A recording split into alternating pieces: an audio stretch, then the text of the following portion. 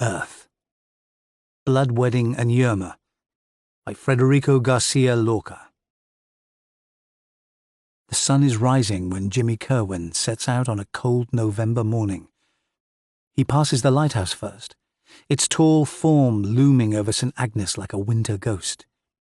The building is one of his favourites, even though its light was removed years ago, but there's no time to stop and admire it. Jimmy's friends are waiting, and he can't disappoint them. He takes his usual route to the lake, with his binoculars hidden in his pocket. He walks north through Middletown, where the stone faces of a dozen houses observe his progress, keeping his head down to avoid the blank stares of shuttered windows. He only relaxes once he reaches open country, where no one will disturb him. The meadow is crisp with frost, grass crunching underfoot, his heart lifting when he spies the big pool. Today the expanse of water is as flat and shiny as polished glass, tinted pink by early sunlight, yet none of his friends have come to greet him.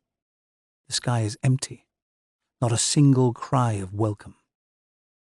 Jimmy is about to return home when seagulls descend suddenly in a swirling cloud. The flock circles overhead, close enough to touch, bawling out raucous greetings. When he throws scraps of bread into the air, they battle for each crumb. He can smell brine on their wings, wet feathers caressing his cheeks. The birds stay long after the food supply is exhausted before disappearing back into the sky, leaving few of his favourite creatures behind. Oyster catchers wade towards him through the shallows, absorbing his attention. His fingers are numb with cold by the time he slips his binoculars back into his pocket. There's an odd smell on the air, a stench of burning fuel mixed with a sweetness he can't identify. Now that the birds have gone, he notices smoke billowing from Burnt Island, as if someone is sending him a signal.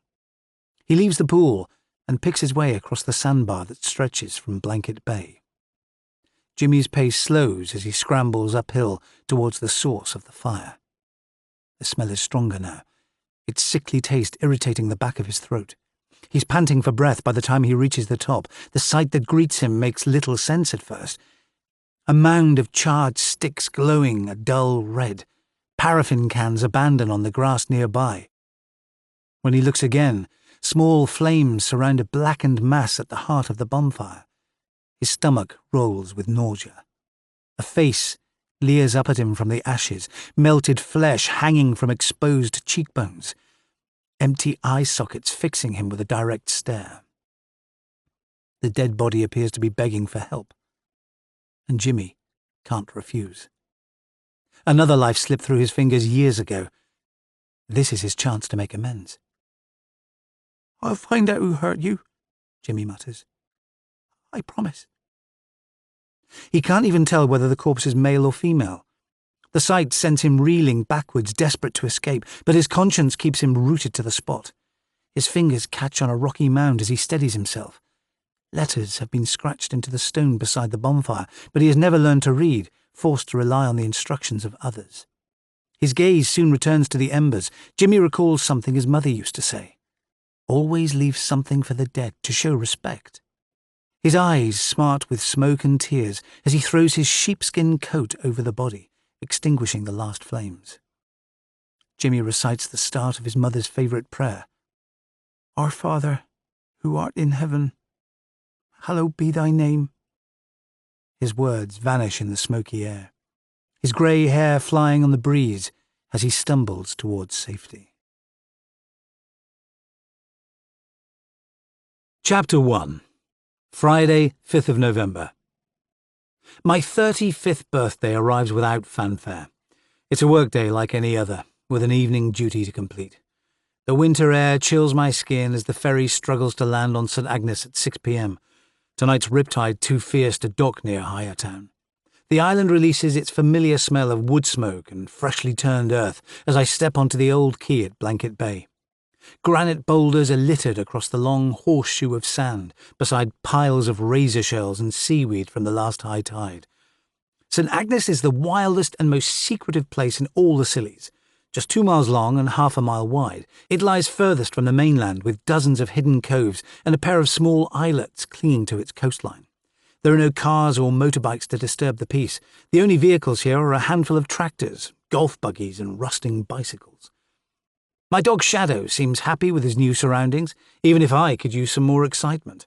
The hectic pace of my old job working undercover for the murder squad in London has been calling to me lately.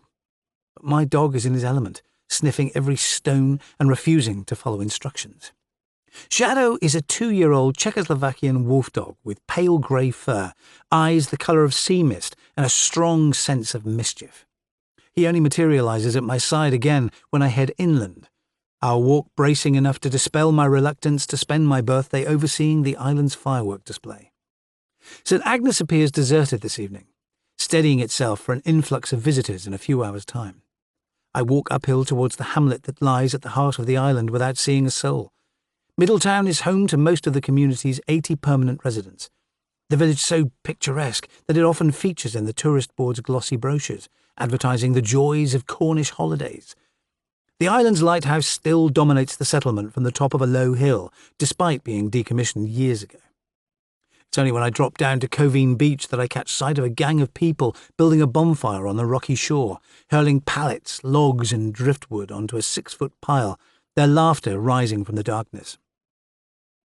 Another party is rigging fireworks to a metal platform, and more volunteers are slaving over a lavish barbecue.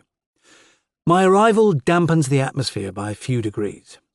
Despite having known most of the islanders all my life, they are still adjusting to my new role as Deputy Commander of the Scilly Isles Police, their chatter quietening as they register my presence. Just 7 officers oversee the islands, but some inhabitants view us with suspicion, preferring to solve disputes by themselves.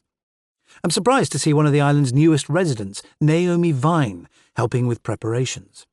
Vine is a sculptor with an international reputation. She moved to the island just over a year ago, but tonight she's using her hands for less glamorous purposes, breaking up pallets for firewood. Her slim figure is swaddled in a winter coat, most of her short red hair tucked under a woolen cap, her face animated. The community buzzed with gossip when they heard she was buying the island's old mansion house, but the sculptor's abrasive behaviour has caused controversy ever since. The crowd are keeping their distance from Vine, apart from one islander who seems unmoved by her reputation as a troublemaker. Rachel Carlyon is a native of St Agnes, a tall, ungainly woman who prefers to stay in the background. But tonight she looks relaxed while chatting with her new friend. The only common ground the two women appear to share is that they're both in their early 40s, but odd allegiances can spring up when you live in a minute community at the edge of the world. Sergeant Eddie Nichol stands on the far side of the crowd, dressed in full uniform, epaulets gleaming on the shoulders of his coat. My deputy hasn't missed a single opportunity to wear formal regalia since he was promoted last month. He's just 25, but making faster progress than me in his private life. The sergeant has got a 2-month-old daughter with his fiancée Michelle, and seems happy in the flat they're renting in Lower Town. Wind has teased a few blonde curls from under his cap, his choir boy face blanched by the cold. Eddie is perfectly capable of managing a family event on a winter evening with a good-natured crowd. I just need to check that safety measures are on track. We walk further up the beach so that we can hear ourselves over the buzz of conversation. "You're putting me to shame, Eddie." His pristine uniform makes my donkey jacket, jeans and walking boots look shabby by comparison. He grins in reply. "If you've got it, flaunt it, boss. It took me 2 years to earn these stripes. Are we all set for tonight? It's looking good. We've got 12 marshals and 2 safety officers with St John's ambulance training." His voice is so earnest it sounds like he's expecting a royal visit. "Great, I'll go down and thank them." My godmother, Maggie Nancaro, appears at my side as I trudge across the shingle. She's come over early from her home on Briar, never one to miss a party. I feel like a giant beside such a petite woman, her small face framed by a cloud of grey ringlets as she gazes up at me through wire-framed glasses. "Happy birthday, you handsome devil." She bounces up to kiss my cheek. "I got a present for you." "You cook for me all the time, there's no need." She presses a small package into my hand. "This was my dad's. Why not see if it fits?" The box contains a vintage Rolex, undamaged apart from a few scratches on its handsome steel casing. It slips onto my wrist like it was designed for me to wear. "This is too much, Maggie. It's only gathering dust at home. Read the inscription for me." I flip the watch over. "Time waits for no man. Remember that, Ben, or you'll get left behind." Maggie's grin sweetens the cryptic message before she scurries away, her supercharged energy blazing a trail through the crowd. I catch up with the party's organiser, Steve Tregarin, as strings of lights are hung from posts on the beach. Tregarin has been landlord of the Turk's Head for decades, but looks more like a roadie after a lifetime of hard tours. His grey hair is tied in a ponytail, deep lines bracketing his mouth, his leather jacket made characterful by dozens of scratches and stains. The landlord is courteous, but keeps our conversation brief, soon marching away to help his wife Ella stack crates of beer by the safety cordon. I watch the islanders carry out a last check on the fireworks before spotting a familiar face. Liam Poldine is hauling wood for the bonfire across the beach. He's a local builder, around my age, with scruffy brown hair and a friendly, capable manner. I got to know him last spring when he came over to Briar to fix my leaking roof. He drops an armful of logs onto the woodpile, smiling as I approach. "I thought you'd be running the fireworks, Liam." "No chance, D.I. Kitto." Poldine uses my title with friendly mockery. "Those rockets can maim someone if they're lit wrong. I don't want that on my conscience." His face grows serious as he scans the crowd. "Have you seen my kids running around?" "Maggie's entertaining them." "Oh, that's good news. Gunpowder and small boys don't mix." "They're fine. The safety barrier's up already. I hear the display's even bigger than last year." "Fingers crossed," he replies with a relaxed shrug. "Fireworks are unpredictable bastards, but Steve spent a fortune, so this lot should be okay." The crowd expands as ferries deliver partygoers from neighbouring islands. People stand in gaggles outside the pub, others drifting towards the beach, eager for the display to start. The bonfire is roaring already, brightening the darkness with orange flames. 3 giant straw figures stand beside it, propped against hay bales, their stiff forms decorated with black cloaks, broomsticks and painted grins. Each one is around 15 feet tall, the wind tugging at their woven limbs. It's an island tradition to destroy bad spirits each year before the winter deepens. The bonfire is growing fiercer by the minute, its flames brighter and more powerful than before, the crackle of burning logs carried by the breeze. The smells drifting towards me trigger memories of every Guy Fawkes party I attended as a boy. Saltpeter, beer and excitement. I'm about to warn Eddie to keep the fire under control in case sparks fly into the crowd, when someone taps me on the shoulder. A tall brunette beams up at me, her heart-shaped face so attractive it takes time to collect my thoughts. "Zoe? Have you forgotten me, big man? Pity I flew all this way for your birthday." "Your hair's changed. I didn't recognise you. Is that your best welcome?" I grab her in a rapid hug. "I wasn't expecting you till next month." "It was cheaper to come now than at Christmas. Let's stand by the fire. I'm bloody freezing." "Okay, but I'm on duty. The display starts in 10 minutes. She wrinkles her nose in disapproval, the ease of a friendship that's lasted since childhood still intact, even though she bears little resemblance to the blonde bombshell that ran her parents' hotel on Briar until 6 months ago. Her dark eyes are more watchful than before, but her new life in India seems to be suiting her well. Zoe's skin glows with health, and she's put on a few pounds, making her hourglass curves harder to ignore. I squash my attraction back into its box as she shows me a photo on her phone of her new workplace. The school in Mumbai is a square concrete box with no trees to camouflage its ugliness, but the pupils lined up in the playground are all grinning for the camera. They're street children, thrilled to live in clean dormitories and receive 3 meals a day. It's Zoe's job to teach them music and rebuild their confidence. In the past 6 months, she has campaigned alongside the other staff to keep the place open for another year. My own job seems much less worthwhile. All I've done recently is hand out a few cautions for antisocial behaviour and arrest a teenager for setting fire to a neighbour's barn. "Stay there, Zoe. I'll get the ball rolling, then buy you a drink. Steve's gone to light the first flare on Burnt Island." The event always starts with a nod to the past. Centuries ago, the women of St Agnes climbed to the highest point on its northern coast, carrying burning torches to guide local fishermen back to the harbour. Zoe and I are still chatting when a man barrels towards us through the dark. One of the few advantages of being 6'4" is the ability to scan every face in a crowd. And this man's distress is obvious as he flails past bystanders, not caring who he shunts out of his way. Steve Tregarin's leather jacket is flapping in the wind, his skin reddened by exertion, but it's his eyes that worry me. They're so wide open it looks like he's forgotten how to blink. "Something's wrong," he splutters, his voice a rough smoker's growl. "I saw it on Burnt Island just now, on top of the hill." He's heaving for breath as shock overtakes him. I lead him away from the crowd to talk without being overheard. What did you see, Steve? Human remains, or what's left of them. It can't be a stray animal. Are you sure? Things can look different in the dark. He shakes his head vehemently. Come and see for yourself. I make a snap decision based on the information in front of me. The crowd are growing restless, impatient for the night's entertainment.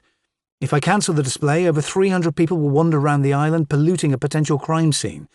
It's better to corral them here, keeping warm by the bonfire. I instruct Eddie to start the event in 10 minutes and not allow anyone off the beach before following Tregarron inland. The sky is pitch dark as we jog north, our torch beams drawing white lines across uneven ground. The path takes us round the big pool, where kids sail model boats every summer. But tonight it looks ghostly. Its surface reflects clouds chasing overhead and the moon's blurred outline.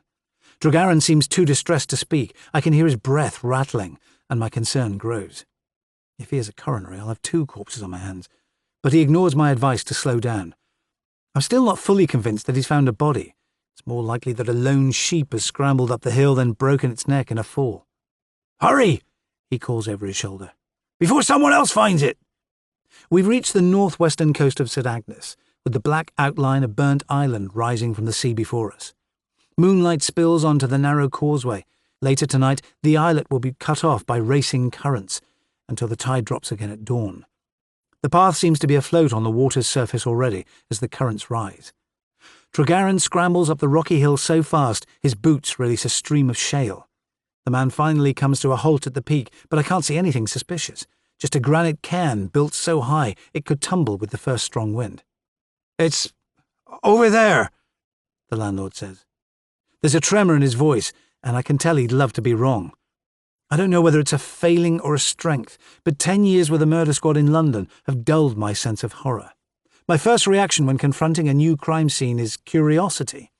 Whatever I'm about to witness can't be worse than finding a Russian gang member's body crammed inside the boot of his car after being left to fester throughout a long, hot summer. Tregarron keeps his face averted as I shine my torch onto a heap of blackened wood. I realize immediately that he was right. We're witnessing a murder scene. My first concern is for the landlord. The man's skin is paler than before, his hands shaking. You did well bringing me here, Steve. Are you okay to walk back alone? He gives a rapid nod. Don't tell anyone about this until I make an announcement tomorrow. The landlord rushes away without a backwards glance, clearly desperate for safety. Once he disappears, I examine the scene again. It looks like the killer prepared the fire, then laid the body on top while the flames raged. No distinguishing features are left, except a layer of blackened flesh covering the poor creature's skull. My guess is that someone returned to the scene to lay fabric over the fire, damping the flames so no one would see the smoke. The poor sod must have died hours ago. The embers are cool when I touch the charred wood at my feet. When I straighten up again, the sky ignites with colour. The wind carries a muted cheer from Covine Beach as rockets blaze gold and silver trails across the night sky. There's nothing I can do for the time being, so I turn my collar against the wind and watch Catherine wheels spin in dizzying circles until darkness returns. Whoever took the victim's life could be miles away by now, sailing towards calmer waters or mingling with partygoers on the beach below. I call Eddie to explain what's happened before contacting the only pathologist in travelling distance. Dr. Gareth Keeler retired to St. Mary's after his Home Office job ended, but he's still licensed to act as our consultant when required. He doesn't answer when I ring his home number, so I leave him a voicemail. My final call is to the county forensics team in Penzance. I'm expecting another answering machine, but someone picks up immediately, even though it's after 10 p.m. The woman at the end of the line introduces herself as Liz Gannick, Cornwall's newly appointed Chief of Forensic Services. She listens in silence as I ask for assistance. Her northern voice is crisp when she promises to catch the first plane over tomorrow, then abruptly hangs up. It surprises me that she will visit the scene herself, rather than sending one of her minions. I've never met Gannick before, but she's known as a tough operator. Her expertise could make or break my investigation into how the victim died. I hunker behind a boulder, aware that my birthday this year will be memorable for all the wrong reasons. But being stranded here is nothing compared with the victim's suffering. When I look back at St. Agnes, the fire on the beach is still burning at full strength, a patch of gold against the sky's blackness. The revellers stand in huddles, watching the ritual sacrifice. Burning the straw men is meant to sear away bad spirits on a night of revelry. But seeing the effigies go up in smoke only adds to my discomfort. Flames ravage the cloaks swathed around the witches' bodies, while my eyes return to the funeral pyre at my feet. The victim's death must have been lonely as well as agonizing, and the killer clearly enjoys symbolism. It looks like he wanted the burned remains found at the very moment the island tried to rid itself of evil. "Who are you?" I muttered under my breath. I can't believe that a passing yachtsman would drag a corpse up a steep hill instead of dropping it into the sea with no questions asked. Whoever did this planned to add a vicious threat to a popular local festival. It's likely to be an islander, even though no one from St. Agnes has been reported missing, in a place where nothing goes unnoticed. I leave Zoe a voicemail, asking her to look after Shadow until tomorrow. We should be enjoying the party together, but I can't leave a murder scene unattended. By now the tide has almost covered the path leading back to St. Agnes. If I requested help, a boatload of volunteers would arrive immediately, but they'd trample over valuable forensic evidence, and it's too late for me to risk returning by foot. The churning waters between Burnt Island and St. Agnes have claimed the lives of several holidaymakers who misjudged the tides. The darkness seems thicker than before when I crouch beside a granite mound, wishing I'd worn thicker gloves. I'm starting to regret my desire for more excitement at work as the cold sinks deeper into my bones. Chapter 2. Jimmy stays at home in his bedsit, avoiding the crowds. At 53 years old, he's reliant on charity for the roof over his head, because no one has ever offered him a job. An old-fashioned gas fire keeps the place warm, yet tonight it's impossible to relax. He stares at the objects on his windowsill, bundles of glossy white egret's feathers, an abandoned swallow's nest, and the broken shell of a hawfinch's egg. But even his favourite possessions fail to calm him tonight. When he peers outside, the bonfire is still blazing on Coveen Beach, so he draws the curtains to avoid the spectacle. The flames remind him too strongly of the corpse he found this morning, his window sealed to banish the smell of smoke. Conscience tells him to honour his promise to the figure he saw in the fire, because the death he witnessed as a boy still haunts his dreams. But speaking to the police would terrify him.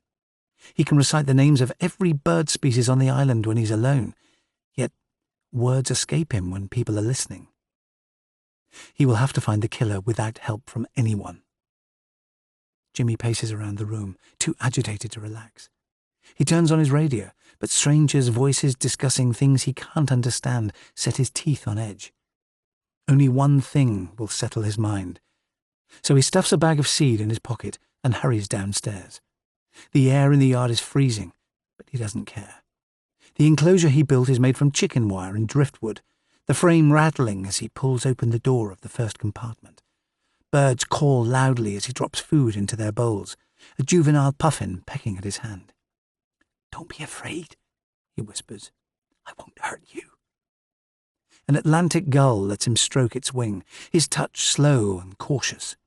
The bird's broken leg is mending, and the starving kittiwake will soon be strong enough to release. Jimmy shuts the door of the enclosure in case one of the injured birds tries to escape before it's healed. He kneels on the mud to watch his friends settling down to sleep on piles of clean straw. The gull's black eyes assess him without judgment, settling Jimmy's nerves for the first time since he fled from Burnt Island. He concentrates on the bird's quiet movements until the corpse's ruined face slips from his mind. Chapter 3. Saturday, the 6th of November. I catch a few hours of sleep on the rocky ground, meters away from the corpse, the cold breeze waking me at 5 a.m. My bones ache as I rise to my feet. The sea has become an expanse of silver, ridden by an armada of choppy waves. It feels like I'm standing at the edge of the known world, with nothing except Bishop's Rock Lighthouse to interrupt the Atlantic before it laps America's shores. The huge bonfire on Coveen Beach is still smouldering, even though the last revellers went home hours ago. The straw effigies have left no trace behind, and the tide has receded at last, leaving me free to escape Burnt Island on foot until the next high tide arrives tonight. When I turn to assess the murder scene again, the sight is worse by daylight. The victim appears to be offering me a broad grin, facial tissue burned away, exposing rows of pure white teeth. The scale of the body makes me assume that it's a man. I can't guess whether he was frog-marched up the hill or came here voluntarily. A sheepskin coat covers his remains from the neck down, burned through in places where fire has scorched it. 2 paraffin cans lie beside the pyre, abandoned in a hurry, as if the killer feared being caught in the act. The victim's left hand protrudes from under its sheepskin covering. His fingers look like blackened twigs, but it's a relief to see a metal band glinting in the early light. The man's wedding ring could help with identification. The morning light reveals that shallow marks have been made on a boulder close to where the victim lies. Each capital letter is an inch tall, etched by a knife or chisel, the sentence written in a foreign language. It's possible that some kid was experimenting with a secret code months or even years ago, but I take a photo of the granite surface just in case, then drop my phone back into my pocket. When Eddie finally toils up the hill, he's followed by DCI Alan Madron. My boss is a small man with formal manners, always immaculately dressed. Today his boots are polished to a mirror shine, his Macintosh neatly buttoned, the parting in his salt and pepper hair so straight it looks like it's been precision engineered. Eddie looks stricken when he sees the victim, but Madron barely reacts. The DCI's grey eyes scrutinize me with cool detachment. I hear you guarded the body all night, Kitto. Admirable commitment, but you should have requested backup. Evidence would have been destroyed, sir. I'd have needed a boat back to St. Agnes, and birds could have disturbed the scene if it was left unprotected. Madron surveys the victim's remains with distaste. The press mustn't get wind of this. Don't announce anything until the pathologist gives his verdict. What do we know about the victim? No one's been reported missing. The body could have been left here by a passing boat, but it's unlikely. I've rung the harbour master on St. Mary's for a list of vessels on local waters, and he's seen nothing unusual. The only identifier we've got right now is the wedding ring. We can't touch it until forensics arrive. The DCI releases a loud sigh. Breakfast's waiting for you at the pub, kiddo. Go and warm up, then collect our visitors from the quay. Have you met Liz Gannick before? Not yet. She's an ex-cop, easily riled. Last time I saw her, she was in a wheelchair. Make sure you treat her with kid gloves. Madron's clipped tone irritates me, but I follow his instructions. The DCI is close to retirement, with little experience of murder investigations, yet loves to draw rank. Our working relationship has remained tense ever since I joined his team earlier this year, my position only recently made permanent. My teeth are still grinding as I walk back to Higher Town. The night's vigil has left me hungry to know the victim's identity, yet my boss has dismissed me from the scene like a naughty schoolboy. There's no one in sight as I walk through the village, only the pristine white lighthouse looming overhead. The place still looks like a rural idyll, an unlikely setting for such a vicious murder. The back door of the Turk's Head is ajar when I arrive. Ella Tregarron doesn't notice me at first, the landlady keeping her back turned as she labours over the stove in the pub's large kitchen. A cascade of black hair ripples down her back as she pours oil into a frying pan, and the smell of toast wafts on the air. When I clear my throat to catch her attention, she spins round in a hurry. Ella is in her early 40s, with a slim build and striking features. Her high cheekbones, pale green eyes, and bee-stung mouth look good from a distance. But up close, her skin is dull with tiredness. She was a stunner in her youth, and her air of mystery remains, but now she carries an aura of quiet disappointment, as if life has failed to match her dreams. I fancied her madly as a boy, but there's no reason why she'd have noticed when every man on the islands must have felt the same. Ella doesn't fit the stereotype for a pub landlady, her manner contained rather than outgoing. Come in, Ben. You must be hungry. Her voice has such a thick Cornish accent, it sounds like she's never travelled past county limits. Oh, you're a lifesaver, I'm starving. Cold too, I'm guessing, after your night outside. She gestures for me to sit at the steel-topped table, loading my plate with more fried eggs and toast than 2 men could consume. Ella remains silent as she pours coffee into a pair of white mugs, then sits down opposite, her gaze lingering on my face. She's so watchful that I feel certain her husband must have told her what happened. What did Steve say when he got back from Burnt Island? Nothing. He just bolted upstairs. I couldn't get a word out of him. Is he okay now? He's been ill, so I made him a hot toddy, then helped him into bed, she replied, setting down her mug. Steve doesn't scare easily. Something bad must have happened up on that hill. We'll make an announcement later today. Her eyes widen. Someone's been killed, haven't they? It's written all over your face. You'll hear soon enough, Ella, I promise. All the villagers from Middletown were at the party. She shakes her head in disbelief. It can't be a local. Ella looks unsettled, so I keep the talk general, and she seems calmer by the time I thank her and say goodbye. She waves away my offer of payment, as if a free breakfast is a just reward for trying to keep the island safe. The hot food and shot of caffeine helped me to think more clearly as I followed a path along the beach to Porthconga Quay. Whoever killed the victim must have spent time and effort preparing for the murder. They gathered piles of driftwood and hauled paraffin up the hill before it took place. I'd like to know whether the killer chose Burnt Island to set the victim alight as his idea of a joke or as a symbolic location. My walk takes me past Helston Farm, where green shoots are defying the wintry conditions in the nearest field. The rest of the land seems to be lying fallow, but appearances are deceiving. A legion of bulbs is hidden below the surface, waiting to bloom next spring when the island's famous daffodils will be shipped all over the world. The ground seems unlikely to blossom with colour today. All I can see are acres of tilled loam, raked smooth to keep weeds at bay. The police launch is nowhere in sight when I reach Porthconga Quay, but the delay doesn't surprise me. They were a fact of life during my childhood, with ferry crossings cancelled frequently due to unpredictable weather. I'm still standing on the jetty when the vessel finally appears, looking worse for wear, blue and yellow flashing peeling from its sides. I'm expecting Dr. Gannick to be a grim-faced battle-axe, but there's no sign of a female passenger or a wheelchair when the speedboat approaches the quay. Sergeant Laurie Dean is skippering the launch, a middle-aged officer with cheeks glowing from the hard breeze, ginger hair combed back from a face that generous observers would describe as plain. He's a trusted member of DCI Madron's team and was furious not to win the job as his deputy, but his resentment towards me appears to be fading at last.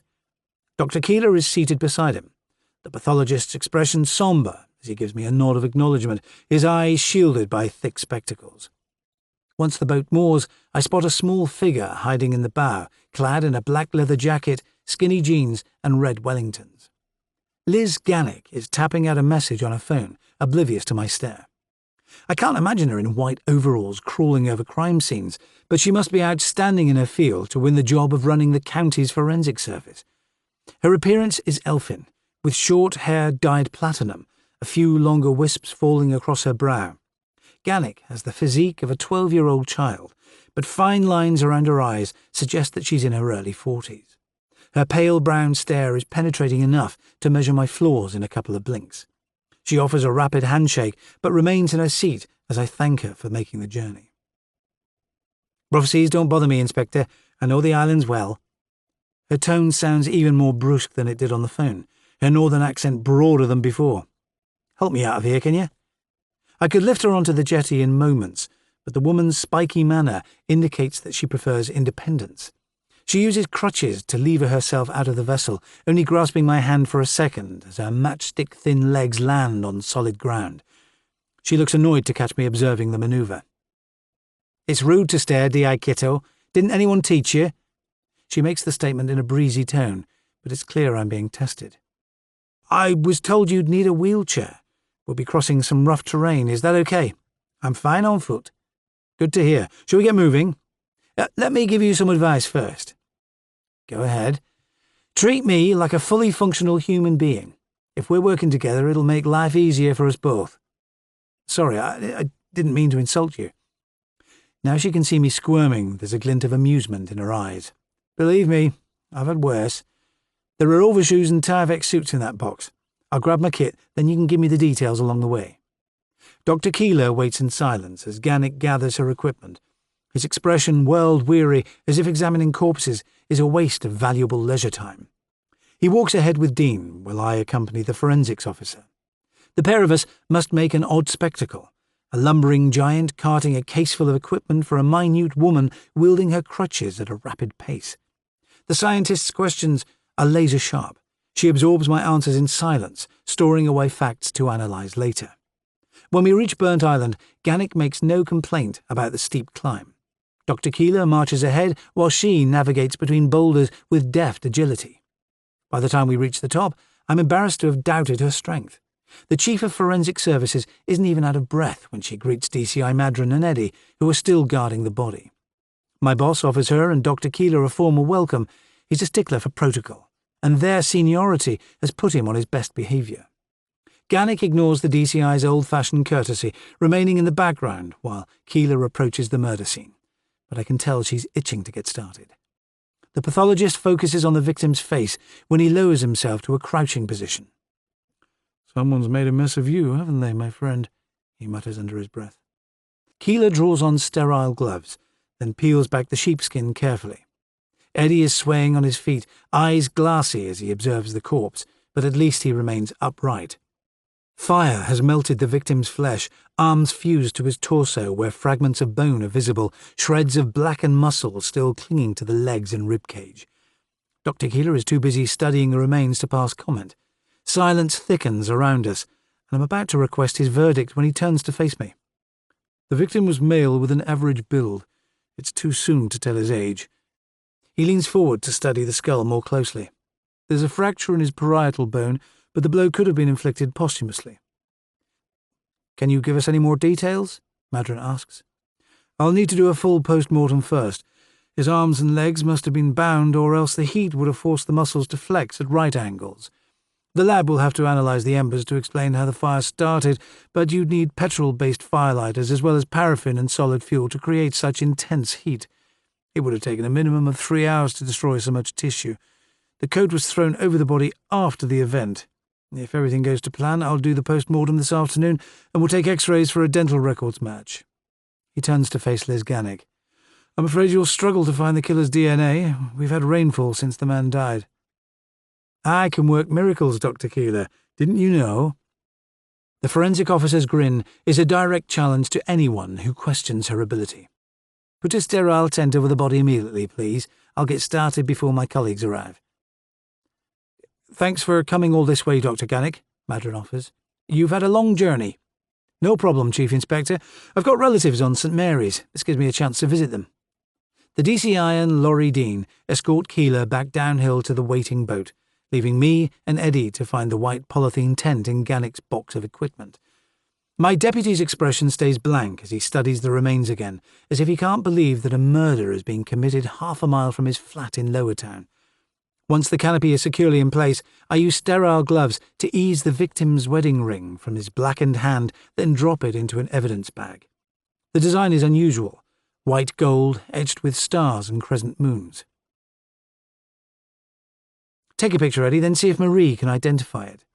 His older sister works as a goldsmith in the only jeweller's shop on the islands.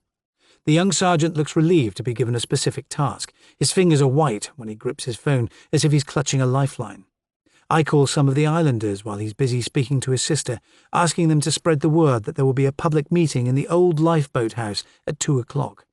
Liz Gannick is on her hands and knees beside the corpse, running a UV light across the ground, its blue beam tracing every rock and pebble. When I ask what she's expecting to find, she offers a look of barely controlled irritation. "Blood spatter, obviously. Contrary to popular opinion, rain doesn't destroy all trace evidence. The torch picks up microscopic splashes, and blood's thicker than water, as they say. It often clings to the undersides of stones." I let her continue in peace, noticing that Eddie's face is sober when he finishes his call. "Alex Rogan commissioned that ring last summer with a matching one for his wife. But someone could have stolen it off him, couldn't they?" "Possible, but unlikely, I'm afraid." My thoughts race while I gaze down at the ring, amazed that it survived the flames intact. Professor Alex Rogan was in his late 30s. He'd moved to St. Agnes 2 years ago to marry an old school friend of mine, who now owns the island shop. The man wore his intellect so lightly I had no idea he was a well-known astronomer until I saw him on TV making a guest appearance on a science program. When I spent a few evenings in the pub with him and Sally, he came over as a gentle, mild-mannered academic, happy in his relationship with a wry sense of humour. Now that he's been reduced to the disfigured skeleton at my feet, a wave of anger is swirling around in my gut. Alex Rogan was newly married and well liked here. Why would someone set out to kill him? Chapter 4. Forensic specialists bear no resemblance to ordinary human beings. The two scenes of crime officers who helped Liz Gannick prepare the victim's remains for transfer to St Mary's Hospital seem fascinated by the corpse's injuries, while I'm more interested in why Alex Rogan met such a terrible death, but I still need to confirm his identity. It bothers me that no one has reported him missing. My thoughts drift as the men in sterile white suits toil over the body, following Gannick's instructions to the letter. One is a portly 50-something, speaking in monosyllables as he wields his trowel. The other is younger, with a train spotter's haircut and a gap-toothed smile. He carries a huge camera, stopping to take pictures from every angle. They are working at such a slow pace that I have time to study the letters scratched into the stone beside the murder scene. Antir sans ma, uthani agen honnen, gwythis gans mor hagebron, in herzior ian oma averowin certain. I recognize a few Cornish words, so I type the message into a translation website and the result convinces me that it's from the killer. This sacred land is ours alone, protected by the sea and sky. Intruders here are bound to die. Eddie says nothing when I show him the translation. His reply a low whistle of disbelief. The killer planned the murder with a cool head. Scratching letters into the rock so neatly would have taken hours. Whoever killed Rogan is showing us their deep roots in local soil and familiarity with a language that was declared extinct 10 years ago. Only around 600 people still speak it fluently. Cornish survives now in local place names, although a minority of schools and societies are trying to revive it. The message is surprising too. St Agnes welcomes visitors all summer long, and conflict between islanders and tourists is rare. But someone must be concealing a hatred of incomers. It takes 2 hours for the remains to be dug from the ashes and placed in a body bag. The younger Socko appears ecstatic to discover something inside the pocket of the sheepskin coat. He lays a ruined pair of binoculars on an evidence bag for yet another photo, while I study the fractured lenses and melted plastic. It's not yet clear why an apparently organised killer would leave an obvious clue to their identity at the scene. The younger man gives us a jovial wave as he disappears back down the hill, as though discovering the grim remains has been the highlight of his year. Freaks, Eddie mutters as the Sockos disappear. I couldn't agree more. Gannick is too far away to hear, busy scraping soil samples into an evidence bag before levering herself upright with one of her crutches in a single deft move. My respect for the forensics chief has risen throughout the morning. Her appetite for work appears to be limitless. "Over here, Inspector," she calls out. She's standing near 2 slabs of granite that tilt together, forming a natural shelter. There are blood traces running back to the bonfire. Your victim lay between these rocks. If the blood's his, a superficial wound must have shed droplets as he was dragged along. There's a bigger patch at the base. Gannick switches on her light beam again, and a 15-centimetre wide smear of blood becomes visible a foot above ground level. How did it get there? He probably tried to free his hands by scraping them across the rock. I step back to observe the slabs again. They're tall enough to conceal a man's body from local walkers who might venture up the hill on a cold winter's day. The poor sod must have been terrified. His state of mind isn't my concern. I just want to know how he died.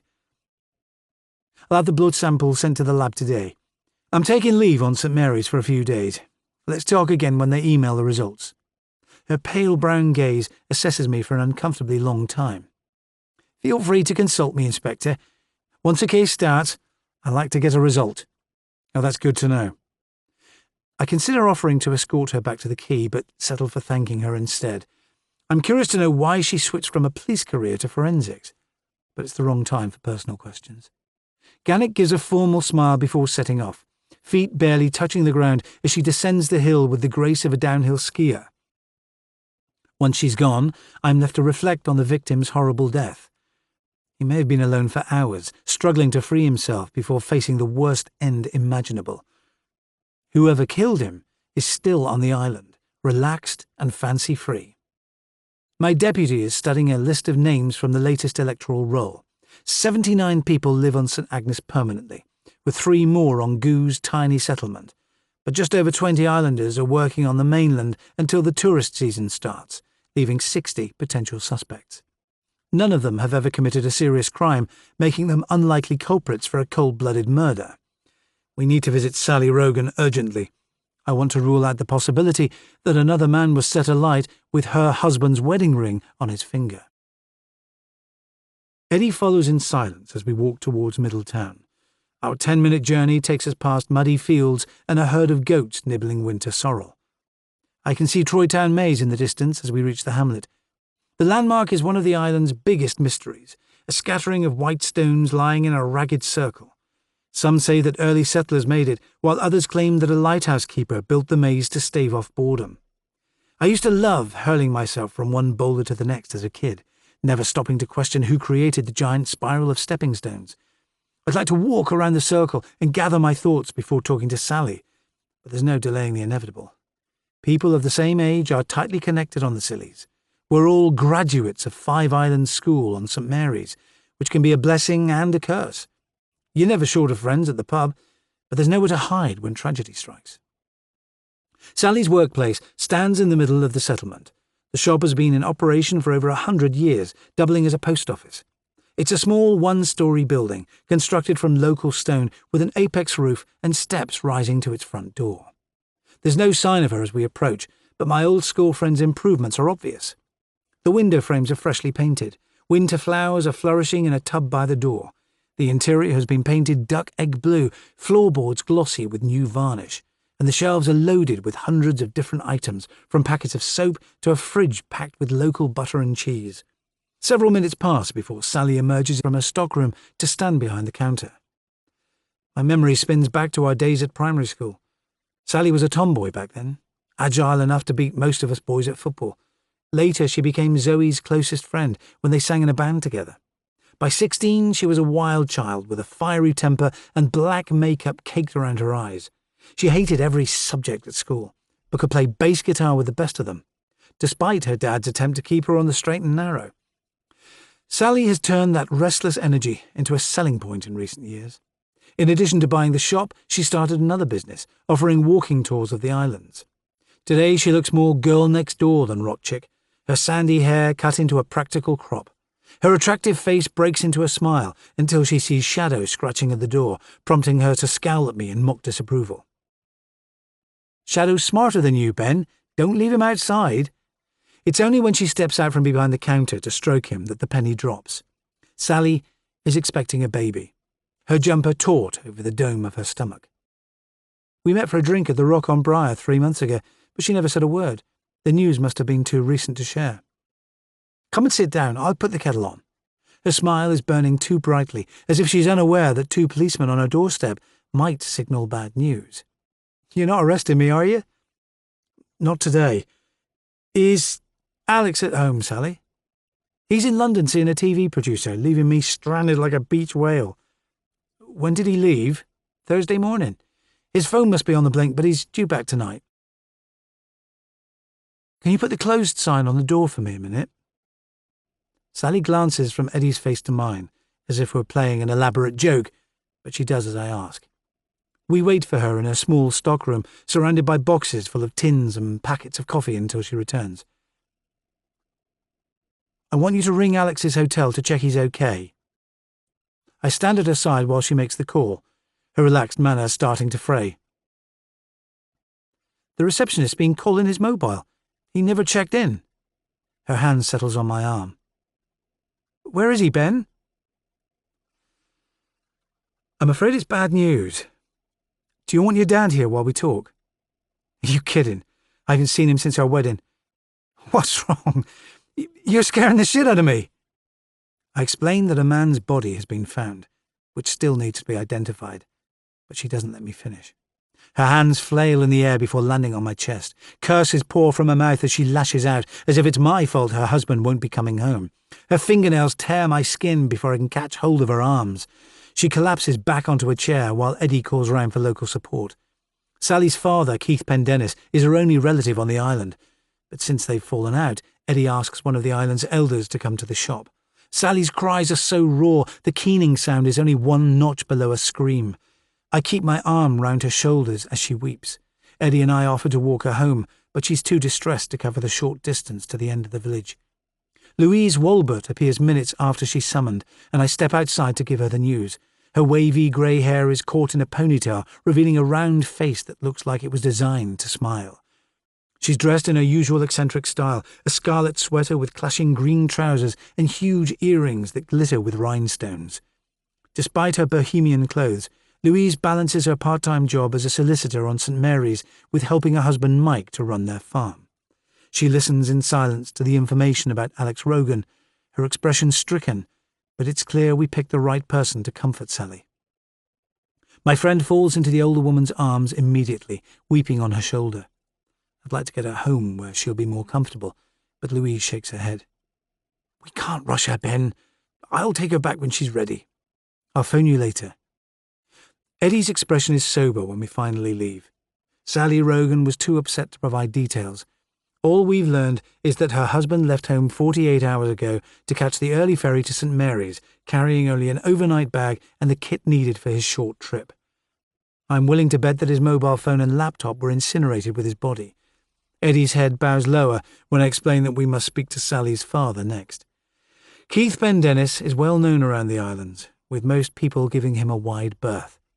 I haven't seen him since his wife's funeral a few years ago, but it seems odd that he's managing to avoid his daughter on such a minute island.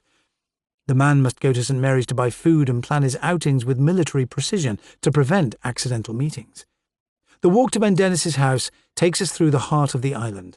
There's still hardly any breeze, but clouds are massing on the horizon as if the calm conditions are just a temporary reprieve.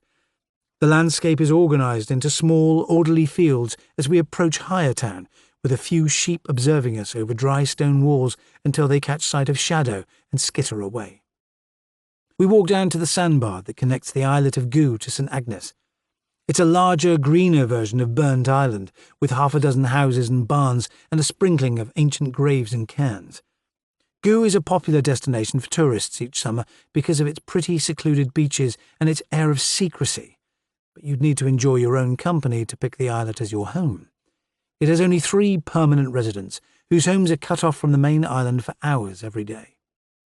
Eddie maintains his silence as we cross the narrow causeway, as if he dreads informing the island's toughest inhabitant that his son-in-law has been killed. Only Shadow seems to be enjoying the trip. The dog splashes through the shallows, then chases back to join us with a stick between his teeth, begging for a new game. Keith Pendennis's house is the first dwelling in sight as we step onto Goo's rocky beach. The building looks uncompromising, a 2-story grey edifice with black window frames and a tarnished steel letter box. There's no sign of the owner when I ring the bell.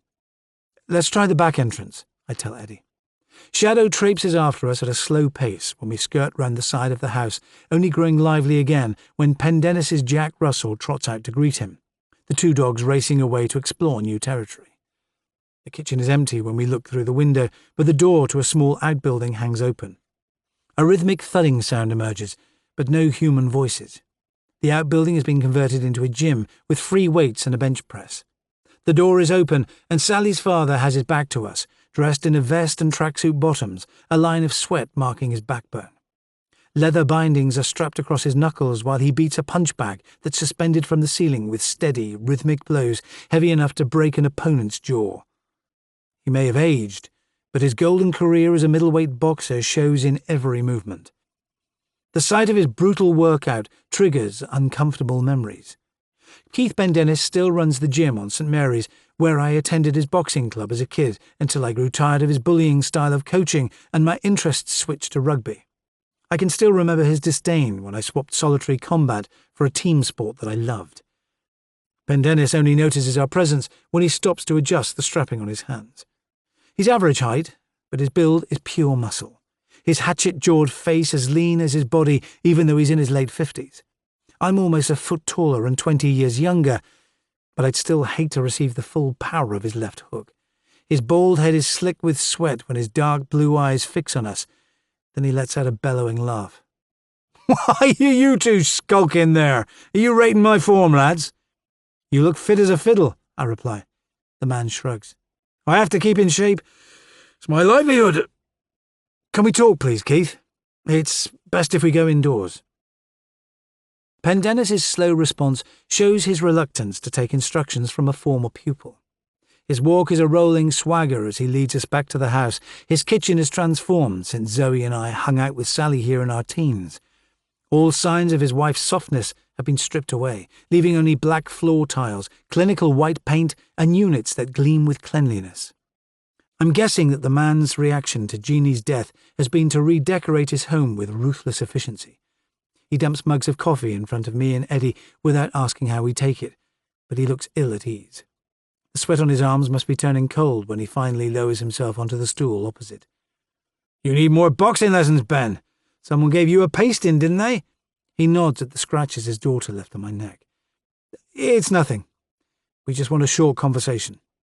"Pity," he replies, shaking his head. "You'd be a heavyweight contender by now if you'd stuck at it." "I never had your speed." I take a breath before continuing. "I'm afraid it's bad news about your son-in-law." His eyes blink rapidly. "Sally's husband?" "He was murdered by an islander yesterday, or the night before." A look of outrage crosses his face. "Why wasn't I told?" "We only found him last night." "What sick fucking bastard would do that?" His voice is hoarse with disbelief, hands fisting at his sides. "We'll find out, but Sally's struggling. She needs your support." He springs to his feet, then dumps his mug in the sink. "I'm the last person she'd want around." "She's 6 months pregnant and you're her only family, Keith. We can walk you there now if you like." "Don't give me orders." Pendennis spins around suddenly, a muscle ticking in his jaw. "You're a mate of hers. You bloody take care of her." My memory dials back 20 years to the way he harangued smaller, weaker boys for making slow progress in the ring. Pendennis may have hated his son-in-law for reasons unknown. It's possible that he disapproved of Sally marrying an outsider, even though he dragged himself along to her wedding. I'd like to ask more questions, but the fitness trainer's lips are set in a hard line. I tell him about the meeting we're planning in the lifeboat house this afternoon, then say goodbye. Eddie looks shaken once we get outside. I wouldn't fancy being stuck in a lift with him right now. He's like a bomb waiting to go off. "Do you know why he and Sally rowed?" "She never said they'd fallen out." "I'll ask around, boss." My friend ignored her dad's advice often when we were growing up. 2 strong personalities under one roof led to regular clashes, but she rarely criticised him. Pendennis has spent a lifetime honing his body and his reputation as the island's hard man. But that doesn't make him a killer, unless I can find proof. Chapter 5. DCI Madron is waiting for us outside the old lifeboat house, wearing a look of distaste. The building stands above the shore at Burgecouth Bay, its slipway running down to the shingle below, while the rocky outline of Burnt Island looms on the horizon. It's a simple clapperboard barn with the letters R&LI fading on the sign above its entrance. It stood empty since the island's lifeboat service ended 10 years ago, making way for a centralised fleet on St Mary's. The wooden doors that once fell open whenever the rescue boat emerged are starting to splinter. The DCI seems unmoved by our return from informing Rogan's widow of his death. His sole focus is on police protocol. "This accommodation's not fit for purpose, Kitto. You can't use it as an incident room." "There are no other public spaces on St Agnes, sir." "It could damage our professional reputation. I suggest you look again." Madron sucks in a long breath as I open the fire door, his disapproval silenced by the echo of our footsteps. The hangar is empty, apart from the lifeboat's wheel tracks still marking the concrete floor and a row of orange life jackets hanging from the wall. The air feels as cold as the temperature outside, but the room upstairs is more inviting. The observation deck is still intact, with a telescope on a metal plinth, a table and folding chairs stacked in a pile. A panoramic window runs from wall to wall, giving uninterrupted views of the ocean. The grin on Eddie's face is easy to interpret. The space would make an ideal bachelor pad, and it should provide us with a calm environment to solve a case that's crying out for a quick result. "I thought Naomi Vine wanted this place for an art gallery," says Madron. "The islanders aren't keen, sir. They're fighting her application to put her sculptures on the beach too." Eddie replies, "The boathouse would make a great village hall." "It would take a fortune to make this place habitable." The DCI's expression remains thunderous. "What do you know about Professor Rogan, Eddie? You've lived here 6 months. You must have the inside track on the community." The young sergeant's face sobers. Rogan spent holidays here as a kid and fell in love with the place. He was looking for a site to build an observatory for school kids and locals to use. He persuaded the Science Council to put up half the money and wanted to raise more from his Dark Skies Festival at the end of July. Alex said the Sillies would be one of the best places to see the lunar eclipse. He met Sally when he came down here looking for sponsors and ended up marrying her last summer.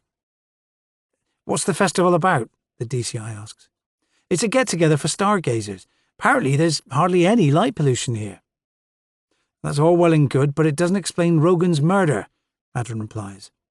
I pull my phone from my pocket to show him the killer's message. This was scratched into the rock where Rogan was found. My boss stares at the image. It's written in Cornish, isn't it? What does it say? He's warning outsiders to keep away. He's claiming that St. Agnes is sacred land. Find out who's been criticising incomers. The man's tension shows in the set of his shoulders. I want a word with you in private before I leave, kiddo.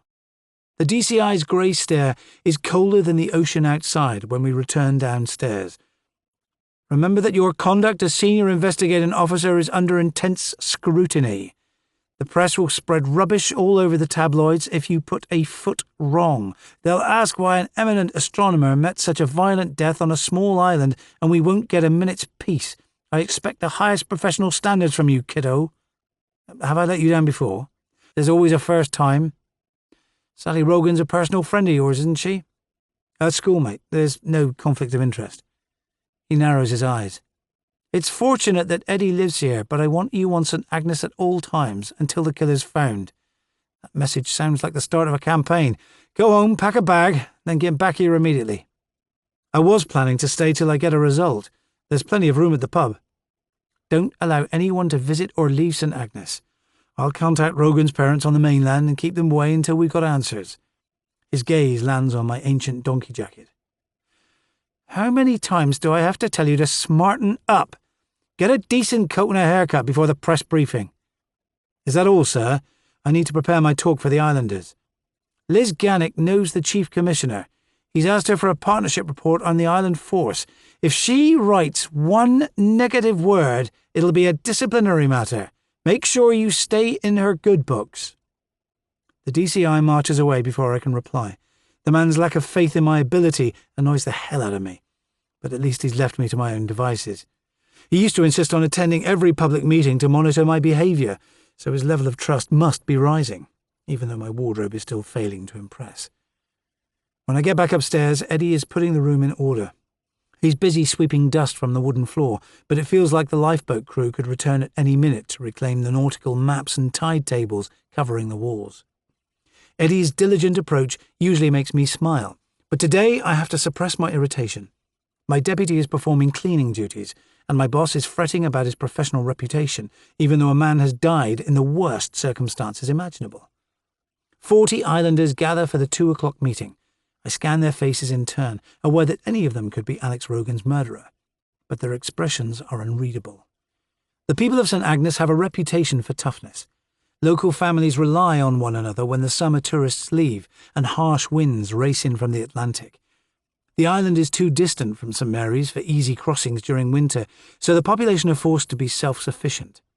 They are less dependent on tourism than the other islands, with only one pub and a scattering of holiday homes.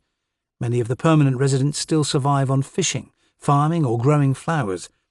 Others have become entrepreneurs, selling everything from locally made chocolate to hand-knitted sweaters through shops on the mainland.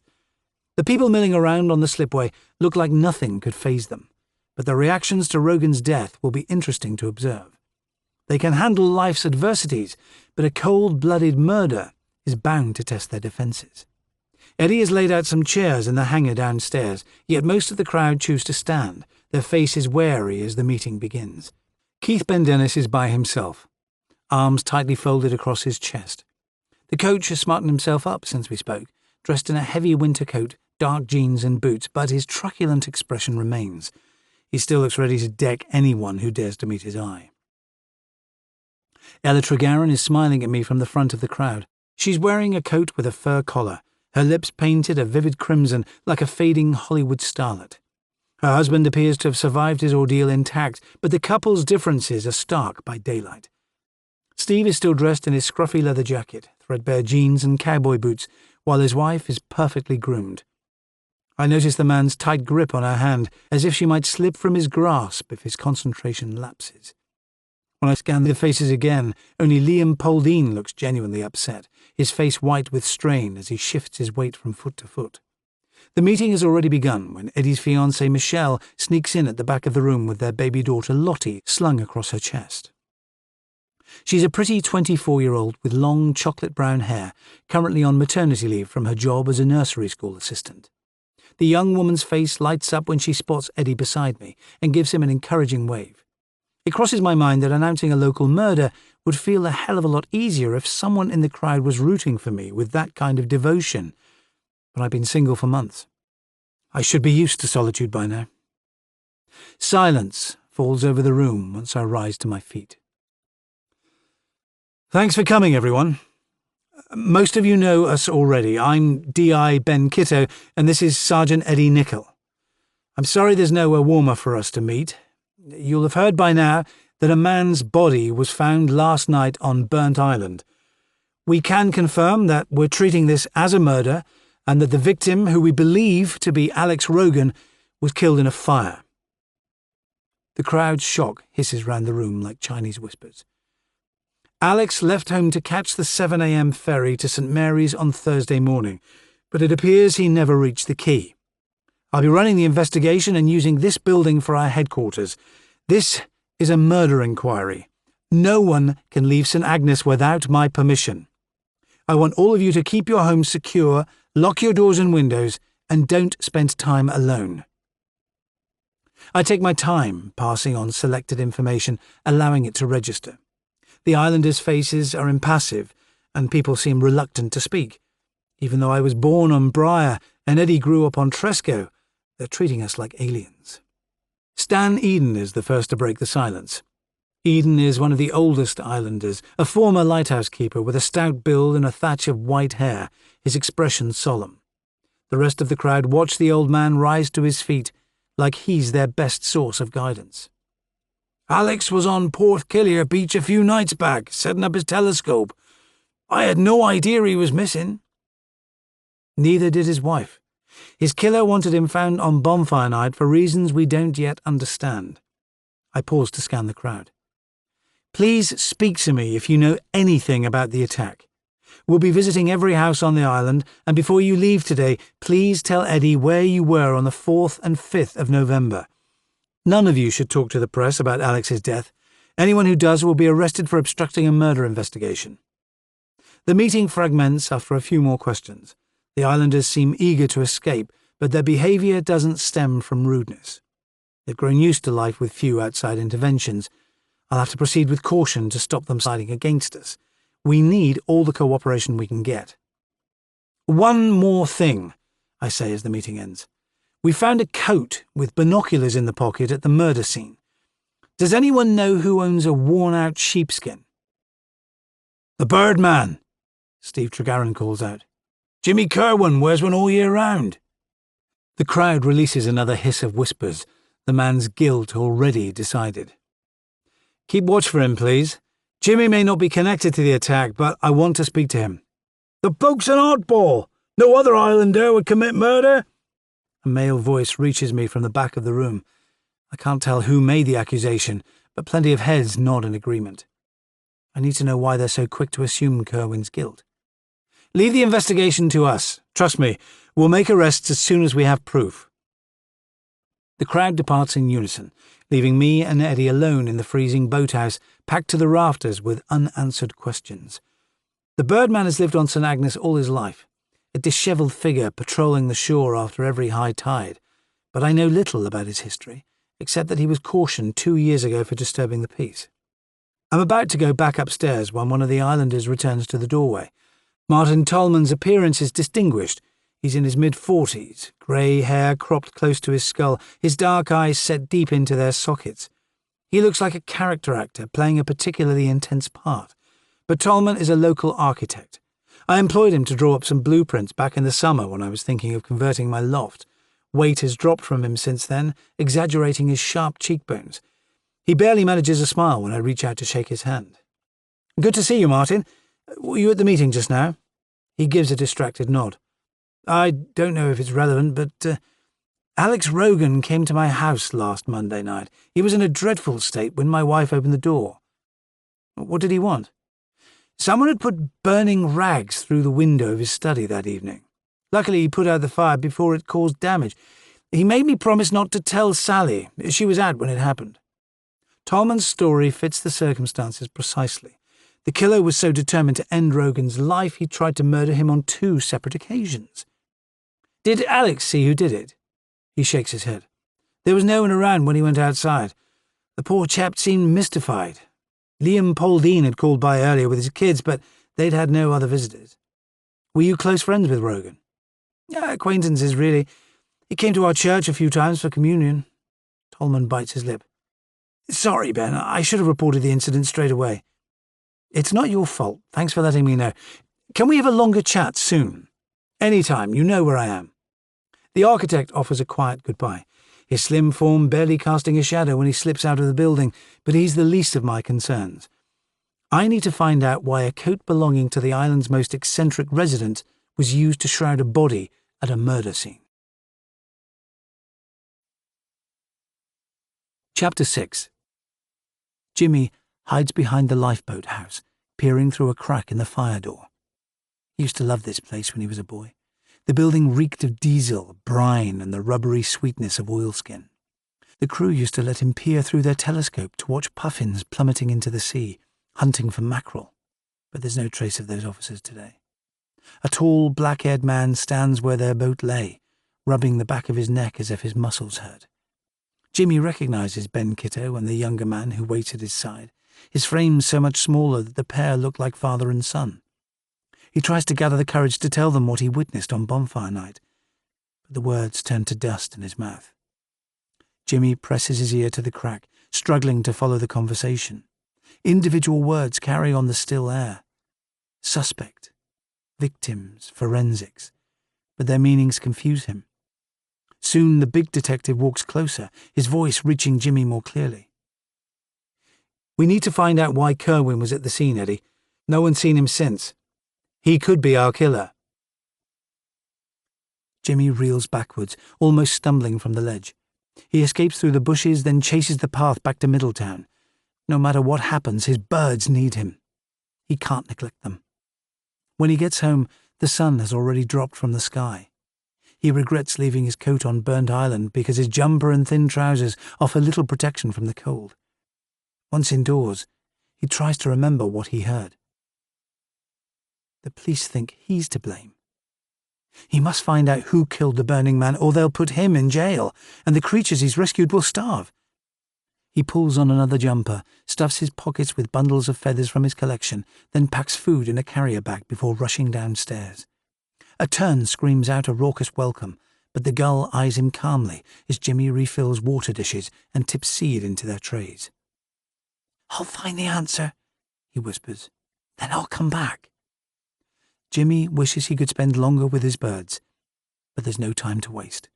He runs until the village lies behind him, uncertain where to start his search. When he reaches the open fields, he hides behind a thicket of gorse, his heart jittering with panic. Chapter 7. I leave Eddie making phone calls at 5 p.m, checking whether anyone witnessed Alice Rogan's last walk. Eddie's cheeks are flush with excitement as he crosses names off our list of potential suspects, the field narrowing already, with more than half of the island's residents providing cast-iron alibis. I can see why he's enjoying himself. His duties normally involved travelling between the islands as the friendly face of law enforcement, in a place where few crimes ever happen. He has already visited Jamie Kerwin's flat, but found it empty. The grisly discovery on Burnt Island seems to have energized him, even though it's late afternoon and his fiancée and daughter want him at home. Tiredness is catching up with me after last night's lack of sleep, but I need to find the Birdman before I attend the autopsy. The best place to get information is at the pub, which doubles as a community centre all year round. The winter dusk is thickening, and my eyes take a while to adjust when I leave the lifeboat house. I'm following the track towards Middletown when a torch beam crosses my face and a man's low voice greets me as he steps into my path. Mike Walbert is the owner of Lower Town Farm and was a friend of my father's. He acted as a coffin bearer at Dad's funeral, a big, avuncular man of around 60, with a bluff manner and skin roughened by a lifetime outdoors. I can tell from the concern on his face that his wife Louise has told him about Sally's ordeal this morning. "You must be freezing in that boathouse, Ben. Come in and get warm." The farmer is dressed in a padded coat, a scarf swaddling his throat. I'm short of time, but offending one of the island's elders could hinder the investigation. Walbert comes from a long-established island family, acting as St. Agnes's mayor on several occasions and still heavily involved in local politics. Refusal isn't an option when he puts his hand on my shoulder and shepherds me towards his farmhouse. Walbert's build is almost as hefty as mine, his walk lumbering. He keeps the talk general as we approach his home, telling me that he's been checking his flock of rare breed sheep who have a habit of breaking through fences. An appetizing aroma greets me when his front door opens, freshly baked bread wafting from the kitchen. The farmhouse bears the hallmarks of Louise's bohemian style, walls painted in vivid colours and adorned with flamboyant paintings of local scenes. I noticed some framed newspaper stories from the Gazette, too, reporting projects the couple have spearheaded, like building a local playground. The Walberts are childless, allowing them to channel their spare energy into raising money for local causes. When Mike leads me into the dining room, his wife is hunched over a table that's littered with cogs and small pieces of metal. "You look busy, Louise?" She puts down her glasses, her eyes puffy with tears. "I mend things when I'm upset, Ben. This old radio's keeping me busy." "It's her idea of relaxation," Mike agrees. "Last week she dismantled our washing machine, fitted a new pump, then had it working again in 5 minutes flat." Louise's technical skills don't surprise me, because my mother was the same. Island life teaches everyone to make do and mend from an early age. "How do you remember where everything goes?" "It's child's play compared to your job right now." She puts down her screwdriver. "Ella Tregarren's looking after Sally, but I'll spend the night there, so the poor girl isn't alone." "Thanks for taking care of her. Is she up to answering questions?" Louise shakes her head. "I'd wait till she gets over the shock." "Is there news about Alex?" Not yet, I'm afraid." "Come and sit by the fire." Her smile revives when she rises to her feet. "You must be starving." She returns with fruitcake and a pot of tea. Ceylonian hospitality relies on good manners, so I thank her warmly, even though I've got no appetite and tea is my least favourite drink. Mike watches me take my first sip, reminding me that he's keen to help. He offers to put heaters in the lifeboat house to warm the abandoned building. It's only when I look more closely that changes in the farmer's appearance register. He still appears robust, but his expression is bleak. He no longer seems like the confident spokesman who always champions the island's causes with brash good humour on the local news. "Alex Rogan never hurt a soul," he murmurs. "Whoever ended his life must be unhinged. Most people are blaming the Birdman. They say he's the only islander capable of doing it." "What do you know about him?" "Jimmy Kerwin's a misfit. He survived on handouts from neighbours since his mum died 2 years ago. The Tregarrens give him leftover food." Walbert shrugs his shoulders. "He can't hold a conversation with another human being, but chats away to his wounded birds happily enough." "Does he seem the violent type?" "Not to me," Louise chips in. "Being alone in the world makes him unlucky, not evil." Her husband shakes his head. "Why would he run off if he's innocent? No one can tell what he's thinking. He chased some lads for destroying a bird's nest years ago and almost got himself arrested. The bloke was screaming these weird noises. Women have kept their kids away from him ever since." He lives by himself, doesn't he?" "Jimmy's got a bedsit in the lighthouse keepers' cottages. Martin Tolman lets him use one of the flats for free." "Well, that's generous of him." The farmer nods his head. "Jimmy hasn't caused much trouble till now, but the bloke's a strange one. If you want help catching him, let me know." "Thanks for the offer, but we expect to find him soon," I reply. "It's possible that someone tried to torch Rogan's house before he was attacked. Can you think why?" Louise looks bemused. "He spent most of his time at Roseland Observatory in St. Austell, or here with Sally. Why would that upset anyone?" "It's too soon to tell. Did he have many close friends?" I saw him with Liam Poldine in the pub plenty of times. They hit it off from day one. The only person he clashed with was his father-in-law. But that's not rare. Keith Pendennis is tricky at the best of times. What did they row about? I saw them trading insults on the beach a few weeks back. It looked like it might get physical, but I didn't hear the gist of it. Keith Pendennis remains a potential suspect. He has failed to provide an alibi, saying only that he spent the day of his son-in-law's death alone at home on Goo. But his clash with Alex Rogan might have escalated to murderous violence. Nothing like this has happened before, has it? The place has been crime-free for years. Apart from the fire this summer, Mike says. He's busy stirring sugar into his tea, and Louise is staring at the polished tabletop. They appear reluctant to criticise another islander, but all three of us remember their hay barn going up in smoke in August. The incident has troubled me ever since because the lad I arrested never explained his actions. He protested his innocence until the evidence grew overwhelming and his solicitor told him that pleading guilty would bring a lighter sentence. When Eddie searched the farm's workshop, he found the boy's toolkit packed with firelighters and boxes of matches. There's a difference between a teenage prank and cold-blooded murder. Adam Helston did his community service, and he's caused no more problems, but he'll be interviewed like everyone else. The boy struck me as troubled, not dangerous, but I still need to visit his family. The juvenile court left a suspended sentence hanging over him for the damage he caused. His dad's so embarrassed he can hardly meet my eye. The farmer shifts uncomfortably in his seat, as if old grievances are weighing on him. I use the lull in our conversation as my opportunity to leave. I thank Mike for his hospitality, remembering his certainty that the Birdman could be the killer. Innocent or guilty, I need to find him fast. Experience has taught me that being different can cause suspicion. When I joined the murder squad in London, my colleagues spent months mimicking my West Country accent. It took a year before I was allowed into their clan, but Jimmy Kerwin hasn't been so lucky. It's clear that he's never been fully accepted by the community. His loneliness and resentment may have hardened into violence.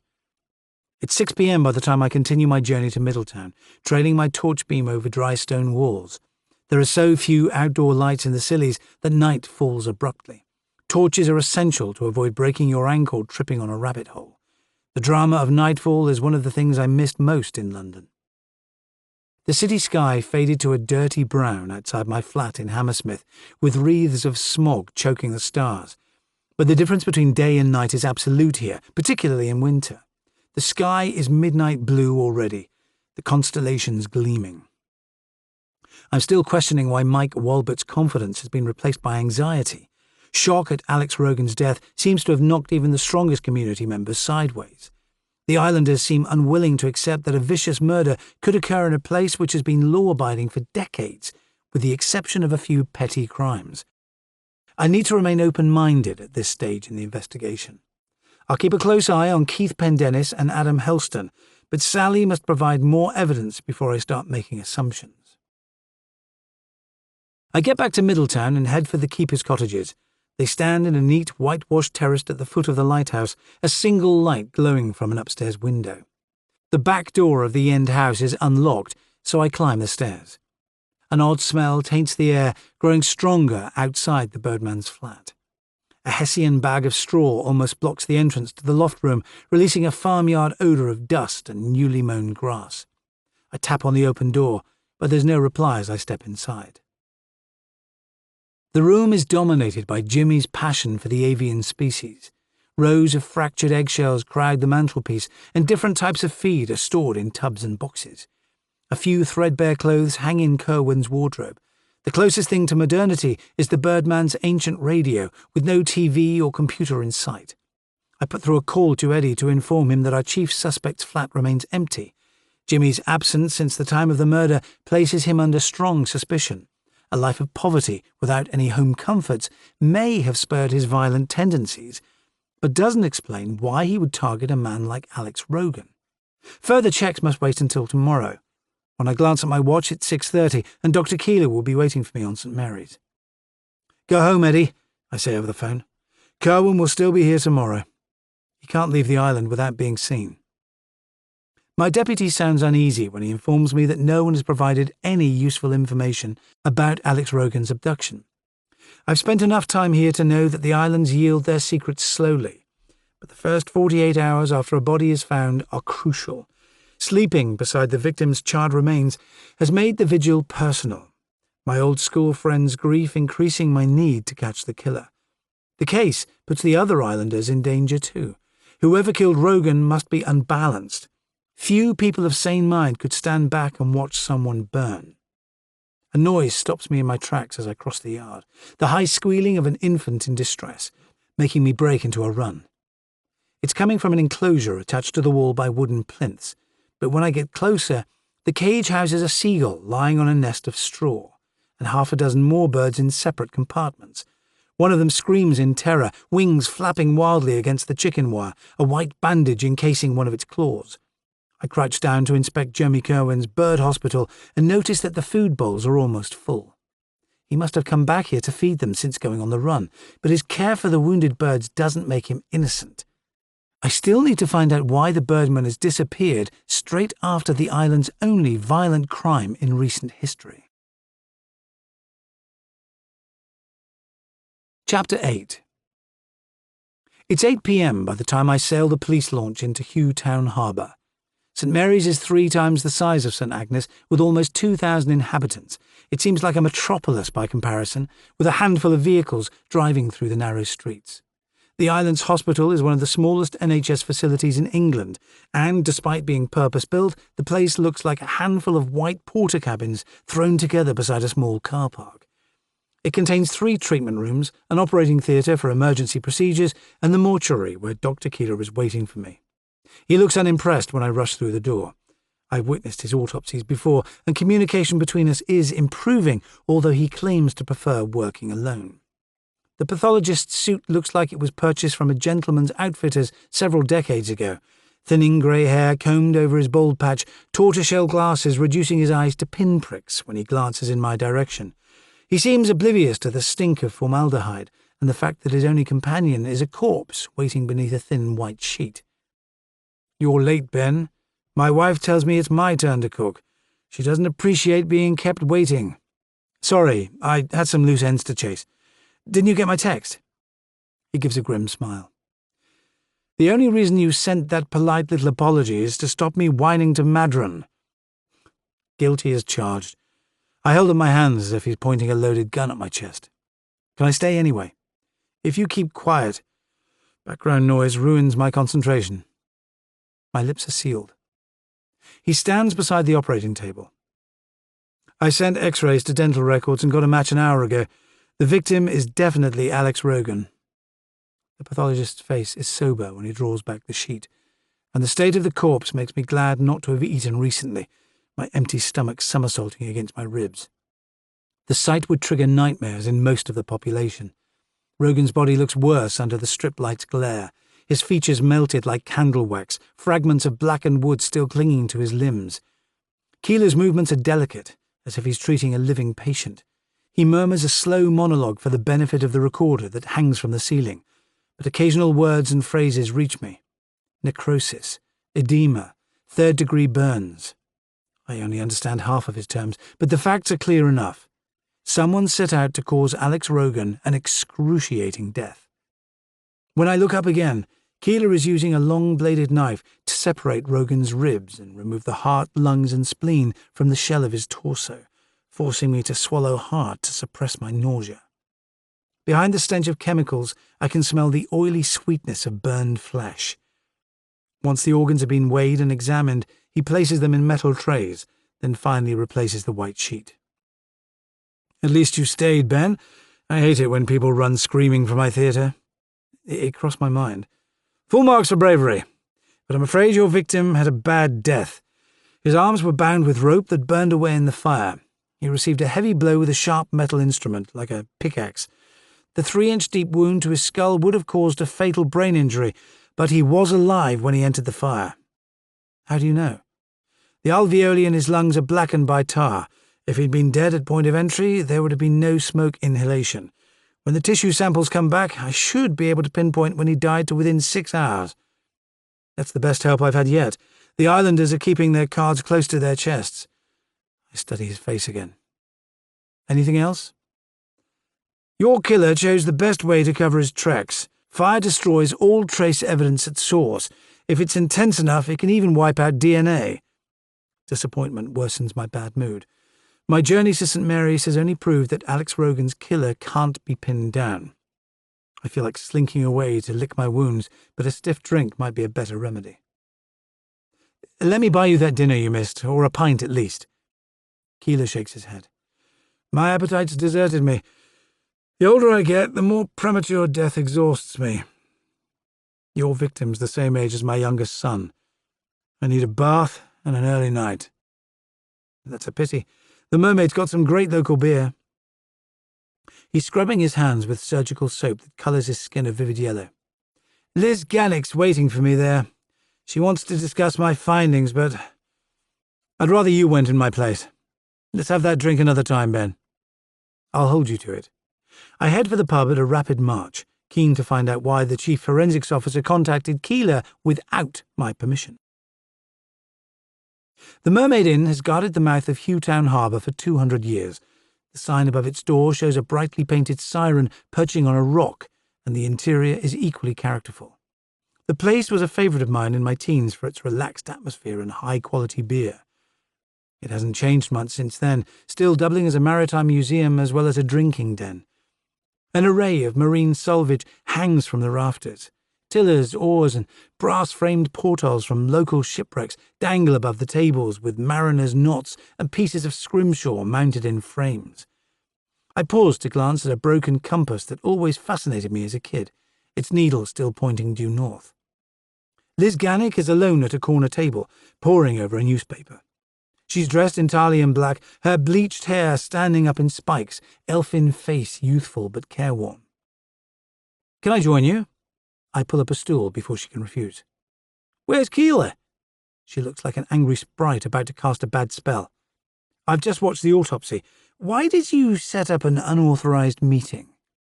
Irritation makes me ignore Madron's warning to keep her sweet. She stares back at me. I pride myself on doing things differently, Inspector. That includes sharing post-mortem notes with the pathologist. I'm a former detective like you, fresh from running a big forensics operation in Leeds. Check my track record online. It's the best in the country. Believe me, a holistic approach solves cases faster. You may be reporting back to the top brass, but I won't let you jeopardize my case. I want the killer found too, in case that slipped your notice. The air between us hums for 30 seconds, but she blinks first. Will you forgive me if I buy you a beer? Throw in some food and I'll consider it. Gannick watches me plough through an outsized portion of cod and chips while she sips her gin and tonic. The woman fires questions at me over the next hour, as if I'm being interviewed for a vacancy. By the time coffee arrives, she's had my full resume, but revealed little about herself, except that she was born in Leeds 42 years ago and now lives in Penzance, visiting her aunt and uncle on St. Mary's several times a year. She's as fierce and quick-witted as my old partner in London, but harder to read. I may already have blown my chance of a decent write-up by criticising her approach. I notice that there's no wedding ring on her hand as we finish our meal. Potential partners would need a robust ego to cope with Gannick's critical manner. It's only when she finishes her third drink that her voice finally softens. Alex Rogan came here expecting peace, quiet, and dark skies. Her gaze levels with mine. You spent the night guarding his body, didn't you? I've had better evenings. Death by fire is the worst ever, and Rogan had special gifts. I heard him on the radio last year. He was a great communicator. She shakes her head. The monster that set him alight is still strolling around St. Agnes. Her animated tone takes me by surprise. Forensic specialists normally obsess over physical evidence, rarely mentioning the psychology behind a murder. Why did you leave the force? I ask. Personal reasons. Cops don't often sling in their day jobs for CSI. The old boys network stalled me at inspector rank, if you must know. I already had a master's degree in forensic science, and it's satisfying work. I can solve cases where ordinary policing fails. Without me, you guys have no hard proof. So my job's worthless. Your words, not mine. She finally cracks a smile. I miss the excitement of a murder hunt, but not the bigots at the top level. My people skills are patchy, but DNA tracing gives me a kick if it provides answers. Gannick carries on discussing how Alex Rogan's body arrived on Burnt Island, but her crime scene analysis has offered little help so far. The fire destroyed most of the potential evidence. The woman's approach chimes with mine. Once a case starts, I struggle to switch off until the killer's found, and she seems determined to maintain her unbroken track record. I get the sense that she's on a mission. No doubt she'd love to convince everyone who thwarted her police career that she made the right decision. We've both had a long day, yet she shows no sign of flagging as she describes tests the lab will conduct to reveal exactly how and when Rogan died. How do you sleep after digging a murder victim out of a fire? The question slips out before I can retract it.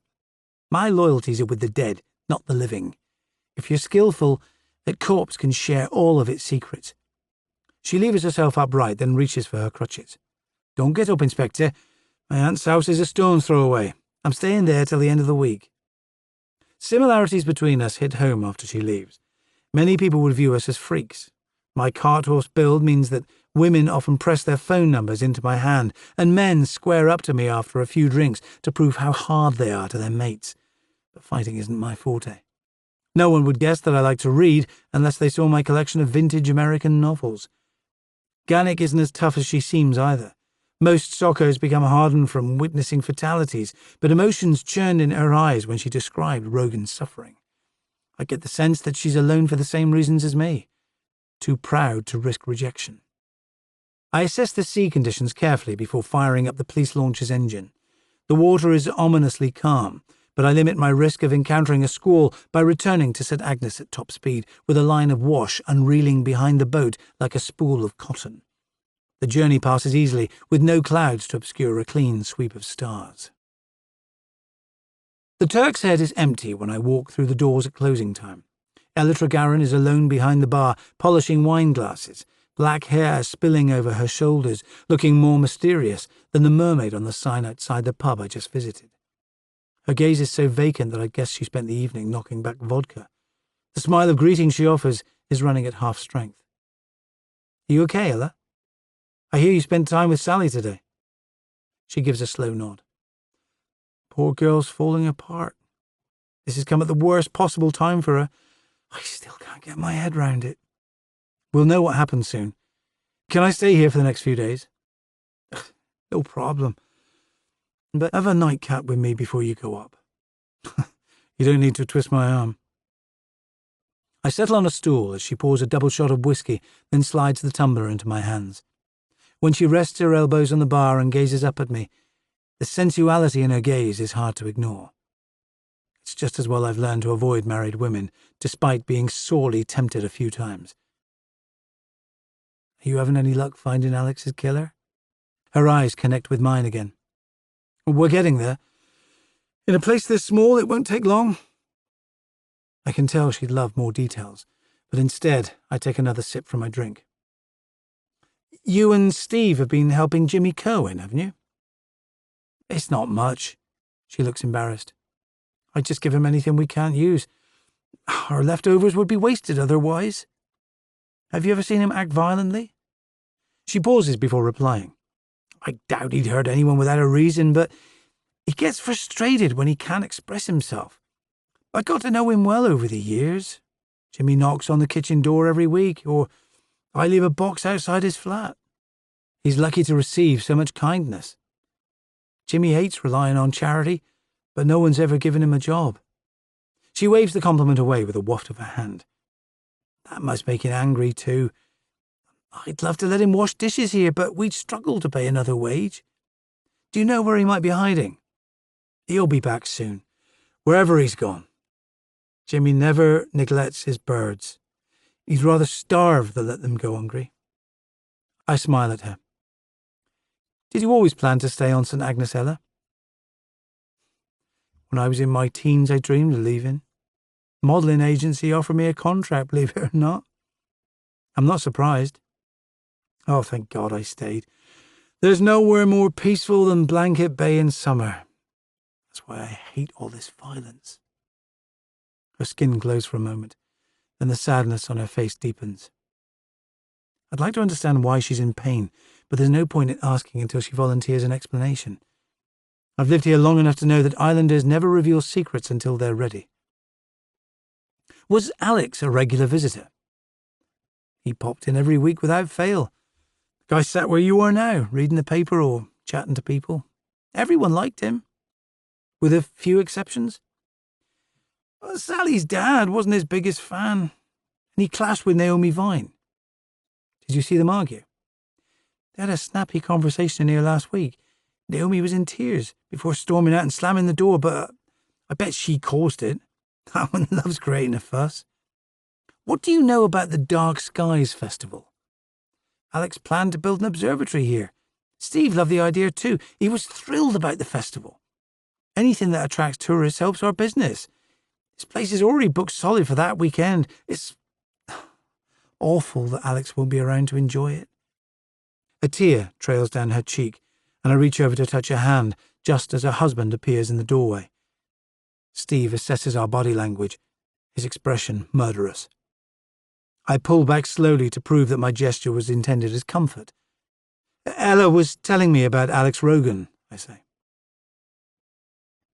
My wife's sensitive. His death upset her badly. We left a food parcel for Sally today to pay our respects. The landlord's tone is polite, even though anger still burns in his eyes. His arm is braced around Ella's shoulders, but her vacant stare has returned. I'd better go up. Thanks again for your hospitality. I'm so sleep-deprived that the landlord's jealousy slips from my mind before I reach my room. The window has a direct view of the sea merging with the dark sky. A text has arrived from Zoe telling me that Shadow is behaving himself and she's coming over tomorrow to support Sally Rogan. The news is a relief, but not a surprise. She's always quick to help a friend in need. Zoe has returned at the worst possible time, just as a vicious murder case kicks off, limiting our time together. The sounds of waves beating the shore is as relentless as a metronome. I peel off my clothes, then climb into bed. My muscles slow to relax. My last thought is for the killer, drifting into sleep like me, certain he'll never be found. Chapter 9. Sunday, the 7th of November. My head is still fuzzy with dreams when I wake up on Sunday morning to find the pub silent. It should be my day off, but all leave is cancelled until the killer's found. Daylight filters through thin curtains, drawing attention to the room's stylish furniture, including a flat-screen TV, plush grey carpet and a seascape on the wall that fizzes with colour. I assume that the decor has been a labour of love for Ella Tregarron, to offset the tedium of winter when the same tiny band of regulars visits the pub every night. The couple must love the place to plough so much of their profits back into it. I force myself through a brutal 20-minute floor routine until my muscles burn from lunges, squats and press-ups, sweat dripping down my back when I get into the shower. I hate all forms of exercise apart from sea swimming, but it's a necessary evil with a build like mine to prevent muscle from running to seed, and it keeps my thoughts clear as the pressures of a case intensify. My first port of call is the lighthouse keeper's cottages to check whether Jimmy Kerwin has returned. The door to his bedsit still hangs open, and it looks like his birds will soon go hungry. The seed tray is almost empty, their water supply running out. I can only think of two possible explanations for Jimmy's continued absence. Either he killed Rogan and is lying low, or he clashed with the killer and has come to harm. There's no one around when I head for the quay to catch the ferry back to Briar for a fresh set of clothes. Arthur Penwithick is as shy as ever during the half-hour ride home. The ferryman has known me since childhood, yet remains silent as the boat scuds over water that's as flat as a mill pond, so I stand by the bow watching the wake unfurl. There's no wind today, but it's bitterly cold, the sky only one shade lighter than the anthracite grey sea. My dog bounds towards me as I step onto the jetty at Briar, almost toppling me by planting his paws on my chest. One of Shadow's best qualities is his inability to hold grudges. He's still dancing at my feet when my uncle, Ray Kitto, steps through the doors of his boatyard. Ray's shock of hair may have turned silver, but he's still straight-backed with a lean build, his face so hard-boned it looks like it's been carved from granite. Facing him is uncannily like confronting myself in 30 years' time. "Zoe left Shadow here. One of the fishermen took her over to St. Agnes earlier," he calls out. "Have you had breakfast?" I can always eat. Ray disappears inside, and I step through the doors of the boatyard. His latest commission is an oak-framed dinghy, upturned on trestles, its lapping neatly dovetailed. I run my fingertip along one perfectly smooth seam. Ray has been a boat builder for 30 years. He can construct a 15-foot dinghy using instinct alone, never consulting a template, cutting and measuring every strake by eye. I used to fantasize about working with him when I spent my school holidays in his yard, but patience has never been my strong point. The smell of the place turns the clock back to my childhood, the air redolent with varnish, white spirit, and decking wax. "Are you coming or not?" Ray calls down the stairs. "Extra bacon for me, I'm starving." I watch my uncle cooking the meal, aware that this is my second free breakfast in as many days, but Ray's kitchen is minute compared to the industrial space at the Turk's Head. My uncle has fashioned every surface from leftover wood, including the square-topped stools and work surface. He hums to himself while he turns rashers of bacon, as if he's modelling the pleasures of bachelordom. We sit side by side to eat breakfast, on a bench I helped him build when I was 9 years old, looking out at a colony of gulls hovering over New Grimsby Sound. Ray isn't opposed to conversation, but he appreciates silence. If I keep my mouth shut, our meal will pass without a single word. He pours coffee from a battered metal pot, but I hesitate before accepting it. Ray always serves it black and thick as tar, the flavour bitter enough to corrode your taste buds. "The stuff smells toxic," I say. "If you make it weak, you lose the flavour." He takes a long swig from his mug. I attempt a few cautious sips before turning to him again. "I need you to build me a boat, Ray. Nothing fancy, just a skiff with 2 berths, for travelling between the islands." His expression remains neutral. "What's your budget? $2,000 maximum?" "You're dreaming, boy. That wouldn't even cover the materials." "Build it with me next spring if you want to save on hired labour." I consider his offer for a moment. "I'll book a fortnight's leave in March." "I thought you might go back to London." "Why?" He takes another swig of coffee. "Missing the bright lights, aren't you?" "No more than usual. I need a boat, like I said." "Let's schedule it when you got firm dates." His shrewd eyes assess me again. "Borrow the lapstrake for now." "Can you spare it for a while? I'm staying on St. Agnes until I find out what happened to Alex Rogan." "Take care on the water. There's a storm over the Atlantic, 100 miles west. If it tracks this way, it'll do damage." He keeps his eyes trained on the grey expanse of sea outside his window. "I heard what happened on Guy Fawkes' night. I imagine it ruined your evening." "Better for me than him. Poor sod had a bad death." "You'll have your work cut out on St. Agnes." He wraps his hands tighter around his mug. "They're decent folk, but old loyalties run deep." "How do you mean?" "Most families have lived there centuries. God-fearing people, wary of outsiders. I can't see them telling tales on each other." "I'm not looking for gossip, Ray. I just need to know why a man with a kid on the way was brutally murdered on bonfire night. What have you heard about Alex Rogan?" "Only that Sally's dad wasn't best pleased about their whirlwind romance." My uncle turns to face me again. "Be careful, that's all. The islanders won't like being questioned. Some will see it as meddling." "What would you do in my shoes?" "Talk to Stan Eden at the lighthouse. People respect him. If you win his support, you're halfway there." Ray rises to his feet in silence to collect our plates. He stands at the sink, humming again as he rinses them under the tap, bringing our conversation to an end. I thought I'd kept my restlessness well hidden, but my uncle is so observant, nothing escapes him. The dog is whining for exercise, so I head back outdoors. While Shadow bounds across the shingle beach in a state of euphoria, I follow behind at a slower pace. Ray has issued a warning and a solution, but I'm no closer to understanding why a man of my age met such an agonizing death. I process the information while walking home. My house stands at the southern tip of Hell Bay, a one-story granite cottage that my grandfather built when he was younger than I am now. It's in need of repairs, but there's no time to fret about DIY. I must get back to St. Agnes before anyone else gets hurt. Shadow bounds across the threshold in high spirits, clearly anticipating food, pausing only to sniff at the post lying on the doormat. A small padded envelope bears my full title, and a slice of granite drops into my palm when I upend it. Letters have been scratched into the stone's surface in a spiral, like the markings on a snail shell, but all I see is a whirling alphabet failing to form words. I peer at the object again, then compare it to the photo on my phone from Burnt Island. The letters have been inscribed in the same neat style. The postmark on the envelope shows that it was posted second class from St. Mary's to arrive after the body was found.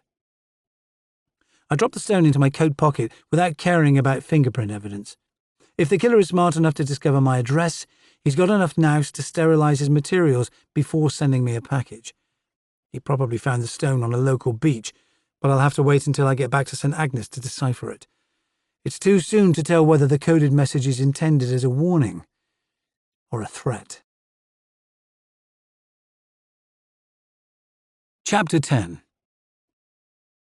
Jimmy's body aches when winter sunlight spills across his face, waking him from a night of fitful sleep. Panic overtakes him as he drifts back into consciousness and finds himself in unfamiliar surroundings. He's lying on a pew in the island's only church. Wooden eaves soar above him, long fingers of oak spliced together 200 years ago. He remembers his mother explaining how the church was built from the remains of a shipwreck, its bell salvaged from a clipper that foundered near Tolgillion. The place has provided Jimmy with shelter from the cold, but he misses his own four walls and the prized possessions he has spent years gathering. It feels like the first strong wind could carry him away, his bones as fragile as a bird's. But he must honour his promise to the burning man before the police put him in jail. His feet still ache from searching the island the night before, peering through windows, trying to work out who would set a man alight. The birdman gazes through one of the arched windows at grassland rolling away to the sea. The earth is studded with ancient gravestones, grey and uneven as broken teeth. The sight makes him shudder. The man in the fire had no headstone to bear his name, only a bed of flames to lie on, and soon the church's comforting silence will be out of bounds. Worshippers will arrive to sing hymns and whisper the prayers his mother loved. He can't visit his birds again until nightfall, but wandering the island shores since childhood has revealed all of its secrets.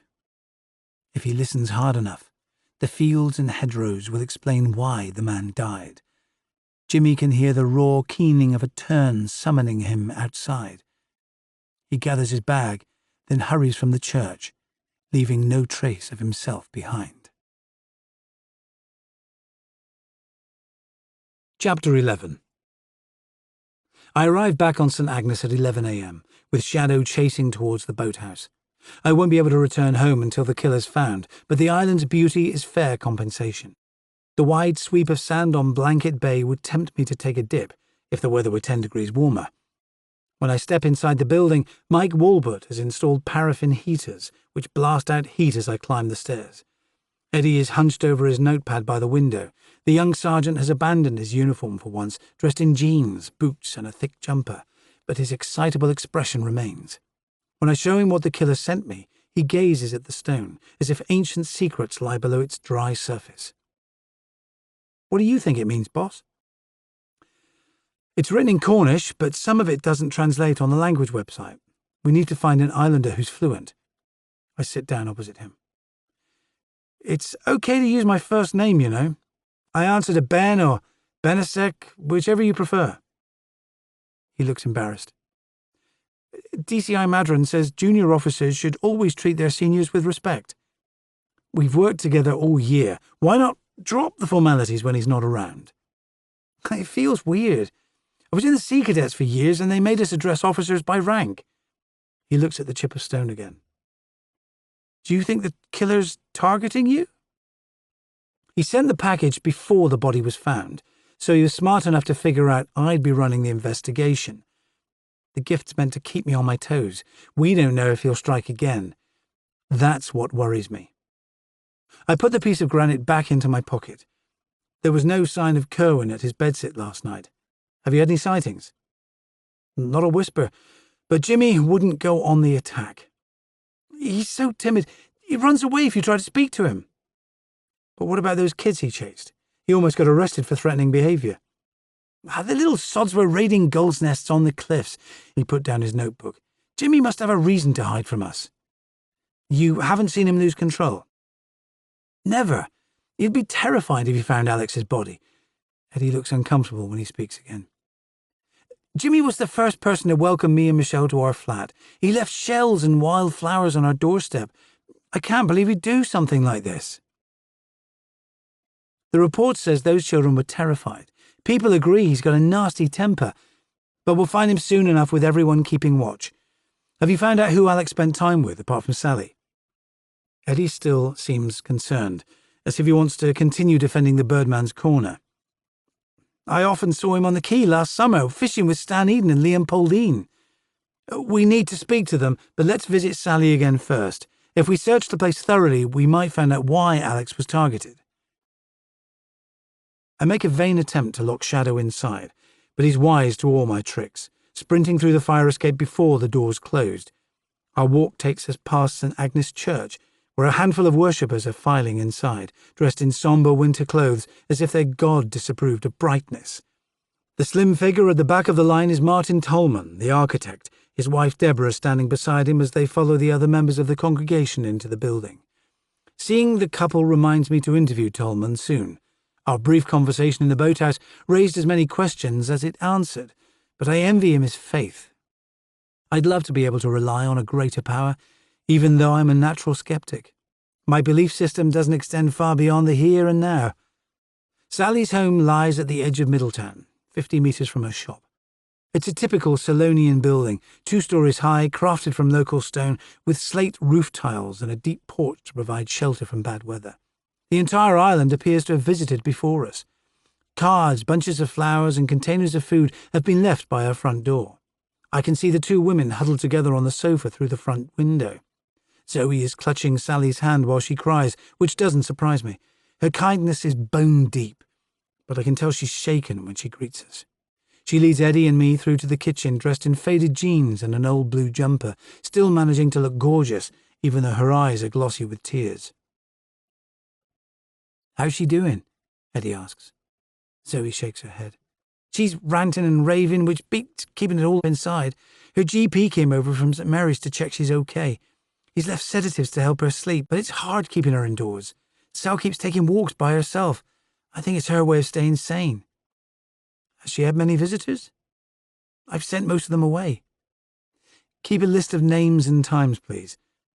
Can you stay here for the next few days? Zoe looks confused, but nods her agreement. Murderers enjoy watching the pain they've caused, often remaining close to the victim's family. I'll need to keep a close eye on Sally's most frequent callers. I'll keep her company for as long as she needs, but Sal's desperate for news. Will you speak to her, Ben? If she's strong enough to talk. Stay here, Eddie. It's best if I see her alone. Shadow lingers in the kitchen, clearly hoping for food. I can hear Sally murmuring through the closed door of her living room, but I raise my hand to knock regardless. Her appearance has changed dramatically since yesterday. There's no sign of the outgoing, chatty woman who greeted me and Eddie in her shop, or the rebellious girl I knew at school. My old friend is slumped on the sofa, her dark blue top stretched tight across the mound of her belly, eyes swollen from crying. I glance around her living room while she blots her face with a tissue. I've been here often, but I've never studied her possessions with forensic interest before. Now I'm searching for anything to explain Alex Rogan's brutal murder. A wedding photo taken outside the Turk's Head stands on the mantelpiece, with Ella and Steve Tregarin smiling in the background and most of the island community surrounding them with glasses raised. Despite the man's public profile, the couple chose a modest ceremony, followed by a party at the local pub. Rogan is a slim, dark-haired man with a good-natured grin, clearly relaxed in front of the camera, but all I know for certain is that he was an expert in his field, writing books and presenting occasional TV programs about the night skies. I feel a stab of regret about spending so little time in his company. I should have visited him and Sally more often. Then he'd have confided in me if something was bothering him. Try to say what you remember, Sal. It could help us find Alex's killer. It won't bring him back. Her voice is a flat drone. I'm sorry you're suffering like this. Her head snaps in my direction, her cheeks reddening. People keep saying how fucking sorry they are. Do you think I care? My son will never meet his dad. I promised to find out what happened. I'll kill whoever did it. Sally's stare is fierce enough to burn. You don't know how it feels, Ben. You've never lost someone you love. I could recite a litany of names, starting with my parents, then my old work partner Claire, who took her own life. But none of that's relevant. Her grief is still so raw.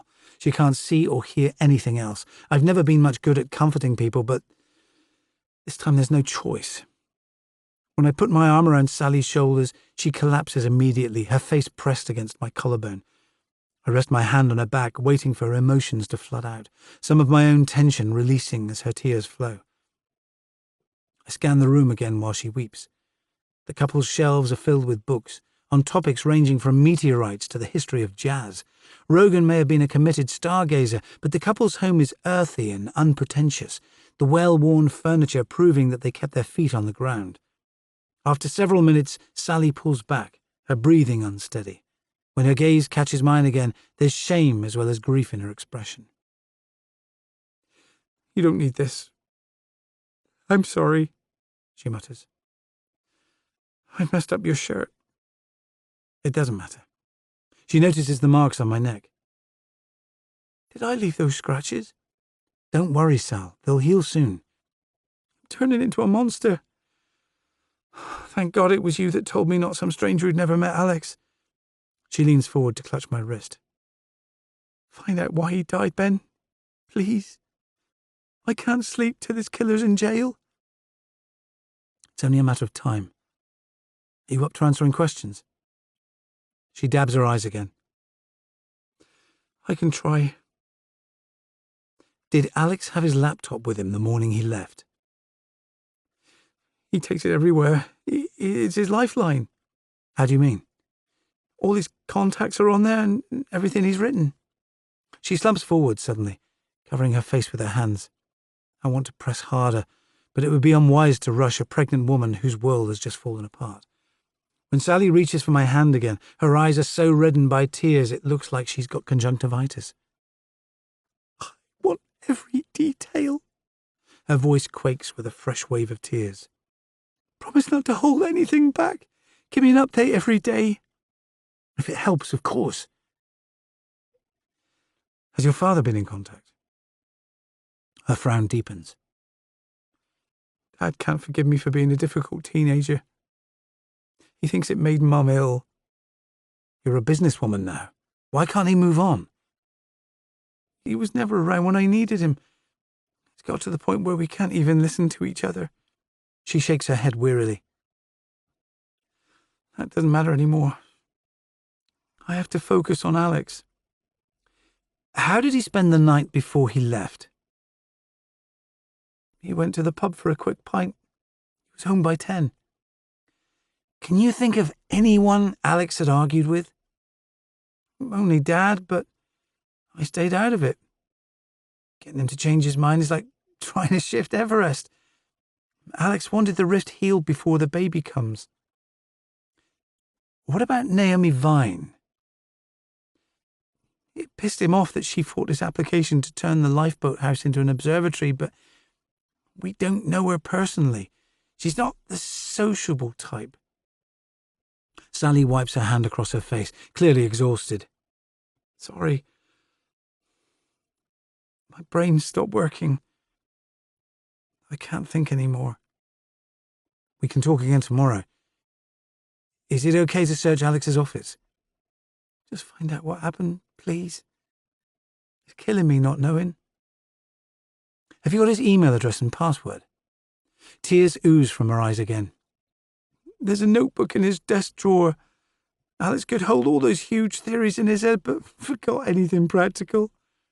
There's no point in telling her to keep calm for the baby's sake. Grief isn't an emotion you can suppress. I sit with her for a few more minutes, relieved when Zoe arrives. Sally's vulnerability makes me even more determined to find the truth, but it's frustrating that she's still too upset to describe the run-up to her husband's death in detail. Rogan's office is an annex downstairs. It contains a battered leather sofa and shelves stacked with papers, files scattered across his desk. A book still lies open, as if he might return at any minute. The universe in your hand, a journey through space, time, and beyond. I glance at the opening paragraph, but lose the thread before the first description of quantum physics ends. Eddie scans Rogan's documents while I inspect the rest of the room. There's a large sheet of black paper pinned to the wall, which turns out to be a star map with galaxies and nebulae circled with white pencil marks. His stargazing equipment is stacked by the wall, ranging from an antique telescope that's barely a foot long to one that must weigh 150 pounds, attached to a trolley that can be dragged over rough terrain. The man's love for his subject hits me for the first time. He threw all of his energy into organising a festival for stargazers, purely to share his passion for astronomy with like-minded souls under some of the darkest skies in Europe. Rogan's notes confirm that he was establishing an international reputation, working at Harvard before gaining a research fellowship at Oxford. Recently, he had been visiting the Roseland Observatory on the mainland before coming home to write up his research. I find his articles about distant planetary systems in copies of the Journal of Cosmology, but nothing to explain why he was targeted. His emails reveal that he was making friends on St. Agnes, arranging a fishing trip with Mike Walbert and trips to the pub with Liam Pauldine. It's only when I rummage through his desk that an envelope, just like the one I received, slips into my hands. Rogan's name is neatly printed on the front, the postmark showing that it was sent again from St. Mary's a week ago. It contains a strip of woodbark with some Cornish words inscribed in small black capitals. When I check the image on my phone, the words are identical to those left at Rogan's murder scene. The killer sent his victim a warning, then repeated the message when he died, which means I may be next on his list. I'm about to leave Rogan's office when some scorch marks on the window frame catch my eye, confirming Martin Tolman's claims about a previous murder attempt. The killer planned to start his blaze here, meaning Rogan's telescopes would be consumed first. There may be little evidence of his attempt to set the house alight, but it's worth asking Liz Gannick to complete a detailed search. Eddie's phone rings while I'm still gazing down at the burned paintwork, his brow furrowed with concentration until the conversation ends. A dog walker from Middletown says they saw Alex the night before he went missing. He was visiting Naomi Vine's house. Oh, that's interesting. He told Sally he was going to the pub, and those two didn't see eye to eye. What do you know about Vine? He shakes his head, frowning. Not much. She stays in her big old house most of the time. I haven't seen her since the bonfire party. My interest lifts, because Vine was one of the few people to miss our meeting after Rogan's body was found. Let's pay her a visit. It feels good to exchange the grief trapped inside Sally's home for a practical task. We head south, the landscape revealing that the only reliable form of work on St. Agnes is farming. Dozens of small fields are full of sheep grazing, or green shoots of winter barley. It's only when we reach the edge of Wingeltang Down that the natural order fragments. Nothing can be built on the half-mile of rocky heathland that extends to the southern coast because it's a designated site of special scientific interest. Walkers can wander freely, provided they stick to the paths, but all other activities are illegal. Last summer, I had to shift a gang of teenagers who pitched tents there, hoping to avoid camping fees. The land may once have been tended by Neolithic farmers, but no one has cultivated it for thousands of years. Spooky, isn't it? Eddie mutters. My dad says the down is like a rabbit warren, with Bronze Age graves connected by access tunnels. Most are blocked off in case they collapse. The landscape is beautiful, but barren. The down looks particularly austere in winter, descending to the dunes at Horse Point, with few interruptions except oddly shaped outcrops of rock. Cairns mark the sites of ancient graves, their peaked outlines too numerous to count, the dead outnumbering the living on St. Agnes by a significant majority. Suddenly the wind feels colder than before, making me long for shelter. Naomi Vine's place stands at the edge of the down, the final building before the land reverts to wildness. I've never been inside, but my brother and I were fascinated by it as kids. The mansion is easily the grandest building on the island. It's ringed by high walls. Ironwork gates protect the entrance, with only its top story and slate roof visible from outside the compound. I don't know much about the woman who lives there, apart from her success as a sculptor. The papers called her an enfant terrible when she won the Turner Prize 2 decades ago. She used to appear regularly on TV shows about art, her style witty but combative. Her house looks like a fairy tale castle, barricaded from reality, but it's more likely that the walls were built decades ago to protect it from winter's vicious winds. My curiosity increases as we reach the gates, their embossed ironwork yielding to rust. Overgrown tamarisk and elder bushes almost block our path, but the gardens must once have been impressive. There's a marble fountain at the centre, surrounded by gnarled rose bushes and a terrace spanning the width of the property. The swimming pool is empty, apart from a silt of dark brown mud and a residue of leaves. Dozens of lead-paned windows gaze down at us, but there's no sign of the sculptor's presence, apart from a pair of 10-foot-high steel obelisks guarding her front door. Eddie gives a low whistle, impressed by so much grandeur. "This place must be worth a mint," I say, pushing the doorbell. "$1 million for the land alone," Eddie replies. When no one responds, I peer through the letterbox and see no sign of life, only a row of paint cans dumped by the wall. Suddenly the dog releases a frenzy of barks. He stands on his hind legs, scratching at the door handle, and my concerns for Naomi Vine rise. She could have met the same fate as Alex Rogan in such an isolated place. "Stop fussing, Shadow. I'll find a way in, Eddie. You search the grounds." We walk in opposite directions, circling the building. But it looks impenetrable, with most of its shutters bolted. It's only when I reach the back that I manage to prise open a sash window. The dog whimpers pitifully as I force my hand through the opening. "Calm down, drama queen," I say, but his whining intensifies when I boost myself over the window ledge. I land on an expanse of parquet, my boots clattering on the slick surface. Naomi Vine's drawing room must have been grand decades ago, with an ornate marble fireplace and a candelabra hanging from the ceiling. The place looks like a work in progress, with too little furniture to fill the space. The pervasive silence convincing me that no one's home. Shadow is still barking frantically outside, as if he's afraid of being abandoned. My eyes scan the woman's furnishings, looking for clues to explain her absence. The state of Naomi Vine's living room suggests that she's not interested in comfort, despite owning the island's most valuable property. There are few luxuries, apart from sculptures in the woman's own distinctive style. An elegant steel column stands in the corner, almost touching the ceiling, and half a dozen bronze sculptures grace her mantelpiece, showing an abstracted female form slowly rising from a crouching position until her arms greet the sky. An old-fashioned phone stands on a coffee table, and a few colourful but threadbare rugs cover the parquet. There's a sudden clattering when I reach the back of the house. It comes from behind heavy oak doors, but once I barge through, breaking into the property seems like a big mistake. Naomi Vine stands in front of me, aiming a blowtorch at my chest, a stink of molten iron filling my airways. The sculptor is wearing black jeans and an emerald green vest, the headphones over her ears, explaining why she didn't hear my footsteps. She looks like a grown-up version of the warrior girls in video games who I fancied as a kid. Ugly beautiful, with sinews straining in her arms as she angles the torch in my direction. The tattoo snaking from her shoulder to her wrist undeniably sexy. Her auburn hair is cropped shorter than mine, and although her stance is combative, her skin is milk pale. The expression on her face looks more like fear than fury. "Who the fuck are you?" Vine spits out the words. "D.I. Ben Kitto." I hold out my badge at eye level. She lets out a shaky laugh, but fear still shows on her face. "You almost gave me a heart attack." "Switch off the flamethrower, please." "Why aren't you answering your phone?" "I never pick up when I'm working."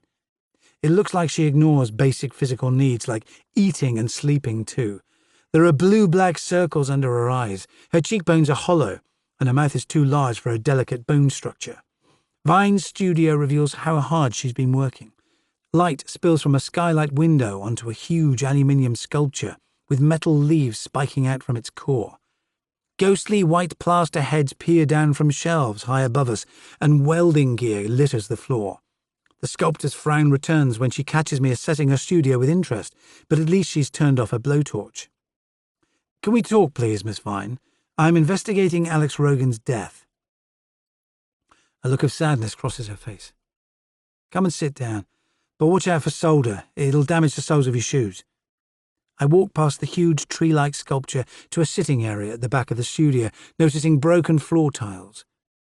Naomi Vine seems comfortable with her property's shabby grandeur, even though she moved in a year ago.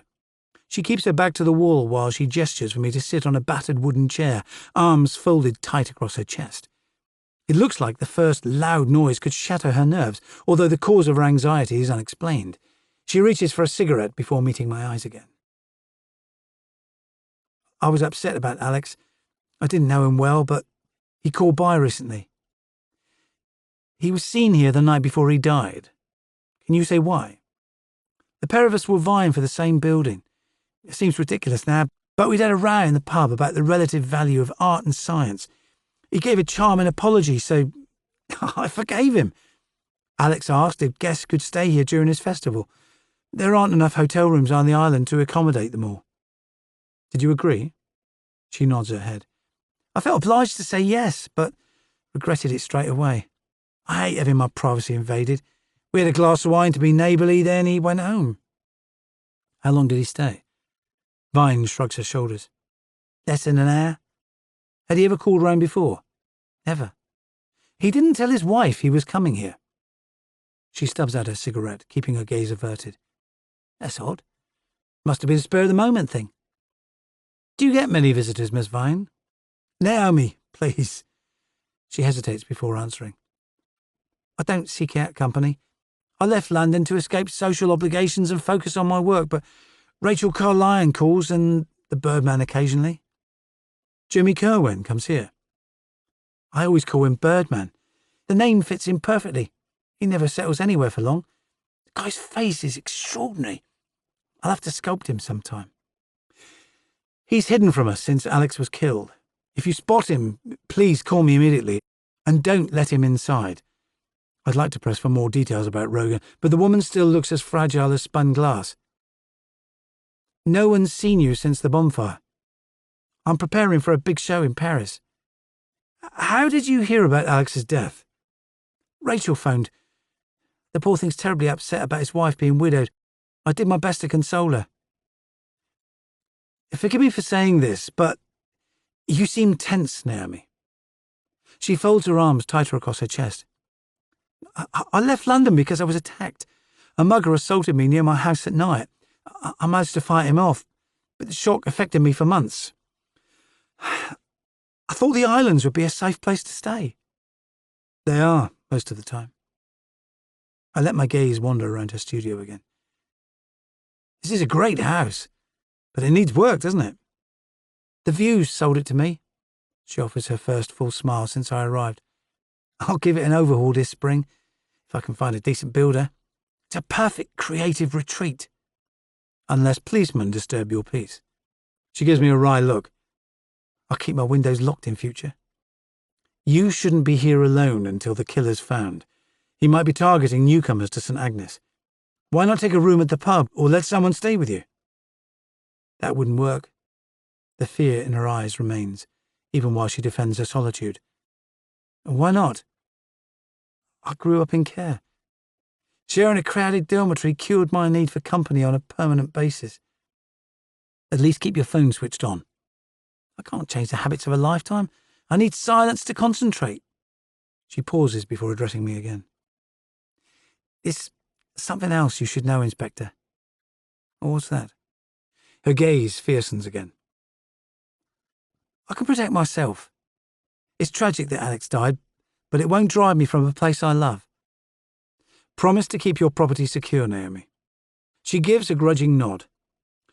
I'm not convinced by her explanation for Alex Rogan's visit, but her contradictory manner is fascinating to observe. She can oscillate between toughness and vulnerability in the blink of an eye. I have to remind myself to stay focused.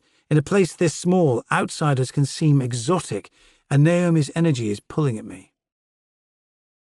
I saw your show at the Tate in St. Ives last year, I say. Books normally appeal to me more than art, but your work fitted the space perfectly. The exhibition was impressive. I've never met a cop with artistic interest before. Finally, the woman has relaxed enough to mock me. Come back if you're interested. You can see my new pieces. You wouldn't mind? My storeroom's full to bursting, and it would give me a break from hard labour. Drop by, when you're less busy. I pass on my card. I'll call first to check you're free. Can I search your gardens before I leave? Go ahead. Her eyes narrow again as the conversation ends. Vine's tension returns as we walk to her back door, as if she's dwelling on Alex Rogan's death or her previous attack. Her wariness remains when she says goodbye, and I'm glad to hear the bolt slide shut behind me, proving that my security advice is being taken seriously. Shadow's barking reaches fever pitch when I walk back along the path that circles Vine's property. Eddie is coming towards me from the opposite direction, but the dog stays glued to my side while I look for evidence Rogan may have left behind. The overcast sky makes the mansion look ghost-ridden, its tall roofline haunted by a flurry of gulls. The dog barks again as we reach a ginnel stacked high with firewood, but all I see is a neglected garden with trees planted so close together they seem to advance like predators, gnarled rose bushes blocking out the light. Eddie joins me a few minutes later. Did you find Naomi Vine? Something spooked her. The most likely scenario is that she and Alex were having a flirtation. Why else would he lie to Sally about paying her a visit? She's been attacked before. My guess is that she's afraid to leave the house in case the killer's targeting her too. Let's check the grounds now buildings again. There's no need to mention that Vine's intense manner and creativity intrigued me. All traces of Rogan's final visit appear to have vanished, but my main concern is that the sculptress could be facing the same threat. Shadow is still on edge, snapping at my heels as I search the overgrown gardens. I find 2 unlocked sheds and an outbuilding packed to the rafters with rusting metal, but no sign of damage. The dog's barking continues until the ironwork gates finally clang shut behind us. Chapter 12. Shadow's calmness is restored once we leave the old mansion house, but I'm still processing why Naomi Vine reacted defensively to questions about Alex Rogan's visit. She claims it was a one-off, but her property is so isolated he may have visited many times without anyone noticing. Eddie returns to the lifeboat house alone while I set off to interview Martin Tolman again, hoping for more details about the killer's attempt to torch Rogan's house 2 weeks earlier. Tolman lives above St. Warner's Cove in a house he designed himself. It's a pristine white box with double-height windows, the front door steel grey. The ultra-modern structure looks more suitable for upstate New York than a cliffside at the edge of the world, its outline too sharp-edged for its ancient surroundings, with the fields behind unrolling like a length of bottle-green velvet. Tolman's appearance is as austere as his home when he answers the door. The man's dark suit, hollow cheekbones and well-cut grey hair remind me again of an old-school film star. His wife hovers in the background, dressed in the same sombre clothes. Deborah has an elegant tennis player's build and jaw-length silver hair that hangs in a neat curtain. She used to be a medic, but her manner would unnerve most patients. There's little warmth in her smile when she shakes my hand. "Can you leave your dog outside, please? We prefer not to have animals in the house." Deborah Tolman delivers her request with polite firmness. I turn to Shadow, then fling my arms wide, giving him freedom to roam. The dog bounds away without a backwards glance. My opinion of the couple's home changes once I see the interior. I was expecting minimalism, but the walls are drenched in rich greens and blues, a few stylish paintings adding interest to their living room. I spot a small cast-iron sculpture of a woman saluting the sky on one of their shelves, similar to the ones in Naomi Vine's home, suggesting that the couple are on close terms with their celebrity neighbour from across the bay. "It's good to see you, Ben." Tolman gestures for me to sit by the window. "Is it okay if Deborah stays? She may be able to help." "Of course, I was hoping to see you both. I'd like to hear about your conversations with Alex. How well did you know him?" "I'm afraid I only chatted to him at church," Deborah Tolman replies. "I'm not much of a pub-goer." The architect frowns as if he's recalling precise details. "He attended Evensong for a few months last autumn. I sensed that he was troubled." "How do you mean?" "Spiritual questions seemed to bother him. He was allowing logic to cloud his beliefs. I took him to the pub one night to see if I could help. Alex said he loved it here, but believed some islanders resented incomers." "Did he name anyone?" "He didn't elaborate. I told him to tell the police about the arson attempt. Then he admitted that he was still adapting to the smallness of the place. He asked if I'd ever regretted coming back to St. Agnes." "You lived here before?" "I was born in Middletown, like Deborah, but my parents moved away for better job opportunities." Tolman's face is solemn. "I told Alex that my decision to come back has improved my life immeasurably. Deborah and I met when I travelled here from my home in France. How could anyone feel hemmed in when we're surrounded by endless sea and sky? His statement pulls me up short because it echoes the message left by the killer at the murder scene. But that could just be a coincidence. When I glance out of the window, Tolman's question makes sense. The couple's view must change constantly. Granite boulders on the beach below are catching the light, while the Atlantic pales into the distance. I hear you're giving Jimmy Kerwin a free place to stay. He replies with a casual nod. We bought the cottage to renovate, but it feels wrong to leave it empty when someone's in need. It's divided into 2 flats. Jimmy's using the smaller one. Do you know where he is at the moment? I'm afraid not. Jimmy's secretive at the best of times. I've been encouraging him to come to church, but shyness keeps him away. One more thing, please, before I go. I'm trying to build up a picture of Alex's last 24 hours. We know he spent time with Naomi Vine before he died, but I need more details. Are you suggesting they were having an affair? Tolman's movements freeze. He never mentioned being unhappy at home. Alex wouldn't be the first to stray, even in a place this small. He rises slowly to his feet. I'm sorry, that's all I know. Come back any time if you have any more questions. The Tolmans seem eager for me to leave, and I'd like to know why the architect looked surprised when I told him who Rogan visited. The man seems too worldly to be shocked by an extramarital fling. The couple lead me along the hallway before I spot a book of Cornish phrases lying on a table. Which one of you is learning the language? I ask. Both of us, but Martin's far more fluent. He's been studying longer than me, Deborah replies.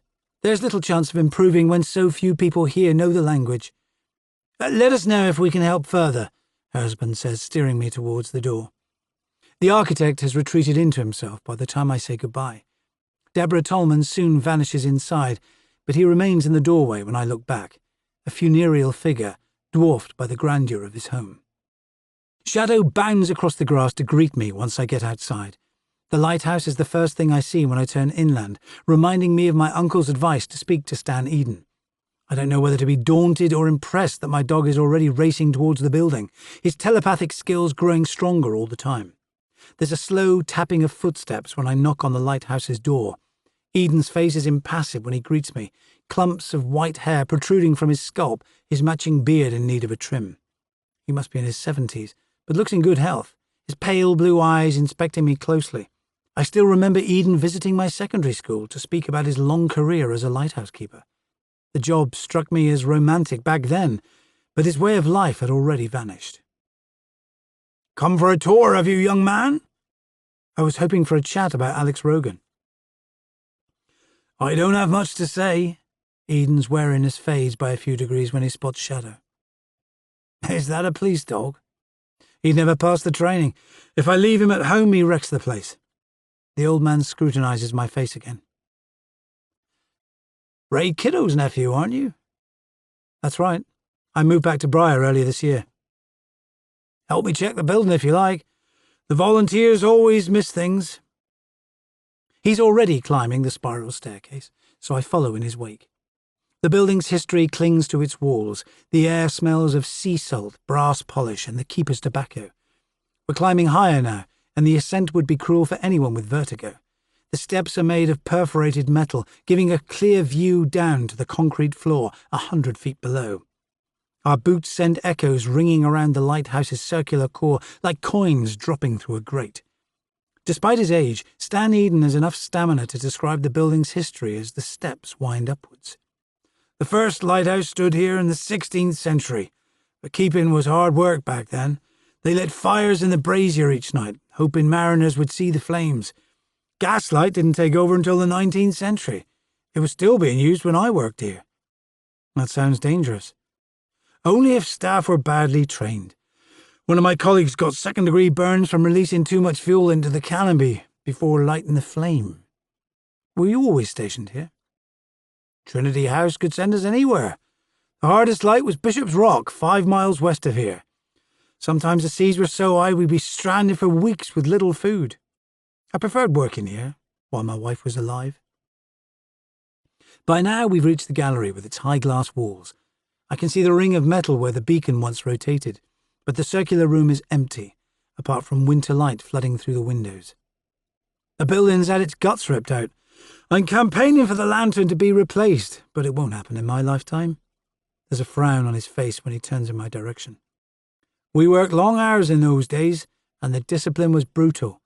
If you missed a minute of your shift, the head keeper could get you sacked. I spot a chair with pillows and a blanket draped over it, facing out to sea. Do you sleep here sometimes? He replies with a fierce stare. Old habits die hard, young man. I've spent hundreds of nights here over the years. You must have saved a lot of lives.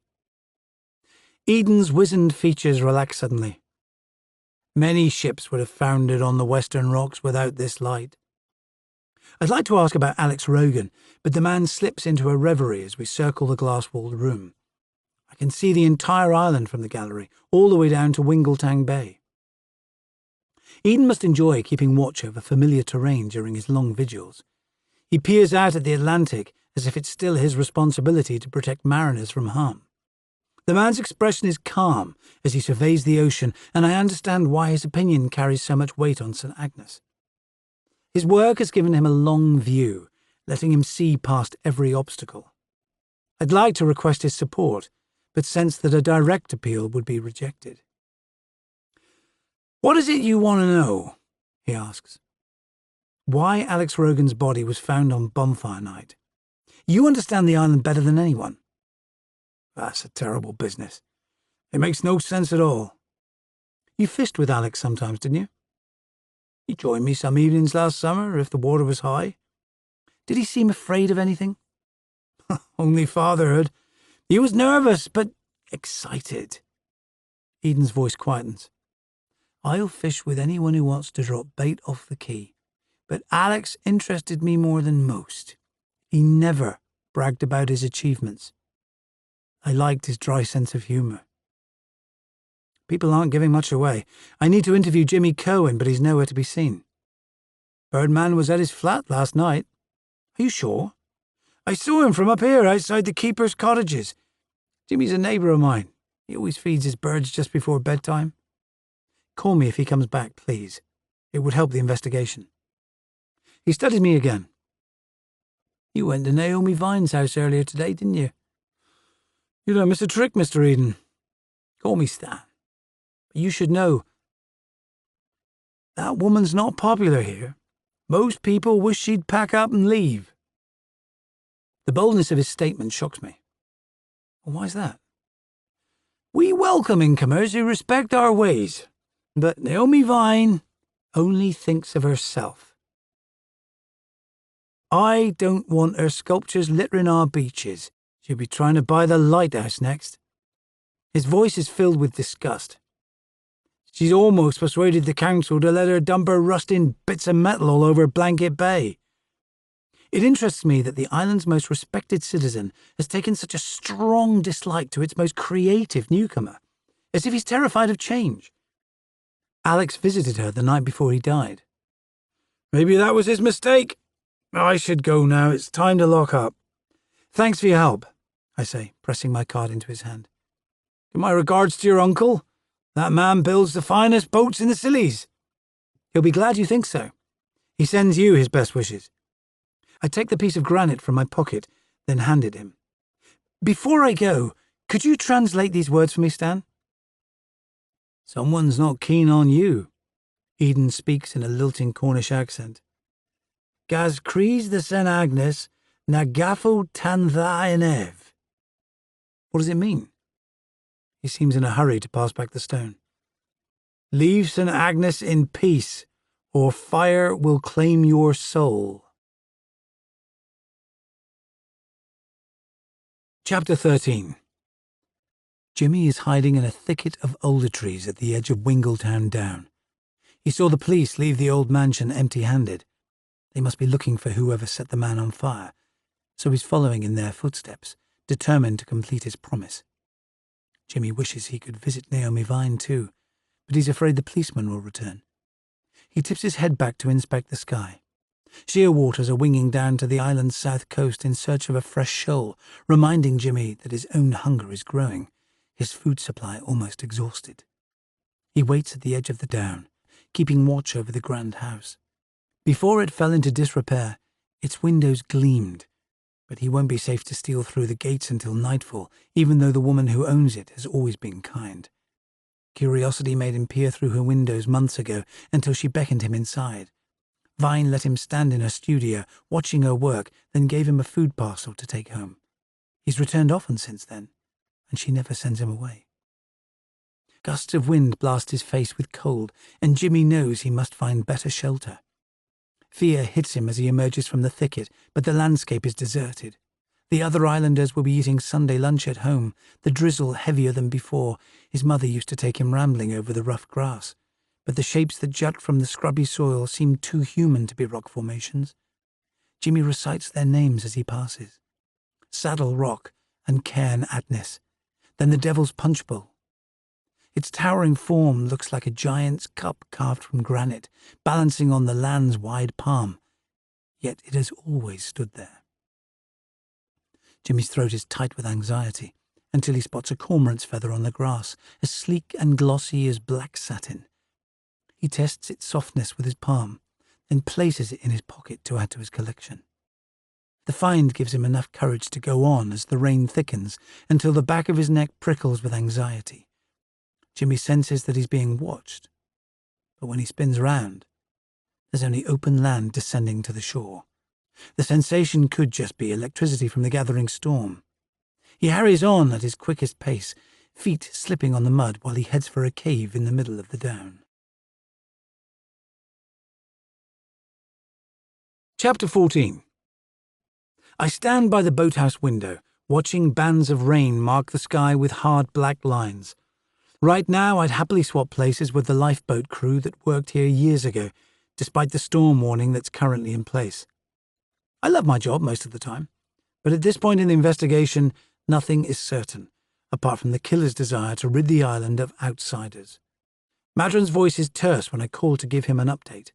The DCI waits at the end of a crackling line while I explain about the new message written in Cornish. It sounds like the killer wants the island all to himself. He's watching you, so don't spend time alone, kiddo. Do you hear? Loud and clear, sir. Any risky behavior and I'll take over. DCI Madron hangs up abruptly.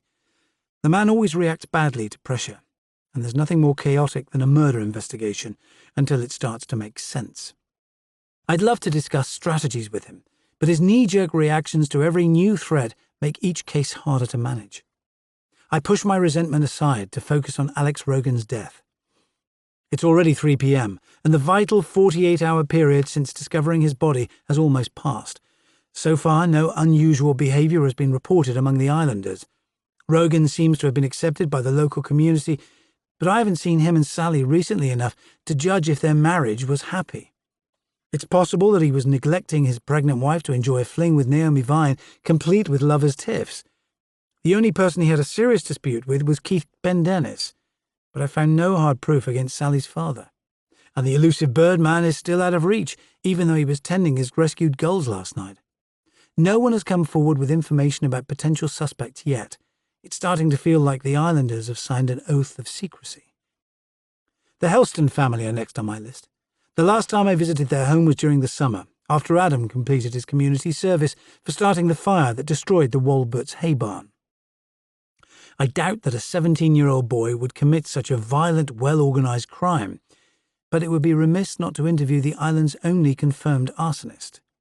Shadow shows some good sense for once when I head for the door. He remains curled up on an old blanket under the table, unwilling to face the elements. I set off alone to the island's sheltered eastern side, with rain spitting at my face. The Helstons supplement their income as farmers by running a bulb shop each summer so tourists can grow St. Agnes' famous plants in their own gardens. There's nothing celebratory about the bulb shop today. A closed sign hangs in the window, but someone must be inside the dilapidated farmhouse next door because a light glows in the hallway. Julie Helston offers me a cautious smile of greeting.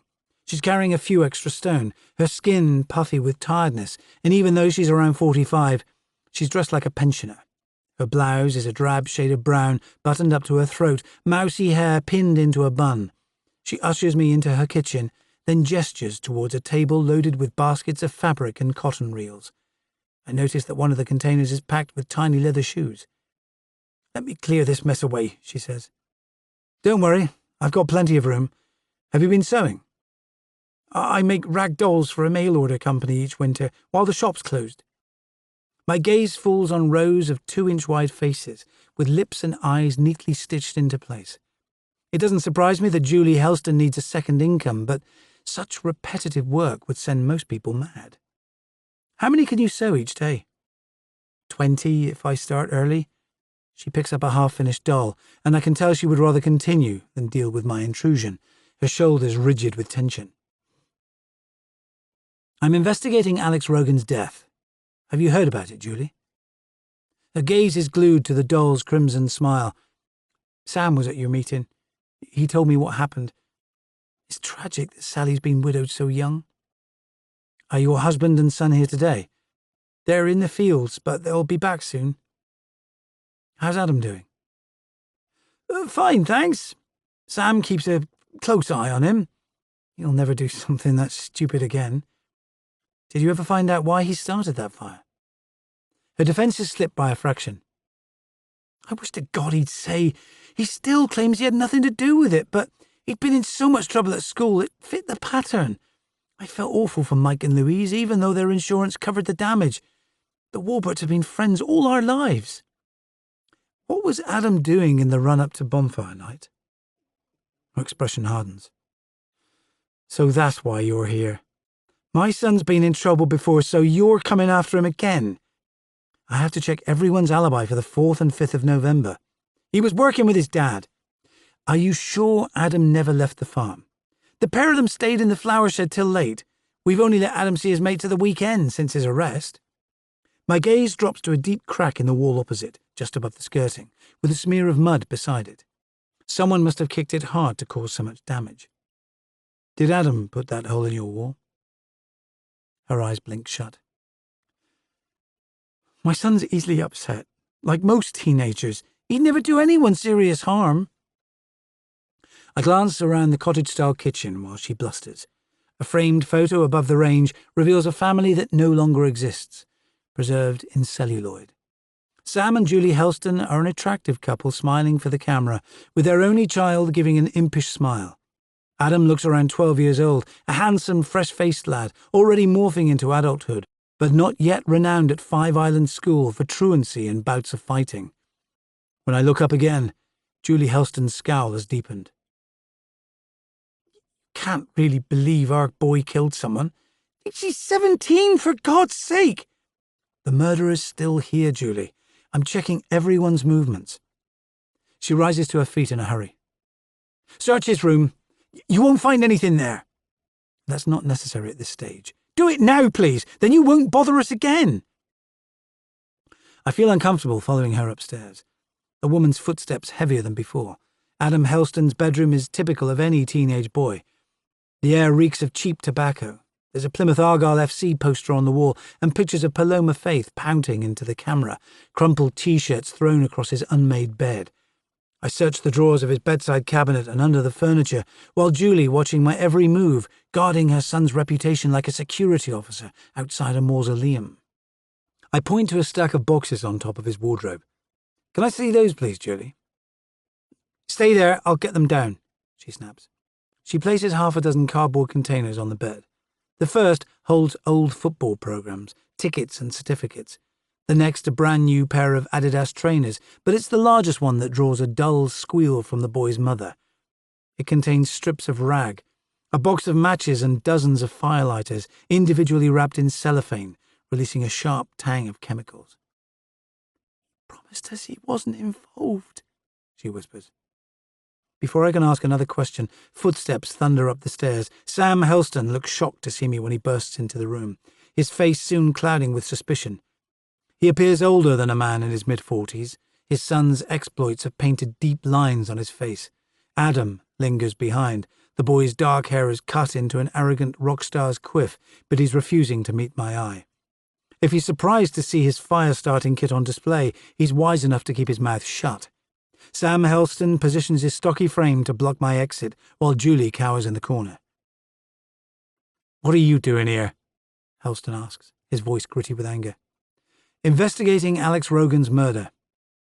Get on and find Jimmy Kerwin, then. The bloke's a fucking freak. He steps closer, his gaze boring holes in my skin. We're searching for him, don't worry. Leave now before I chuck you out. Julie's had more than she can take from your lot. Stop it, Sam, please, she murmurs. I asked him to search Adam's room. I thought he would get them off our backs. Helston's anger changes direction when he sees the contents of the box. He shoves his son's shoulder so hard that the boy bounces off the wall. What have you done, you stupid little shit? It's not mine, Adam blurts out. I've never seen it before. Bloody liar. His father spits the words into his face. I lay a hand on the man's arm before he can throw a punch. Let me speak to Adam alone, please, Mr. Helston. You can wait downstairs. Julie scuttles out of the room immediately. Her husband raises a warning finger to his boy, then trudges away, leaving an ominous silence hanging over the room. Adam Helston's body language is more defensive than ever, just like when I arrested him for starting the fire in August. The boy's behaviour struck me as odd at the time. Mike Walbert found him standing at the edge of the field, transfixed by the blaze, making no effort to escape. I insisted on a blood test, but toxicology results came back clean. The lad must have been stone-cold sober when he threw the match. His arms are folded tight across his chest, as if he's expecting a sudden attack. Where did this box come from, Adam? How would I know? I never put it there. I didn't start the bonfire either. Why doesn't that convince me? I watched, that's all. The fire had already caught when I got there. That building was past saving. The boy shoots a furious look, his hands bunching at his sides, and it occurs to me that his teenage rage could easily translate into murder. You've got 6 months left on your suspended sentence. One wrong step and you'll serve it in a juvenile detention centre. Do you understand? Loud and clear. But I've done nothing wrong.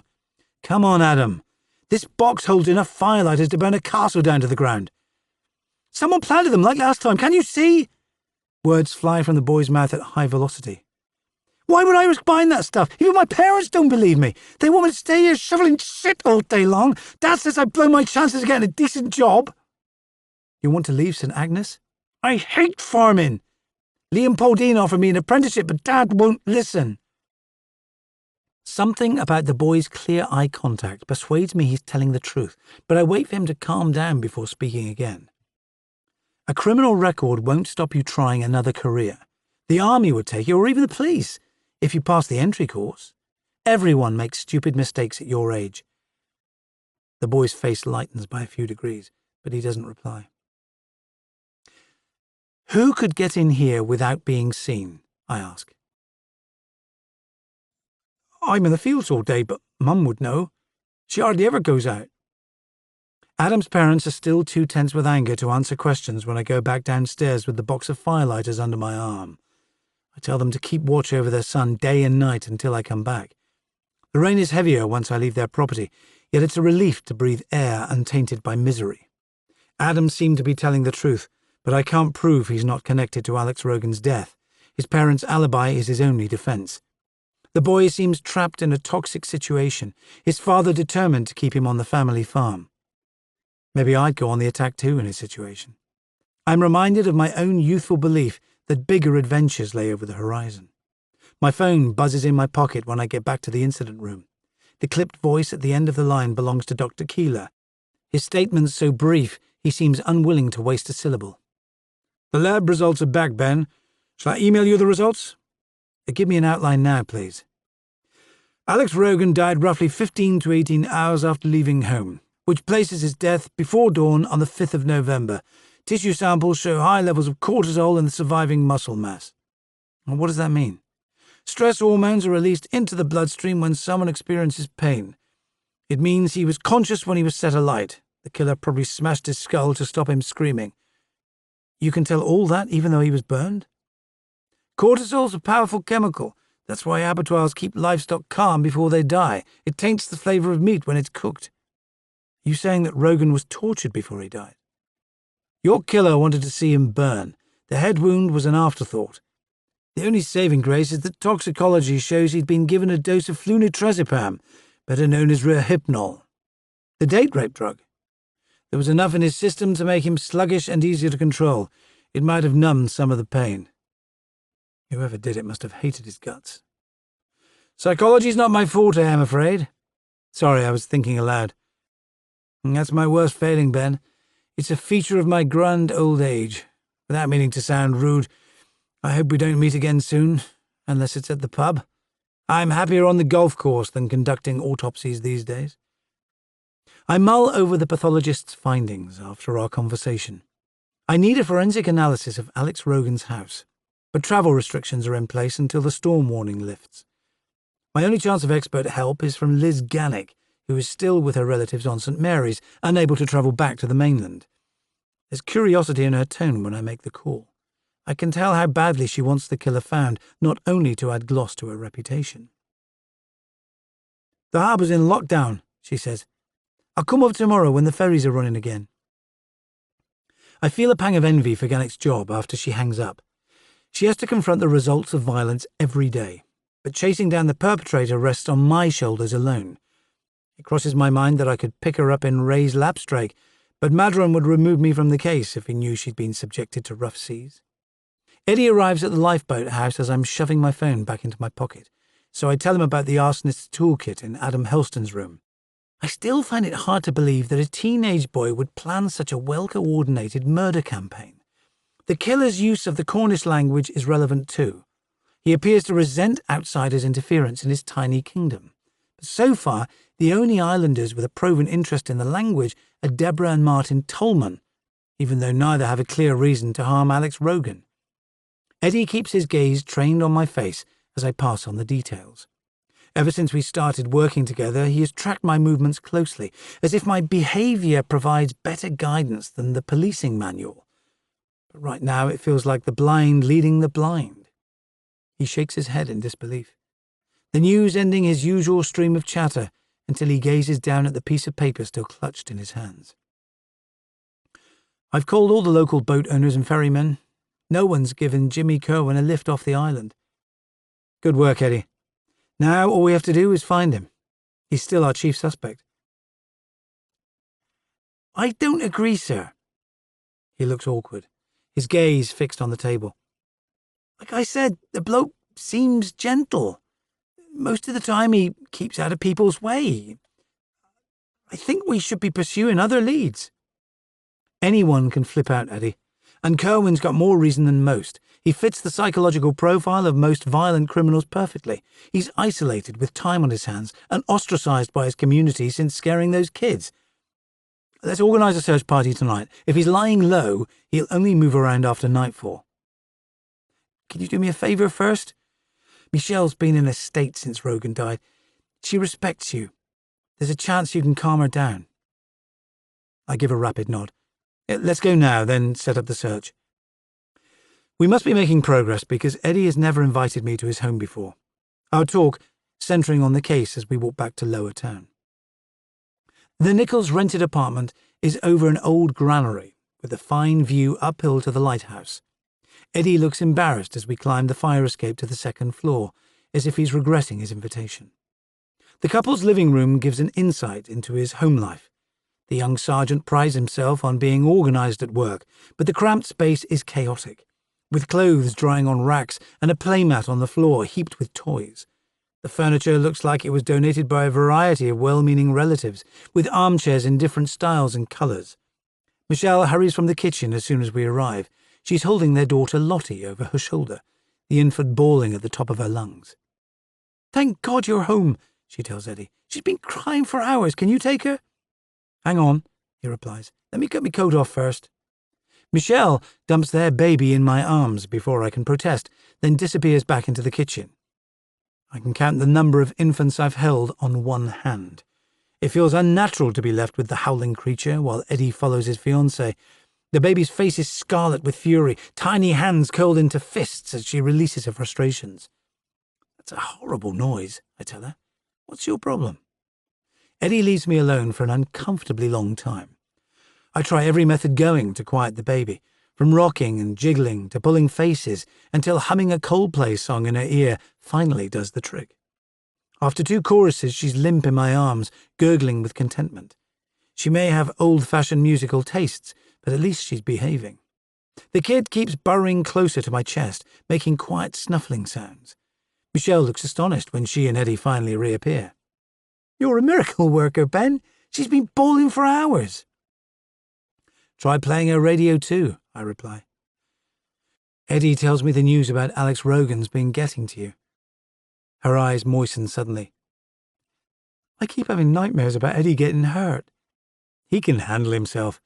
Why not go round to a friend's house while he's at work, just for a while? You'll worry less if you're with people."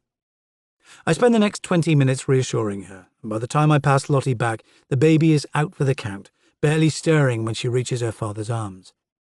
The look on Eddie's face is a revelation. I often think of him as a school kid, but his expression combines pride with responsibility. I'm about to tell him to stay at home until the search for Jimmy Kerwin begins, but there's no chance of leaving. He's standing straight back, blocking my exit.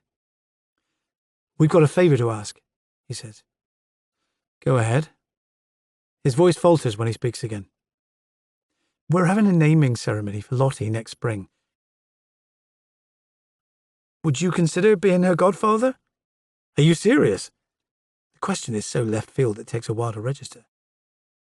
I could point out that I've never let people get close, spending 10 years undercover with the murder squad, learning how to vanish. I prevent connections from running too deep, except with relatives and friends I've known for a lifetime. Even the dog arrived in my life by default. If I agree to Eddie's request, the connection would be one more factor anchoring me to these islands permanently, when I'd rather believe that nothing ties me down. Michelle studies my face intently. "We want the best guardian to look after Lottie, in case anything happens to us." "You're not expecting a plane crash, are you?" "I hope not." Eddie gives a shaky laugh. "How about your old school friends?" He shakes his head vehemently. "They can't even look after themselves. We need someone responsible." I glance down at the sleeping child. Her face is smaller than the palm of my hand, long eyelashes splayed across her cheek. Let me think about it. Whether I say yes or no, it's clear from the way the couple handle their daughter like a crystal ornament that she's transformed their world. Michelle plants a kiss on my cheek before I leave, although the conversation has put me on edge. Eddie has placed me on a pedestal, and sooner or later, I'll tumble back down to earth. I can still feel the baby's weight against the crook of my arm when I get back to the boathouse, wishing I could give the islanders better protection. In an ideal world, I'd flood St. Agnes with officers, searching under every stone, but a sudden influx of strangers would send the community into a blind panic. I'll have to rely on brains instead of manpower. My thoughts are working overtime as I sketch out a profile of the killer. Whoever murdered the astronomer loves the medium of fire, trying to set Rogan's house alight before abducting him. He must be a sadist too, because he subjected Rogan to the worst kind of savagery, keeping him drugged and bound on an exposed hilltop until nightfall. If the Birdman's the culprit, Alex Rogan must have done something to cause his hatred. But what crime did the astronomer commit to warrant such violence? Could the Dark Skies Festival have triggered the killing? The Cornish messages suggest that hatred of outsiders lies behind the crime, but they don't lead me any closer to Jimmy Kerwin. Anyone could use a dictionary to translate simple phrases into a dead language. I find it hard to believe that a 17-year-old boy would commit such a violent act, sending out messages in advance. But Adam Helston's previous crime rings my alarm bells. Keith Pendennis enjoys his reputation as a tough guy, and his feud with his daughter has lasted years, but there's no proof that he killed her husband, despite the anger bubbling underneath his skin. The Birdman is still my main suspect despite Eddie's protests. He could be sheltering in one of 100 barns, outbuildings or caves, but I'm determined to find him before daybreak. When I look outside, the dark is impenetrable, only a thin scattering of stars illuminating the night sky. Chapter 15. Jimmy sees the search party arrive from the mouth of a cave on Wingletown Down. The tall policeman is leading a dozen islanders across rough grassland, the group keeping their heads bowed while torch beams trail across plants and boulders. Jimmy slips from the cave's entrance and vanishes through the trees. If he moves fast, he can circle back and stay out of their reach. Voices carry on the still air. Jimmy hears everything the crowd says, but most of it is too complex to make sense. All he knows for certain is that they are looking for him, using walking sticks to push back weeds and peer under brambles. It crosses Jimmy's mind to step into the light and give himself up. He's exhausted and hungry, but can't forget his promise to avenge the man in the fire. Suddenly, one of the searchers heads straight towards him, forcing Jimmy to duck under a gorse bush, its dry thorns tearing his skin. He waits until the torch beams fade before emerging back into the open, but a new kind of discomfort is making his skin crawl. Someone is watching him again, tracking his movements like a hawk suspended above its prey. If he moves a muscle, he will be at their mercy. He stays motionless in the shadows until the search party vanishes across the down. Chapter 16. It's 9 o'clock when I finally return to the Turk's Head without having glimpsed the Birdman.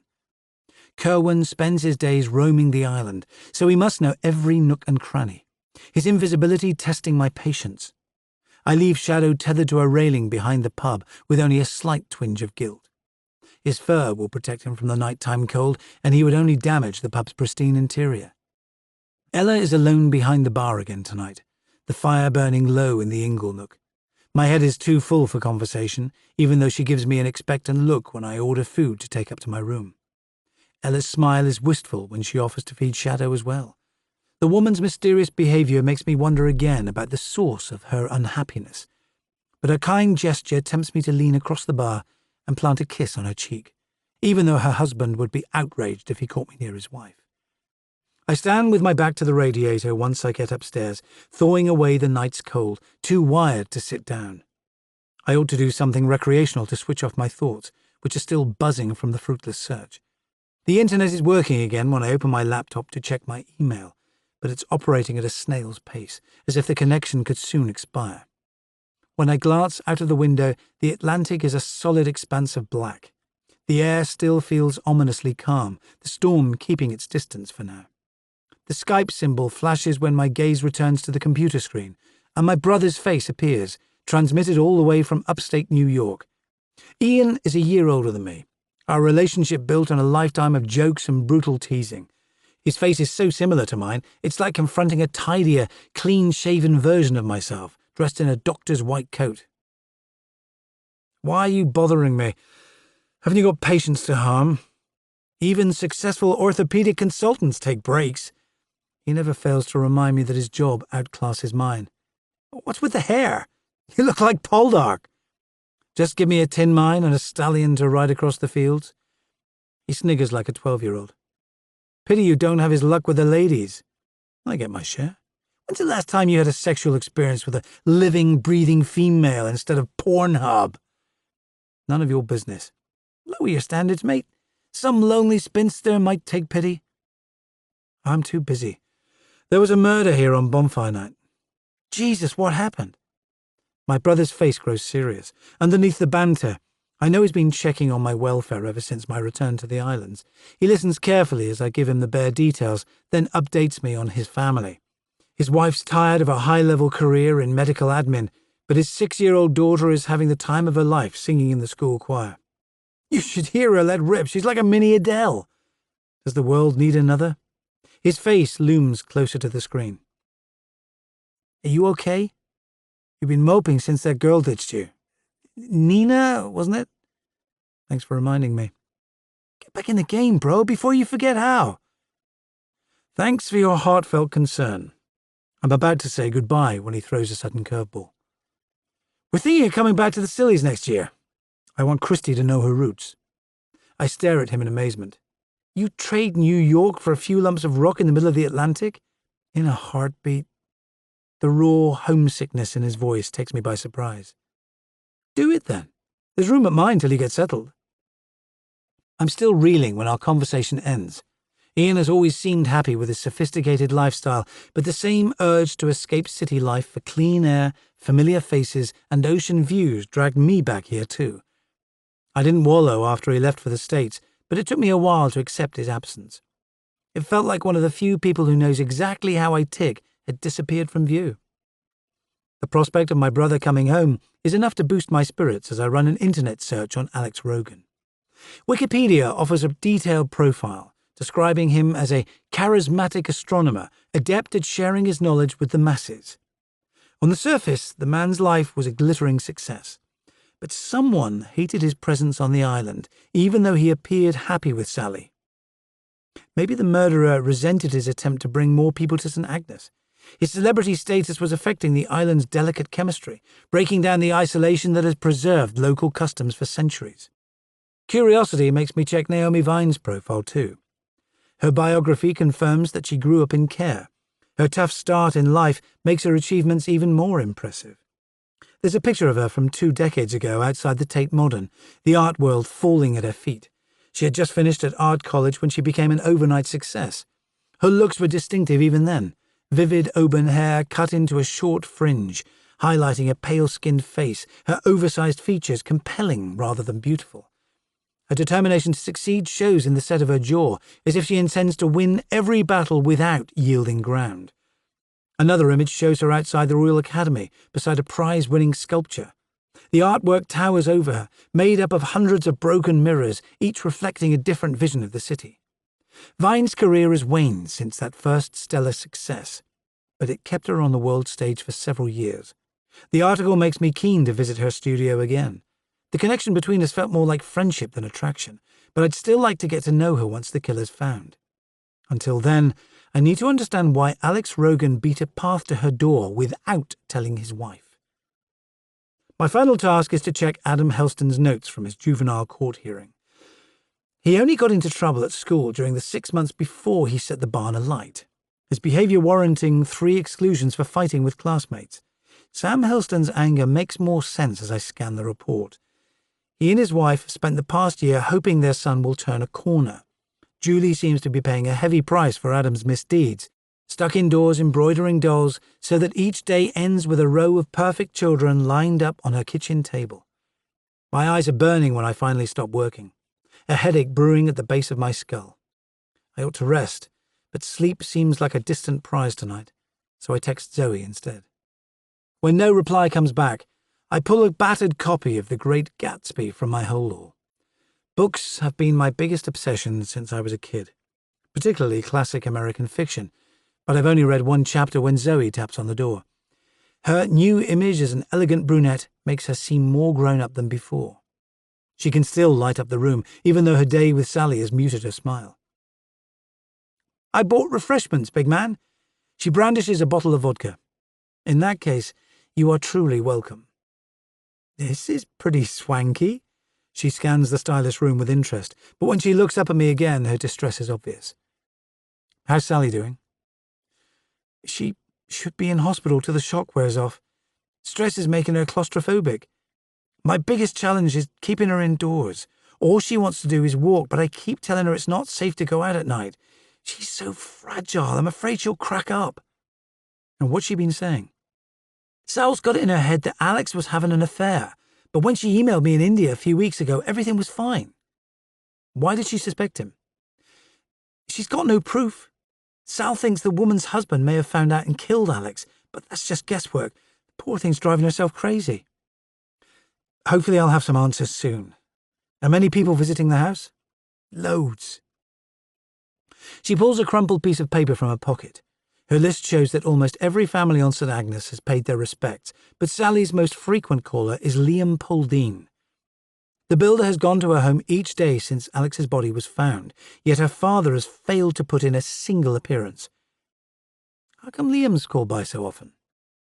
He was mates with Alex, and he and Sal had a thing back in the day. They were together for about a year, when you were living in London. My thoughts take time to adjust to this new information. Pauldine may still be harbouring feelings for his ex, the friendship with her husband no more than a cover. I'll have to take a closer look at his alibi, even though he claims to have been caring for his boys when Alex Rogan met his death. Zoe pours vodka into a couple of mugs. "You've got a tough job on your hands." "Tell me about it." "Everyone's keeping their mouths shut. They'll only talk if they've got something to say." We sit together on the window seat, her expression calm despite the day's concerns. There's something different about you, Zoe. My life's easy compared to this. I'll soon be back in Mumbai doing a job I love. You're extending your contract? I'm considering it. I miss everyone here, but the school's a brilliant place to work. It's your decision. The words sound sour as they slip from my mouth, but it's too late to recall them. What's bothering you, Ben? It's not just the case, is it? You're worse than Ian. Everyone's nagging me. Why do you lock yourself away? You've done it since you lost your dad. That's ridiculous. He died when I was 14. It started then. You found it hard, not getting to say goodbye. He drowned at sea. That was never going to happen. You hid in those books of yours. She's holding my gaze so firmly, it's impossible to look away. Nina Jackson texted me last week. Do you ever hear from her? I try not to react, but hearing her name for the second time tonight makes me flinch. Since Nina moved home to Bristol, my romantic life has consisted of a few pointless one-night stands. Why would I? She left me high and dry the best part of a year ago. She asked about you. I'm surprised she hasn't made contact. Give it a rest, Zoe. You're lonely, big man. She leans closer, scrutinizing me just like my brother did, making me back away. Why not give her a call? Time's moved on, Zoe. God, you're a stubborn bugger. She prods me in the ribs hard enough to make my eyes water. What do you know about Naomi Vine? I ask, steering the subject away from my personal life. You're not interested, are you? She's a tricky one. She's unusual, that's all. Zoe rolls her eyes. I considered buying one of her pieces for the hotel last year, but they cost a fortune. Has she got a partner? She's more of a loner. Naomi likes controversy. Some people love the idea of her sculptures on the beaches and others hate it. I think a row of women on Blanket Bay beckoning sailors home would look great. It would attract more visitors to St. Agnes. The old-timers prefer their privacy. Zoe nods in agreement. That's where the conflict lies. I still believe that Rogan's visit to Vine's house is linked to his brutal killing, but it would be wrong to share any more professional concerns. It's only when I've drained my vodka that I notice Zoe's expression grow thoughtful. I've got some big news, but I won't share it till you lose that terrible beard. It's not going anywhere. You're too tired to listen properly anyway. Let's talk again tomorrow. I should get back to Sally. She hesitates before speaking again. Do you think she could have hurt Alex? I feel awful saying it, but some of her reactions seem off to me. She's pregnant, Zoe. Like you said, shock and hormones are making her act weird, that's all. She rubs her hand across her face. It's been such a shock. Maybe I'm imagining things. People saw her open the shop that morning. Her alibi's pretty solid. Yesterday she walked out in the middle of the night. It's like she can't sit still. I thought guilt might be getting to her. She's grieving for her husband. Can you stay there till you fly back? You don't have to ask. I should go and check she's okay. Can you do me a favour first? What? I need a haircut. My boss keeps nagging, but I can't get over to the barber's on St. Mary's. You haven't let me touch your hair since I gave you the world's worst mullet. I'm praying you've improved. Zoe has had many incarnations in her short life.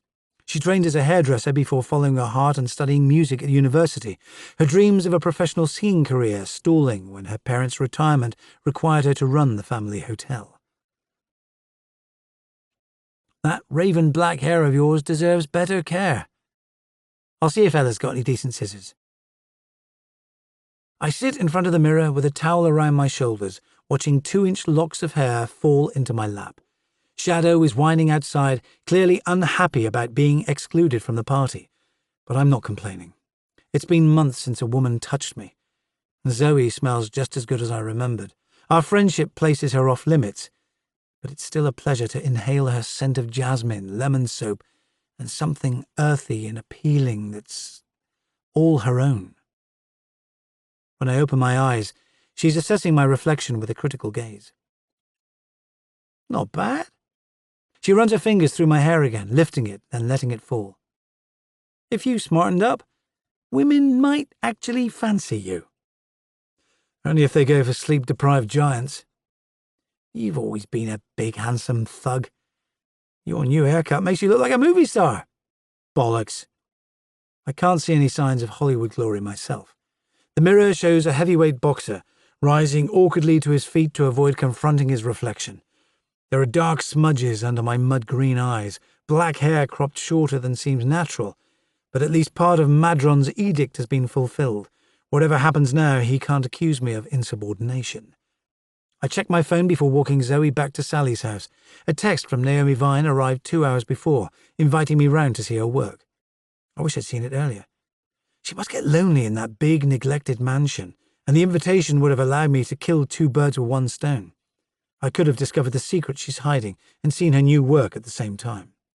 I fire off a quick reply, asking to drop by another evening, then release the tether on Shadow's collar. The creature howls with pleasure before bounding through the cool night air. My restlessness lingers after Zoe hugs me goodnight, so I take the dog for a longer stroll. The wind is finally rising after days of stillness. It follows me along the shoreline, like a hand between my shoulder blades, shoving me onwards. Clues swirl around my head with the same wild energy as the breeze. So far, I'm the only person other than Alex Rogan to receive an angry Cornish curse from the killer. He died 3 days ago, leaving me to discover who's singling us out and why the murderer is trying to frame a troubled 17-year-old boy. I follow the shingle beach to Porthkillia, but the island is sleeping peacefully, lights out in every cottage. The killer may be combing the beaches, like me. Chapter 17. Monday, 8th of November. The wind tugs at Jimmy's outsized jumper, sending chills down the back of his neck. The only building in sight is the old mansion house, with dawn's first light reflecting off its perimeter wall. Exhaustion and the need for shelter carry Jimmy through its gates, taking cautious steps along the path. Naomi Vine sometimes leaves small food parcels for him on her doorstep, but it's so early, she might hear him moving around and call the police. The shutters of the downstairs windows are all closed. It's impossible to see inside. No sound is coming from the house, so she must still be asleep. Jimmy's anxiety lingers when he finds the back door ajar, but it's a relief to escape from the wind's constant attack. A light shines at the end of the corridor, drawing him towards it. He feels certain his friend wouldn't mind him taking a piece of bread from her kitchen. But footsteps suddenly ring from the walls.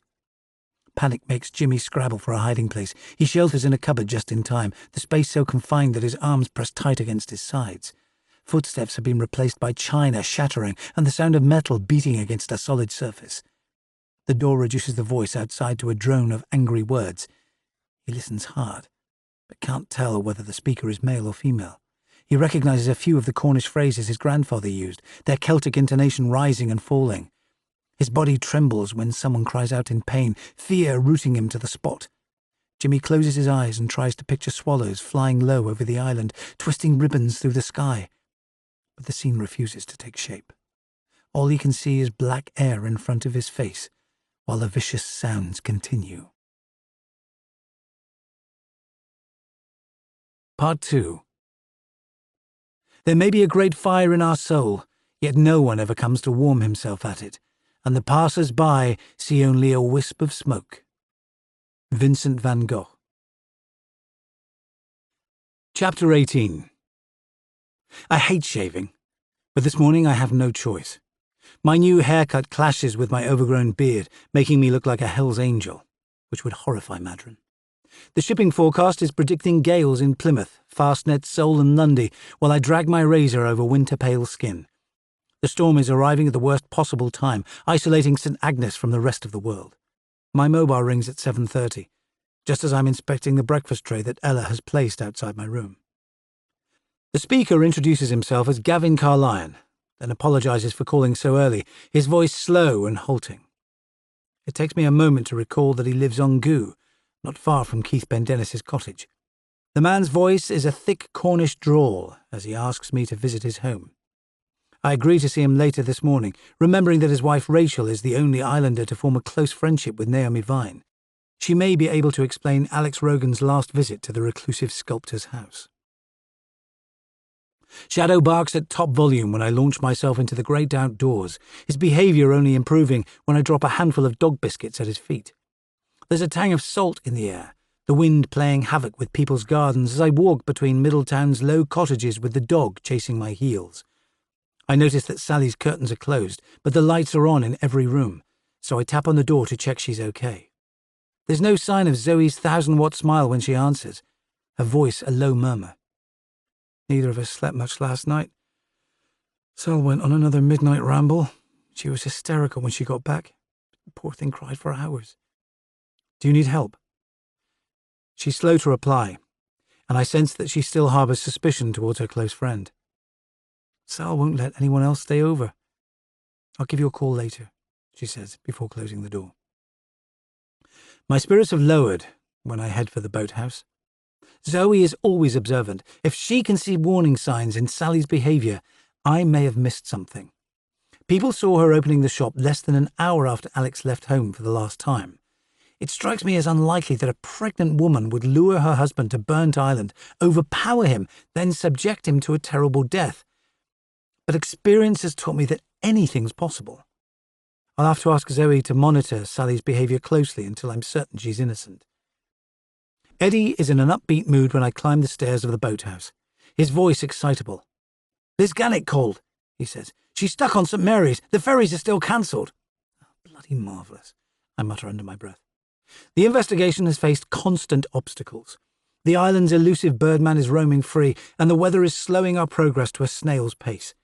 It takes effort not to vent my frustration when Madron calls for an update. The DCI's voice is cool when he tells me to dress appropriately for tomorrow's press briefing, as if a suit and tie could solve a murder case. The conversation leaves a sour taste in my mouth, so it's a relief when Mike and Louise Walbert appear on the slipway outside. Helping them will provide a useful distraction.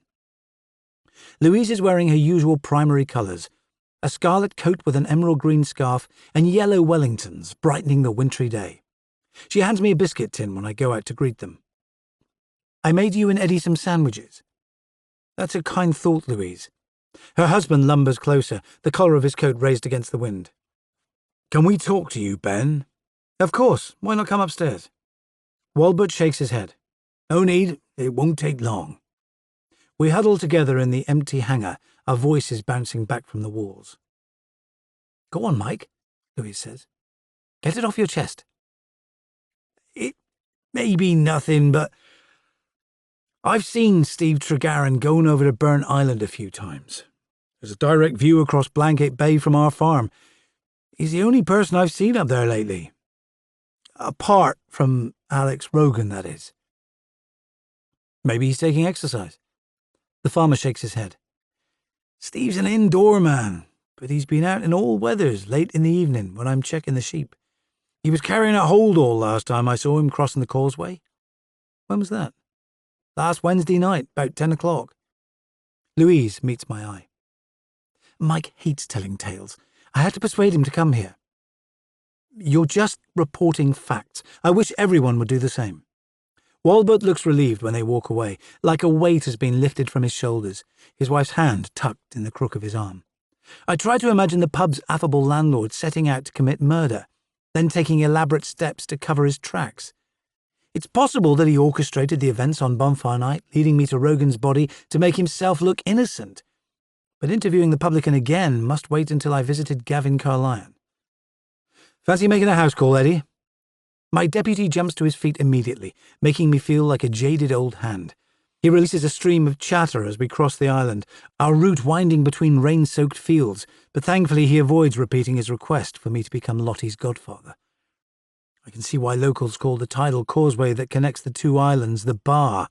A ridge of yellow sand stands a few feet above water, with unpredictable currents boiling on either side. The lifeline will connect the tiny islet to St. Agnes until late tonight, before being consumed by rising waves. Apart from Keith Bendennis's austere cottage, the only properties on Goo are the Carlyons' home, a holiday cottage, and some empty barns.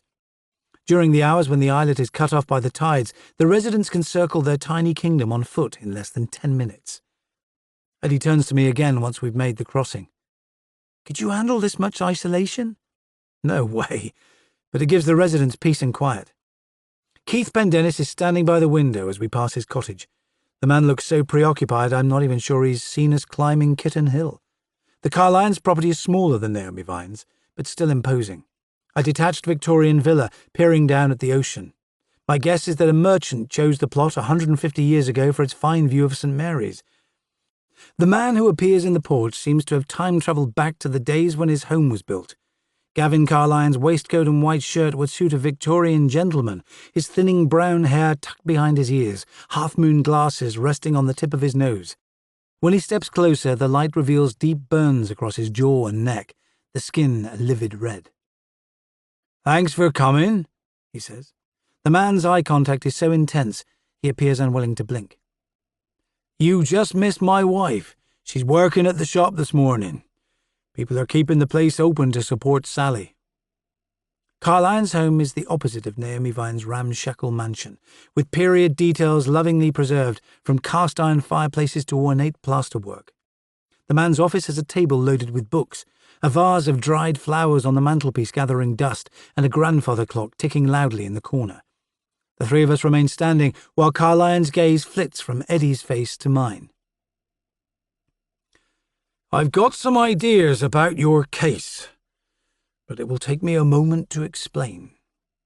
The man's speech is slow and portentous. "St. Agnes was a traditional community when I was a boy. Most of the population were employed locally in farming or fishing. We've coped with all sorts of threats since then." "How do you mean?" "Water shortages, for a start. It's a big problem not having a fresh supply. We pay to have boreholes dug, but we'll soon need a desalination plant. I was talking about criminal threats. Let me come to that, Inspector. We value our unique culture here. Don't get me wrong, everyone welcomes the summer tourists. They boost our economy and keep the place lively, but it's a blessing when the season ends. I'm happy when life slows down again. The race for modernity hasn't brought the rest of the world much happiness, has it?" "Is this connected to Alex Rogan's death?" "I hardly knew him, apart from occasional chats in the pub. He seemed unassuming and likeable. It's people like Naomi Vine who cause unrest. The place was peaceful until she started chucking her money around." The man's composure has vanished, his stare maniacal. "My wife won't hear a word against that woman. Rachel finds her inspiring, believe it or not." "You think Naomi Vine's linked to the murder?" Carlyon gives a slow nod. "Woe betide anyone that gets in her way. I clashed with her last month at a planning meeting with the council, and she followed me back here, calling me every name under the sun. If you ask me, she's got mental problems. She can't stand being opposed. I think she targeted Alex for some reason." "You suggesting she killed him?" "Only two people on St. Agnes have the temperament for murder, in my view. Jimmy Kerwin and Naomi Vine, but she's the most likely candidate. The woman's got a vicious streak." His description clashes with my impression of Vine during our meeting. The sculptor's tough upbringing could explain why she fights her corner a little too hard. "Claims that serious have to be based on proof, Mr. Carlyon." He puffs out his jowls. "Pursue my theory, Inspector, and you'll see I'm right. I believe her influence here has been evil." It's a strong word to use about a newcomer. "She's tearing our island apart." Oh, I only wish that my wife could see it. "I'll speak to Rachel separately about this." "You'll find her scrubbing the shop from top to bottom. My wife thinks all life's problems can be removed with bleach." His anger suddenly dissolves. "Before you go, can I ask you a question? Your family's been on Briar over 100 years, hasn't it, D.I. Kitto?" "That's right. 5 generations of fishermen on my father's side." "Can I interview you after the investigation? I'm creating an archive of the longest established island families." "My uncle's your best bet. Ray's got plenty of family photos and birth certificates." Carlyon offers an unctuous smile. "I'll give him a call." "Can you remind me how you spent the 4th of November?" "Working here, alone with my books. My wife caught the first ferry over to St. Mary's to see friends. I barely left the house. It would have been easy for him to walk across to St. Agnes and attack Alex Rogan for bringing an unwelcome taste of modernity to the island he guards so jealously. I glance at the genealogical charts on the wall on my way out, bloodlines picked out in contrasting colours. It doesn't surprise me that Carlyon makes a living from history, so obsessed by the past that every newcomer threatens his lifestyle. But it's odd that he has shown so little interest in the recent murder until now. When he escorts us to the door, daylight exposes the depth of his scar. The wound is outlined with puncture marks from stitches that must have kept a skin graft in place. I'd like to ask how he acquired such a serious injury, but Carlyon seems the type to resent personal questions. Eddie whistles under his breath as we walk away. That place gives me the creeps. It's like a time machine. And the bloke's not the full ticket, is he? His look of wonder proves that my deputy needs to learn that everyone has peculiarities. Still so new to murder investigation that every key decision is mine alone. Carlyon's unblinking stare made me uncomfortable too, but he may have reasons for his suspicions. I study the Carlyon's property again from the foot of Kittern Hill. It didn't take long for him to reveal his dislike of Naomi Vine. He couldn't find one positive word to say about the sculptor, but his accusation that she's connected to Rogan's death appears to be based on a single argument. The woman I saw in her studio seemed afraid to set foot outside, despite her show of independence. Carlyon's criticisms may have more to do with resentment of the sculptor's influence over his wife. When did Carlyon get those burns, Eddie? The question makes my deputy wince. Bonfire night last year. The guy needed an operation to reconstruct his jaw. The man's pain must have been agonizing, but his injuries don't explain his eagerness to blame a man's death on an incomer. We're about to walk back across the bar when Keith Pendennis emerges from his cottage with his Jack Russell at his side. Shadow is delighted to see his canine companion again, the two dogs herring across the beach, but the fitness coach barely raises a smile. He's dressed in a thick winter coat and boots, his scarf shielding his face. Pendennis comes to a halt a few meters away, his manner less aggressive than last time. How's the investigation going? My old coach's direct communication is welcome after Gavin Carlyon's pompous lectures. We're making progress, Keith. Let me know if I can help. Sally still needs your support. She's struggling to cope. The ball's in her court. Pendennis's face suddenly clouds over. If she makes the first move, I'll consider going round. The man calls his dog, then sets off across the bar at a rapid march. His departure leaves me wondering why he's unwilling to bend, despite his daughter's suffering. Chapter 19. Jimmy's bones ache from hunching inside the narrow cupboard since dawn. The noises ended over an hour ago, but he's been too scared to leave his hiding place, terrified of being found. His legs tremble when he takes his first tentative steps outside, careful not to make a sound. Jimmy's nerves steady as he absorbs the silence. All he can hear is the wind, rattling shutters and whistling through chimneys. When his panic finally subsides, he walks down the corridor, searching for his friend. An open doorway leads him to Naomi Vine's studio. The place looks like a bomb site, with tools scattered among shards of broken glass.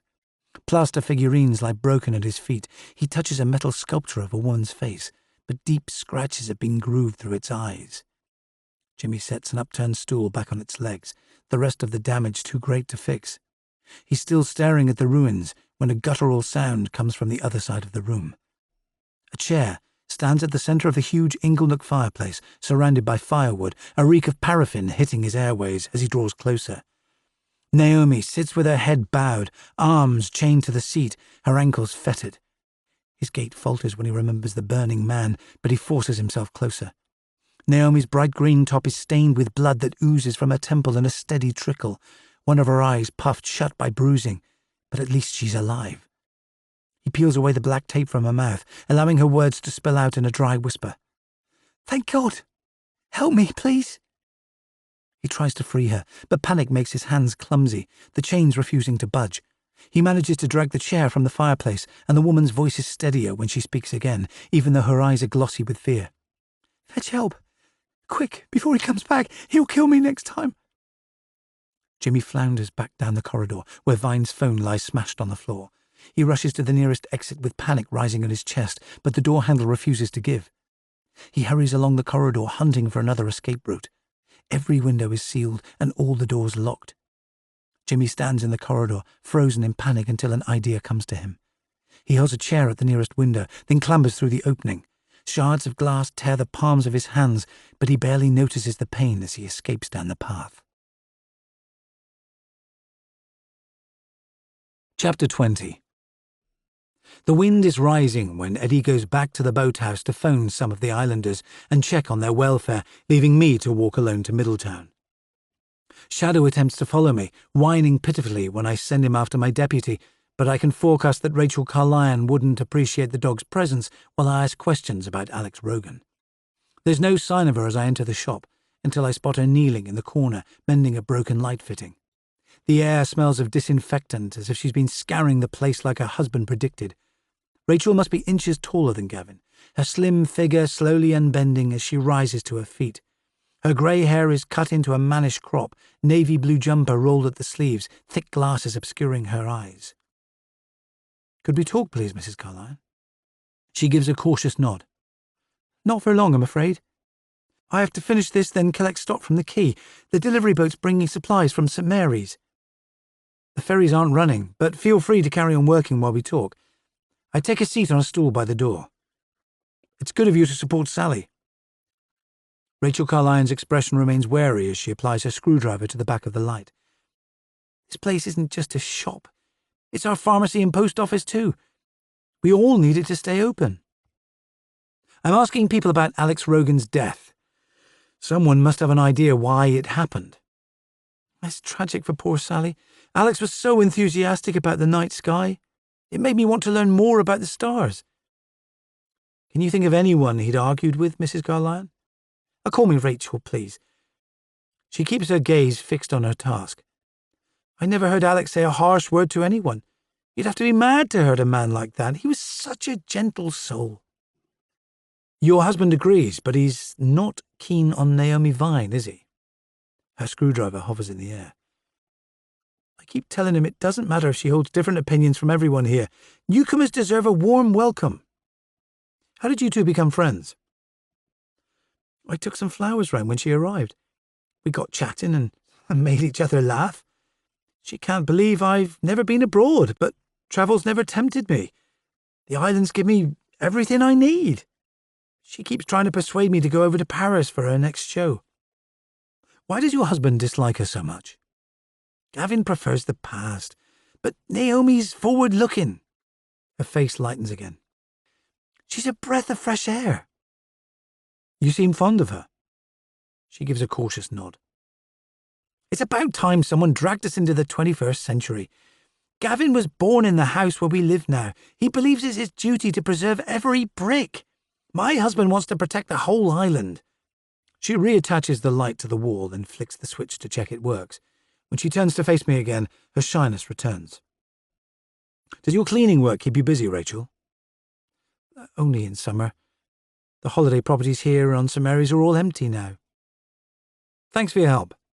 If you remember anything about Alex, please give me a ring." I pass her my card. "I meant to thank you for joining the search party last night." She twists a duster in her hands. "Gavin would have come too, but he had one of his migraines." I leave her applying beeswax to the counter, as if elbow grease could solve all the island's problems. The only time the woman's face became animated was when she spoke of her new friend, her husband's passion for the past clearly grating on her. By the time I return to the boathouse, it's mid-morning. Rain is puddling the roof, the storm finally announcing its presence. My frustration mounts as I study the mile-wide sound that separates St. Agnes from St. Mary's. The waters are a blur of disordered waves, ruining my chances of sailing the lapstrake over to collect Liz Gannick. There's still no news of Jimmy Kerwin, even though Eddie has called every household on St. Agnes. It surprises me that anyone could stay hidden for 3 days on an island barely 2 miles long, but the Birdman has lived here all his life.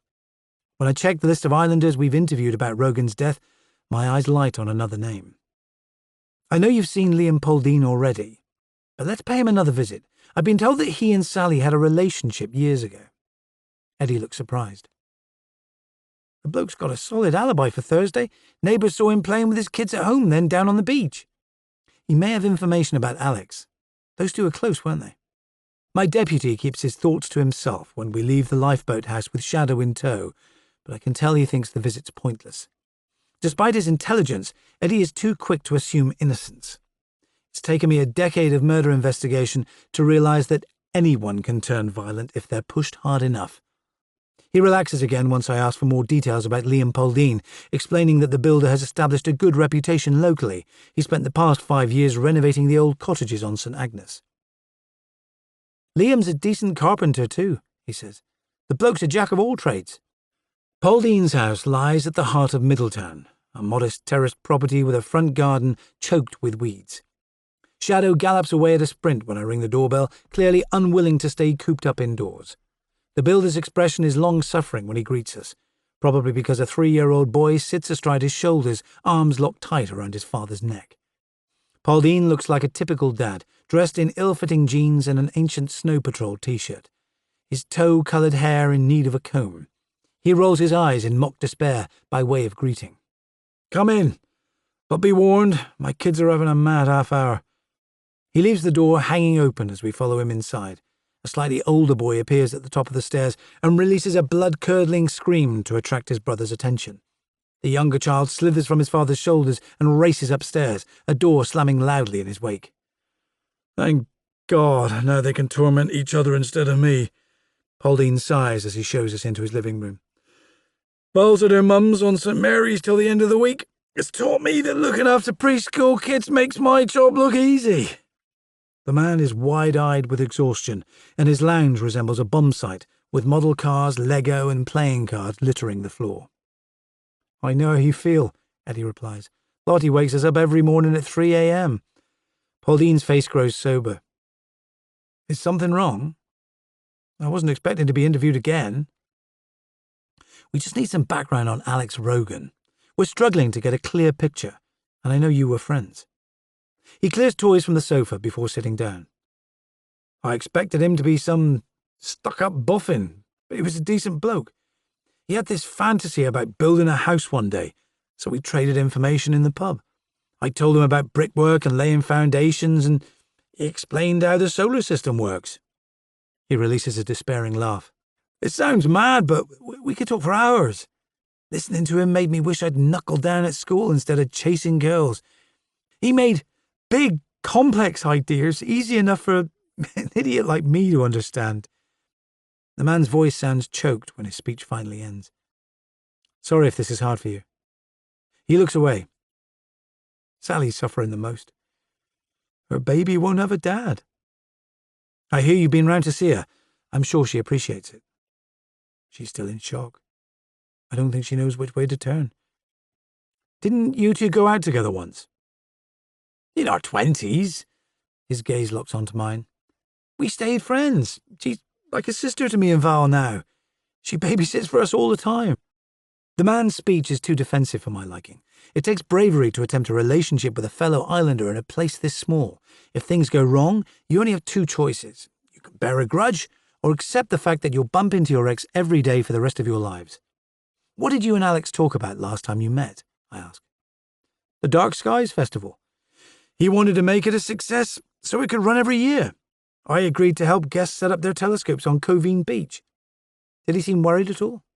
"A bit preoccupied, but nothing to write home about."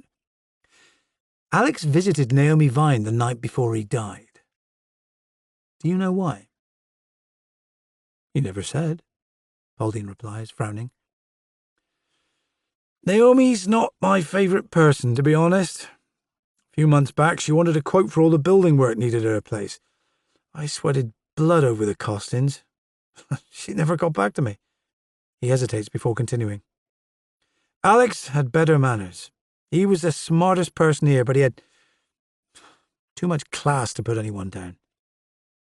Naomi must have some redeeming features. Her sculptures are great, but that contract would have come in handy. I could have booked a holiday for my kids. Val's desperate to take them to Disney World." "You seem pretty busy. Everyone knows you do good work. He acknowledges the compliment with a shrug. I rely on word of mouth. I can't afford mistakes. Adam Helston said you'd offered him an apprenticeship. It won't happen. The lad's keen, but his dad keeps him on a short lead. I'm about to ask another question when a crash comes from upstairs, followed by an anguished howl. Jesus, he mutters. There'll be another trip to casualty. We'll leave you to it, Liam. Thanks for your time. Can't you just handcuff them to their beds till Val gets back? Pauline gives another tired smile before heading upstairs. I almost trip over a mountain of Lego as we let ourselves out, still none the wiser about why Alex Rogan died. Chapter 21. St. Mary's Sound looks unnaturally calm when I reach the quay at midday, even though a red alert is still in place for all shipping from here to the Solent. With luck, I can ferry Liz Gannick back to St. Agnes before the next storm system hits. I take the police launch, which has twice the motor power of Ray's Lapstrake. Shadow tries to leap aboard, but I point inland, letting him know that he's a free agent. Madron would climb the walls if he knew that an unauthorized dog had been allowed on a police boat. The crossing takes less than half an hour over the smooth channel, but local fishermen have heeded the weather warnings and moored their boats in Porthmelon Harbour, protected from the swell by Hewtown's long breakwater. The marina is filled to capacity, with skiffs and trawlers packed side by side like a shoal of colourful fish. It's only as I moor the boat that my lucky escape registers. A band of clouds has chased me across the sound. The storm is starting to feel real, its endless rotations finally reaching land. The waves grow taller as I hurry along the quayside. Most of the time I love living in the Scillies, until circumstances remind me that our geography makes us vulnerable. We're 45 kilometres from the mainland, forced to solve emergencies with no outside help. On any other day I'd pull up my hood and watch the storm gather, but Liz Gannick is waiting for me again at the Mermaid Inn. The Chief of Forensic Services still looks like an angry sprite when I arrive, her bleached hair slicked back, petite frame hunched over a table in the corner. Her clothes are more suitable for a rock concert than a murder investigation. Tight jeans, Doc Martens, and an electric blue coat folded on the seat beside her. Late again, Inspector. Gannick takes in my new haircut and freshly shaved jaw. You chose an odd time for an image makeover. The DCI insisted. I point at the waves outside, smashing against the quay. We could be here a while. What are you drinking? Black coffee, no sugar. Gannick is still stony-faced when I return from the bar, but I won't apologise for inevitable delays. She carries on brooding while I down my cappuccino, but curiosity eventually cancels her disapproval. I need a full team for my site analysis. Working alone will slow my progress considerably. Are you ready for that? One's better than none, and I hear you're top dog. She gives me an arch look. If you're going to mock, my offer's withdrawn. I'm serious. You're tipped to run the National Forensic Service in a few years' time, aren't you? The seniors would block it. I've already broken too many glass ceilings. I expect another flash of temper, but Gannick appears calmer when she peers out at the waves lashing the breakwater, fishing boats bobbing higher with each new surge. We're not going anywhere, so why not give me a progress report, she says. It takes us an hour to discuss details. I'm glad the pub is almost empty, with no one close enough to eavesdrop. Gannick's pale brown gaze assesses me while I describe each stage of the investigation, from interviewing islanders to the calling cards written in Cornish. Her interest sharpens when I explain that Jimmy Kerwin still hasn't been found. The guy sounds vulnerable. He'll have walked into the sea by now if he were involved. I shake my head. Kerwin may have exaggerated his difficulties.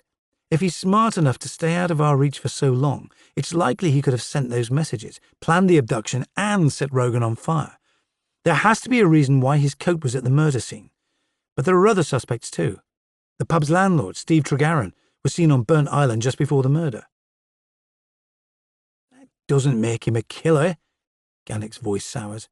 I prefer evidence to guesswork, which is another reason why I left the force. If you start talking about mindsets and modus operandi, you'll piss me off. I bet that doesn't take much. Do you want my view? Her cool gaze levels with mine. Sexual jealousy is the trigger for most violent crimes, like acid attacks or ritualized burn-ins. You think someone was stalking him? I can extract physical evidence from any crime scene, but you'll have to figure out why he died for yourself, Inspector. Witness statements always bore me to tears. Why not use my name? It's bad enough that my deputy insists on calling me sir. That's the least of your worries. She pushes her coffee cup away. I just want to know why Rogan was burned alive. His phone and laptop were thrown onto the funeral pyre too. The lab found metal hinges and traces of silica in the ashes. I got a transcript of the last 6 months' calls from his mobile phone company, but all it proves is that he loved his wife. Rogan rang her 6 times on one day when he was working away. His email record's clean too. The sea still looks too forbidding to make the return crossing, so I risk a personal question. How are you enjoying your new job? It's got its challenges. I still don't get why you left a senior police job for a sideways move into a different field. You seem tough enough to deal with the old boys' network. It's everywhere you look. She stares at the tabletop as if she's committing the beer mat's designs to memory. The institutional bullying got too much. Colleagues would be polite to my face, then call me a sad little cripple behind my back. Prejudice is too ingrained to tackle head on. You expect that from me as well. The jury's out. So far your team's been respectful. Have your duties got easier since you moved to Cornwall? Death's not selective. It treats everyone the same, no matter where you live. I should know. I've cheated it enough times. Medics tell me I'm the luckiest woman alive. How do you mean? I was born with spina bifida, plus a heart defect that required major surgery. I've had more operations than you've had hot dinners. I died twice on the operating table, yet I'm still here. And just as well, your expertise could be crucial to this case. I'd like to press for more details, but Gannick flips open her laptop and begins typing at a furious pace, ending our conversation abruptly. I should feel grateful that a senior forensic scientist is working alongside me, yet her spiky manner turns communication into a minefield. It must stem from her old colleague's disrespect, but she'll have to trust me for our work to be effective. She barely looks up from her computer screen until the squall subsides an hour later. Gannick maintains her silence as we make the crossing to St. Agnes, letting me focus on steering the launch to safety. The water swells with unseen currents while the storm gathers pace for another attack. My respect for the forensics chief increases as waves batter the prow of the boat. She doesn't flinch, even when the craft rocks violently from side to side. The only sign that she's happy to reach St. Agnes is the width of her smile when she levers herself onto the jetty. Despite the rough journey, she shows no sign of flagging. "Shall we go straight to Alex Rogan's house?" she asks. It's only 4 p.m, and I'd like to take her to the property straight away, but I'm mindful of Zoe's warning about Sally's fragile state of mind. A forensics officer combing through her belongings might be more than she can stand. Early tomorrow's the best plan, when it's light. I've booked a room for you at the pub. I'll say good night then. Gannick disappears towards the Turk's Head, the building coming into view as we walk up the quay, her crutches tapping across the concrete at breakneck speed, leaving me to cart her equipment indoors. Dusk is gathering already, and I'm about to follow her when Shadow appears out of the gloom, giving a bark of greeting. He seems to have enjoyed his hours of freedom, and it's obvious that he's been fed because he makes no complaint about being tethered outside the pub again. "Behave," I tell him. "No barking until I get back." The dog's pale eyes give me a pitying stare, as if he resents my lack of faith. He stations himself in the pub's courtyard, ears pricked like he's expecting company. He gives a low whine of disapproval when I heft Liz Gannick's kit over the threshold, but the establishment's carpets wouldn't survive long with him indoors. The bar is virtually empty when I enter, just a few late afternoon regulars gathered for a drink before dinner. The old lighthouse keeper, Stan Eden, is relaxing in an armchair by the hearth, chatting to Louise Walbert. Steve Tregarron is alone behind the bar, restocking shelves with bottles of beer, his wife absent for once. The landlord appears to have recovered from seeing Ella chatting to me, but the man's pallor reflects years of hard drinking and smoking. He takes a beat too long to produce a professional smile. "Are you staying here for the duration, Ben?" he asks. "That would be great, if possible." I drop onto a stool opposite him. He nods at the empty room. "We're not exactly heathens, so it's no problem. Keep the same room. A few doors down from your colleague. You can come and go as you please by the back door." "That's ideal, thanks." I hesitate before asking my next question. "You know the islanders better than anyone, Steve. What was your view of Alex?" Tregarron hesitates before placing more bottles on the shelf. "He fell for Sally hard. and he seemed thrilled about their baby. One thing keeps nagging at me, though. The film crew were planning to make a documentary about his festival next summer. He knew that would rattle some cages. Why? It'll attract more visitors, and some islanders prefer a quiet life. I think he was hoping the problem would go away. A pity it didn't, I reply. You've been seen walking out to Burned Island a few times recently. Can you explain why? His shoulders flinch before he replies. I've got a new hobby. And what's that? Stargazing, believe it or not. Alex lent me a telescope. Tregarron points at the narrow case on the counter behind the bar, but his expression's wary, as if he's waiting to be caught out. He said Burnt Island was the best place to go because it's furthest from any light pollution. I've been teaching myself about the constellations. Did you see anyone on your travels? Not a soul. Some nights it feels like I've got the universe all to myself. The dreamy look soon slips from his face. I can't imagine going back up there any time soon. I rise to my feet. The Force will pay for my room, Steve. Give me an invoice whenever you like. I'll make sure it's paid on time. Your stay's on the house. Ella and I just want the killer found. His face is solemn when he presses a key for the back door into my hand.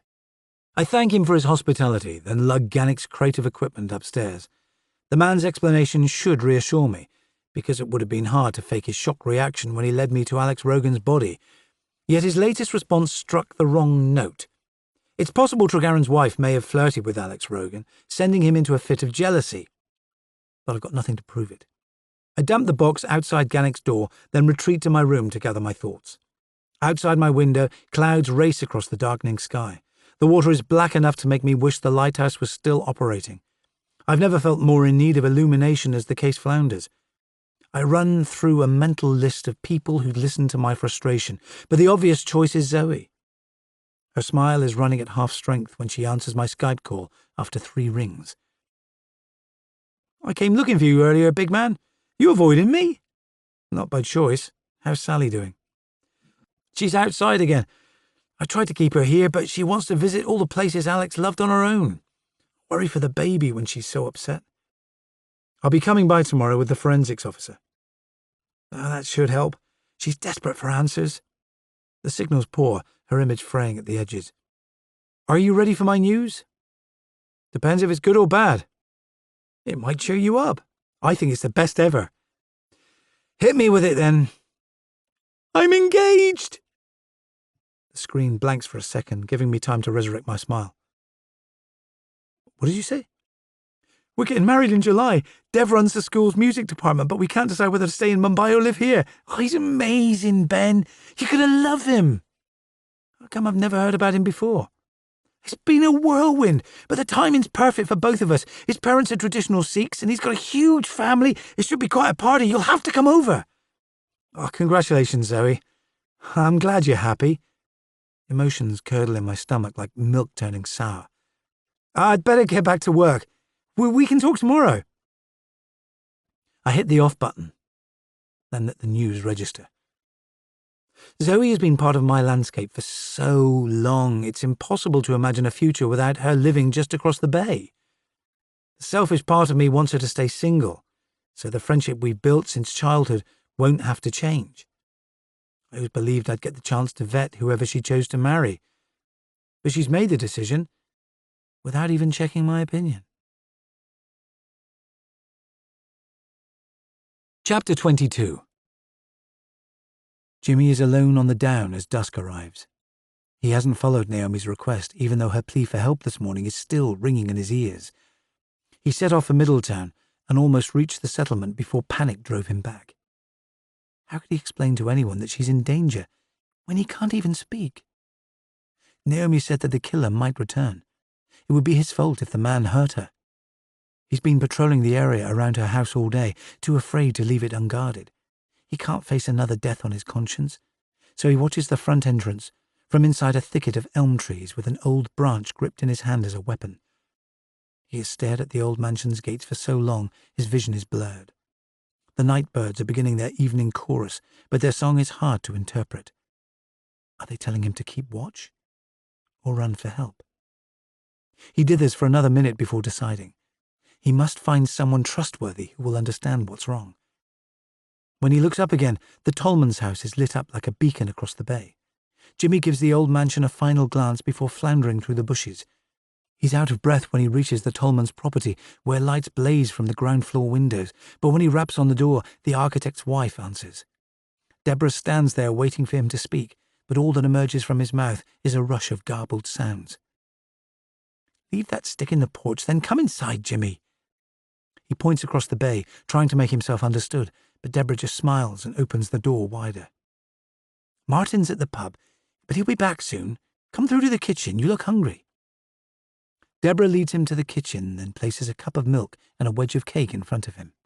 His hunger is so great that he gobbles it down without noticing that she's left the room. But once the food is finished, her quiet voice echoes through the wall. She's calling the police. Her tone low and insistent, filling him with panic. He rises to his feet so fast the chair clatters to the floor. If the police take him, Naomi will never escape. Mrs. Tolman calls out his name as he runs down the hallway, but it's too late. He yanks the front door open, then runs back through the clearing. Chapter 23.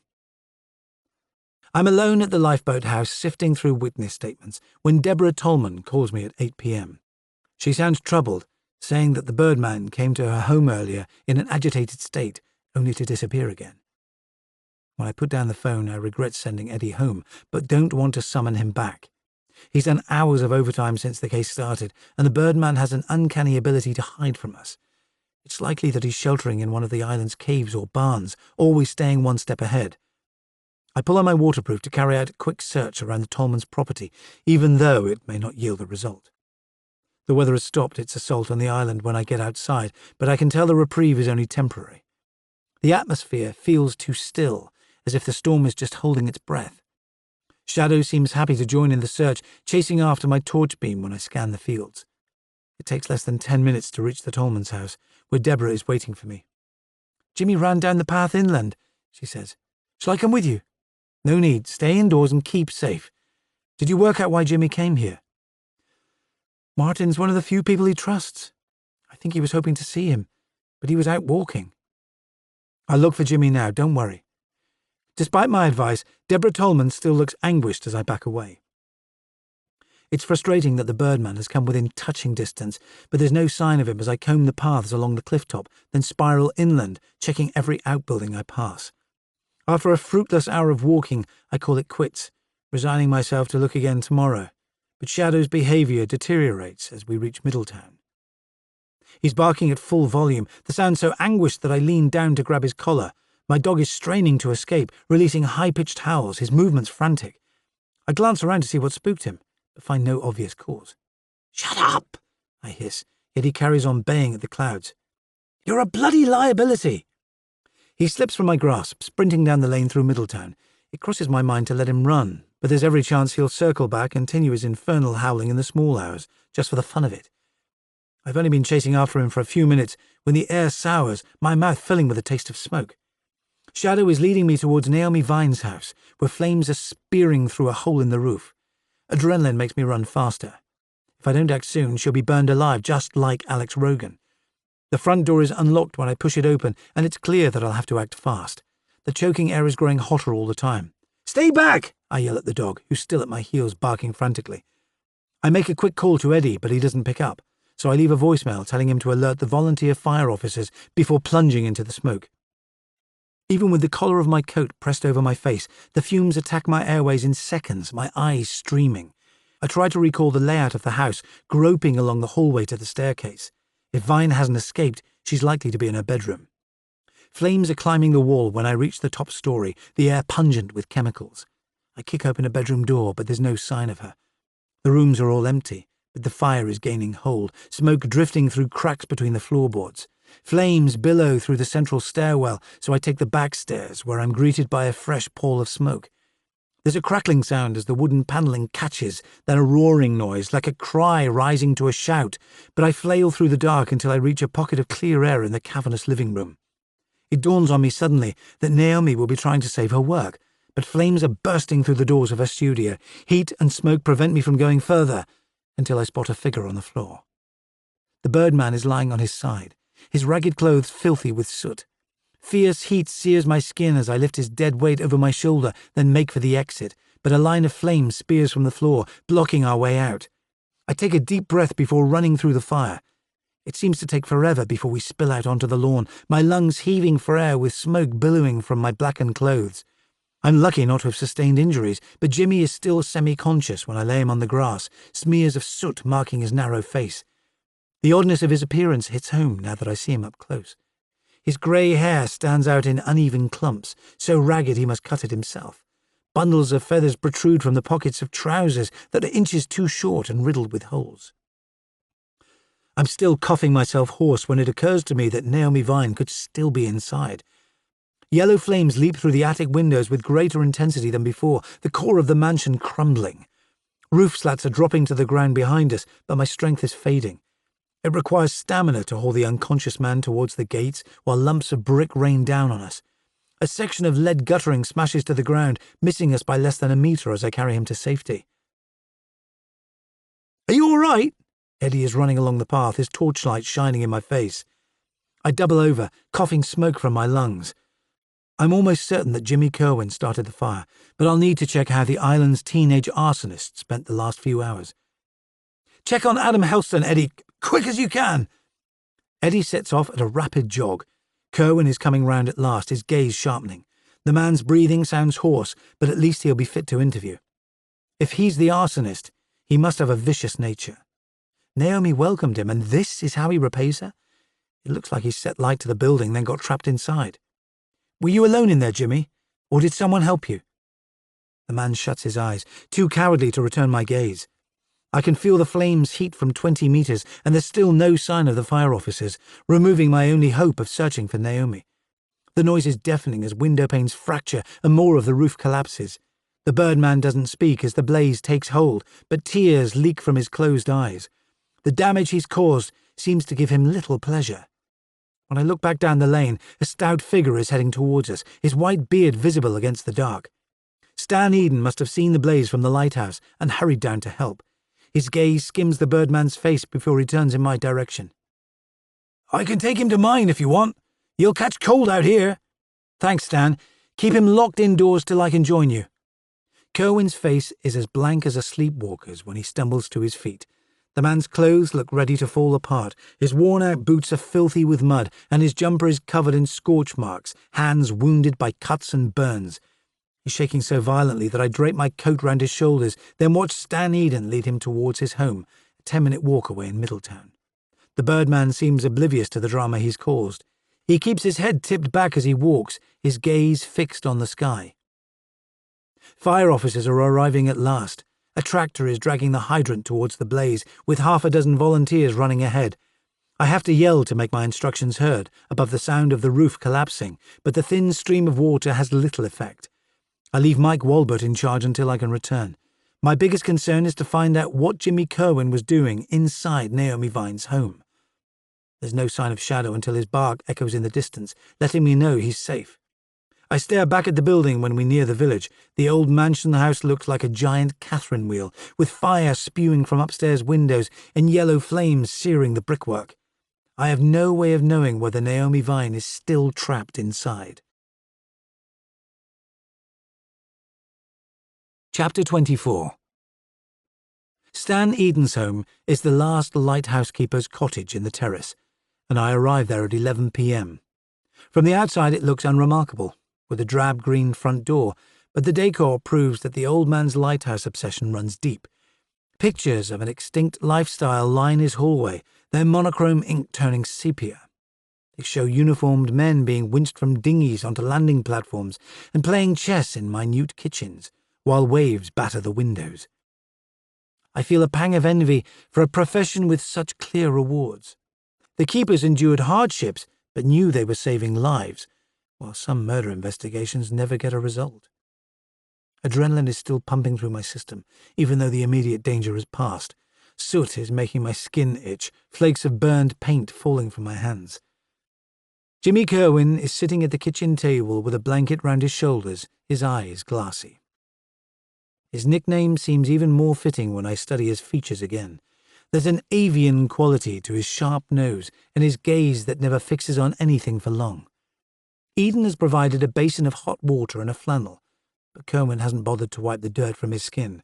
The man's expression is so blank, the fire seems to have cauterized his emotions. I need to get inside his head, but he won't even make eye contact. "Why did you visit the mansion house tonight, Jimmy?" I ask. The birdman's hands tremble in his lap. He only responds when Eden puts a glass of water in front of him, gulping down the liquid in rapid swallows. "Can't you interview him tomorrow when he's rested?" Eden asks. "He's welcome to sleep here." Jimmy may have started the fire, Stan. He should be in a holding cell till we know what happened. The old man gives me a stern look. "There's a lock on the bedroom door, but he'd never harm me. I've known him since he was born. He's a boy trapped inside a man's body." When I look at the birdman again, his lips contort into odd shapes, fists clenching in his lap while he tries to speak. "Tied up. In the fire." His words are a hoarse whisper. "Is that how you left Naomi, Jimmy?" The birdman's face bows over his lap, tears landing on the backs of his hands. It's obvious that he's too exhausted to talk again, so I lead him upstairs to Eden's spare room. I make him take off his boots before he curls up on the single bed like an exhausted child. I pity him, no matter what evils he's committed. His clothes stink of smoke, his face gaunt with tiredness, matted grey hair plastered against his skull. He looks ill-prepared for the media spotlight that will glare down on him if he's the killer. Once I get back downstairs, my eyes scan more photos of lighthouses. I'm still studying the images when Eden returns with arms full of firewood, chuntering under his breath. He drops down on the stool opposite, fingers tugging at his white beard. "You can't prove that Jimmy started that fire, can you?" he asks. "He was in the building, Stan. I have to know why." "Jimmy would never harm anyone. He's faced enough tragedy in his lifetime."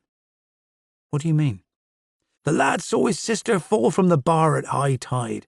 Her body washed up on Covine Beach 3 days later. That's when he stopped talking. Jimmy was 10 years old. He's only been interested in saving his birds ever since." "That's a sad story, but Naomi Vine may have been burned alive in her own home. He's been on the run for days. It looks like he started the blaze, then got trapped inside." Eden scowls at me. "People scapegoat him for being different, and you're no better." I have to base my judgments on evidence. Jimmy wouldn't harm that woman. Plenty of people want her gone, but he'd never hurt a soul. He'll crack up if you lock him indoors. "Keep him here till tomorrow, please, Stan. He should be in secure accommodation until I've interviewed him. The lighthouse has got beds in the living quarters and locks on the doors. We'll take him there tomorrow. Thanks for your help." I return to the fire where Eddie is keeping watch. The emergency water tank is being refilled, but at last the flames are dwindling. Plumes of smoke funnel through the hole in the roof, an orange glow pulsing behind the upstairs windows. "Not a pretty sight, is it?" Eddie says. "Seeing someone's home destroyed never is." "What's the news on Adam Helston?" "His room's below his mum and dad's. He could have sneaked out, then run back before I arrived. We'll do a full search tomorrow. At least Kerwin's under lock and key." The sergeant throws me a questioning look, but has enough sense to keep his views about the birdman to himself. Guilty or innocent, I need to find out why he was present at both fires and has been on the run for days. We stand side by side, powerless to do anything except watch the property smoulder. I remember a specialist fire investigator telling me once that arsonists love watching the misery they cause. I scan the grounds of Naomi Vine's house, then spin round to look back down the lane, aware that the killer may already have us in his sights. Chapter 25. Tuesday, 9th of November. Pain wakes Jimmy at dawn, the wounds on his hands pulsing with heat. He peers through the curtains towards Wingletang Down. The old mansion has stood on the skyline since before he was born, but now smoke is billowing from its roof. He remembers Naomi Vine's low voice pleading for help. If she lies at the heart of the blaze, he's to blame. Tears coursed down his cheeks for the man in the fire and the woman he failed to set free. Ben Kitto will ask more questions when morning comes. The tall policeman puts him on edge. His build so huge he looks like a giant from a child's storybook. Jimmy wants to explain everything he's seen, but the detective's dark green stare silences him. He thinks of the pain on Naomi Vine's face and longs to run back to her house, praying she's still alive. Jimmy runs his fingers along the window frame, managing to lever it open. It crosses his mind to swing his legs over the sill and let himself drop, but the distance to the concrete patio is too great. He'd break his legs if he tried to jump. Cold air caresses his face, but there's no birdsong to comfort Jimmy tonight. Even the owls have deserted him. Chapter 26. I leave Shadow by the back entrance of the Turk's Head as the morning light intensifies, determined to reward him for alerting me to the fire. Without his help, Jimmy Kerwin would have died at the scene. I peer through the window of the pub's kitchen where a light shines above steel-topped work tables, but there's no one around, so I help myself to a handful of sausages from the fridge. Shadow gives a bark of appreciation when I reappear with his unexpected feast. "How did you know people were in danger?" The dog is too busy wolfing down his reward to listen, but I wish he could answer. His acute sense of smell would make him an ideal sniffer dog, if only his wayward behaviour could be corrected. Once I get back to my room, I peel off my clothes and step under the shower. The water that swirls down the plug hole is tinged grey as I shampoo soot from my scalp.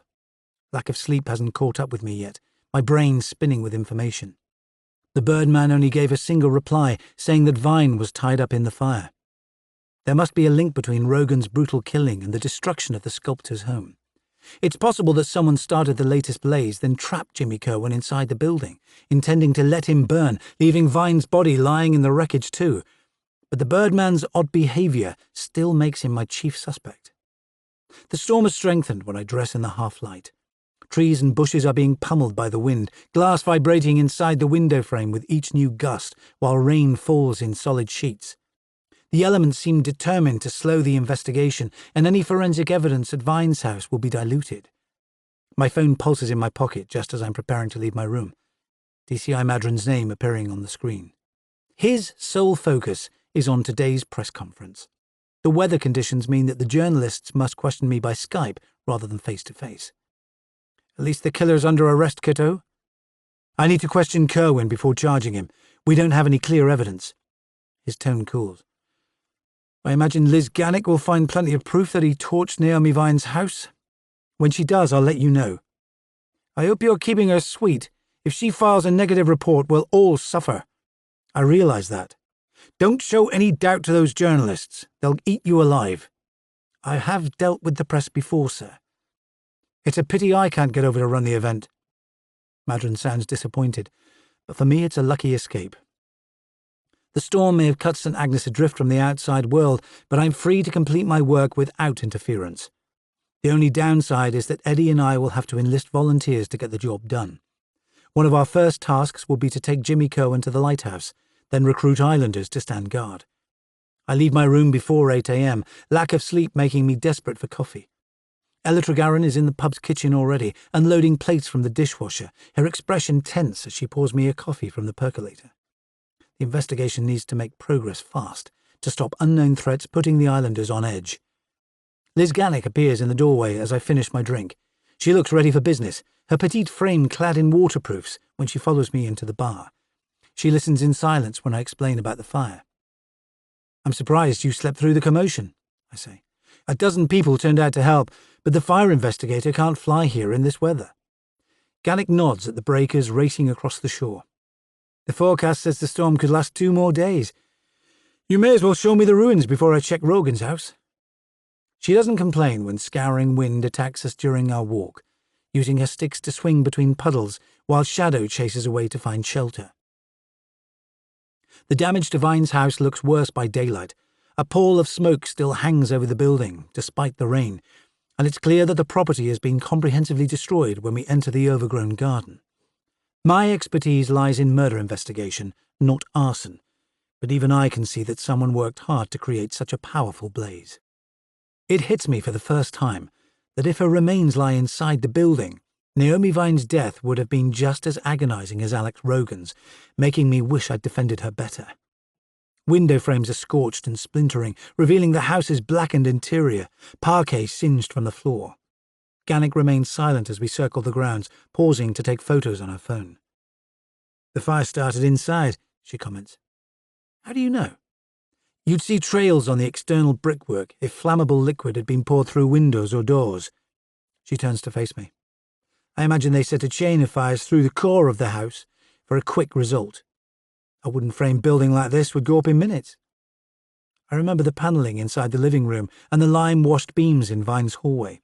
The place didn't stand a chance once fire started. Rain is falling harder than before, but it's too late to save the property now the damage is done.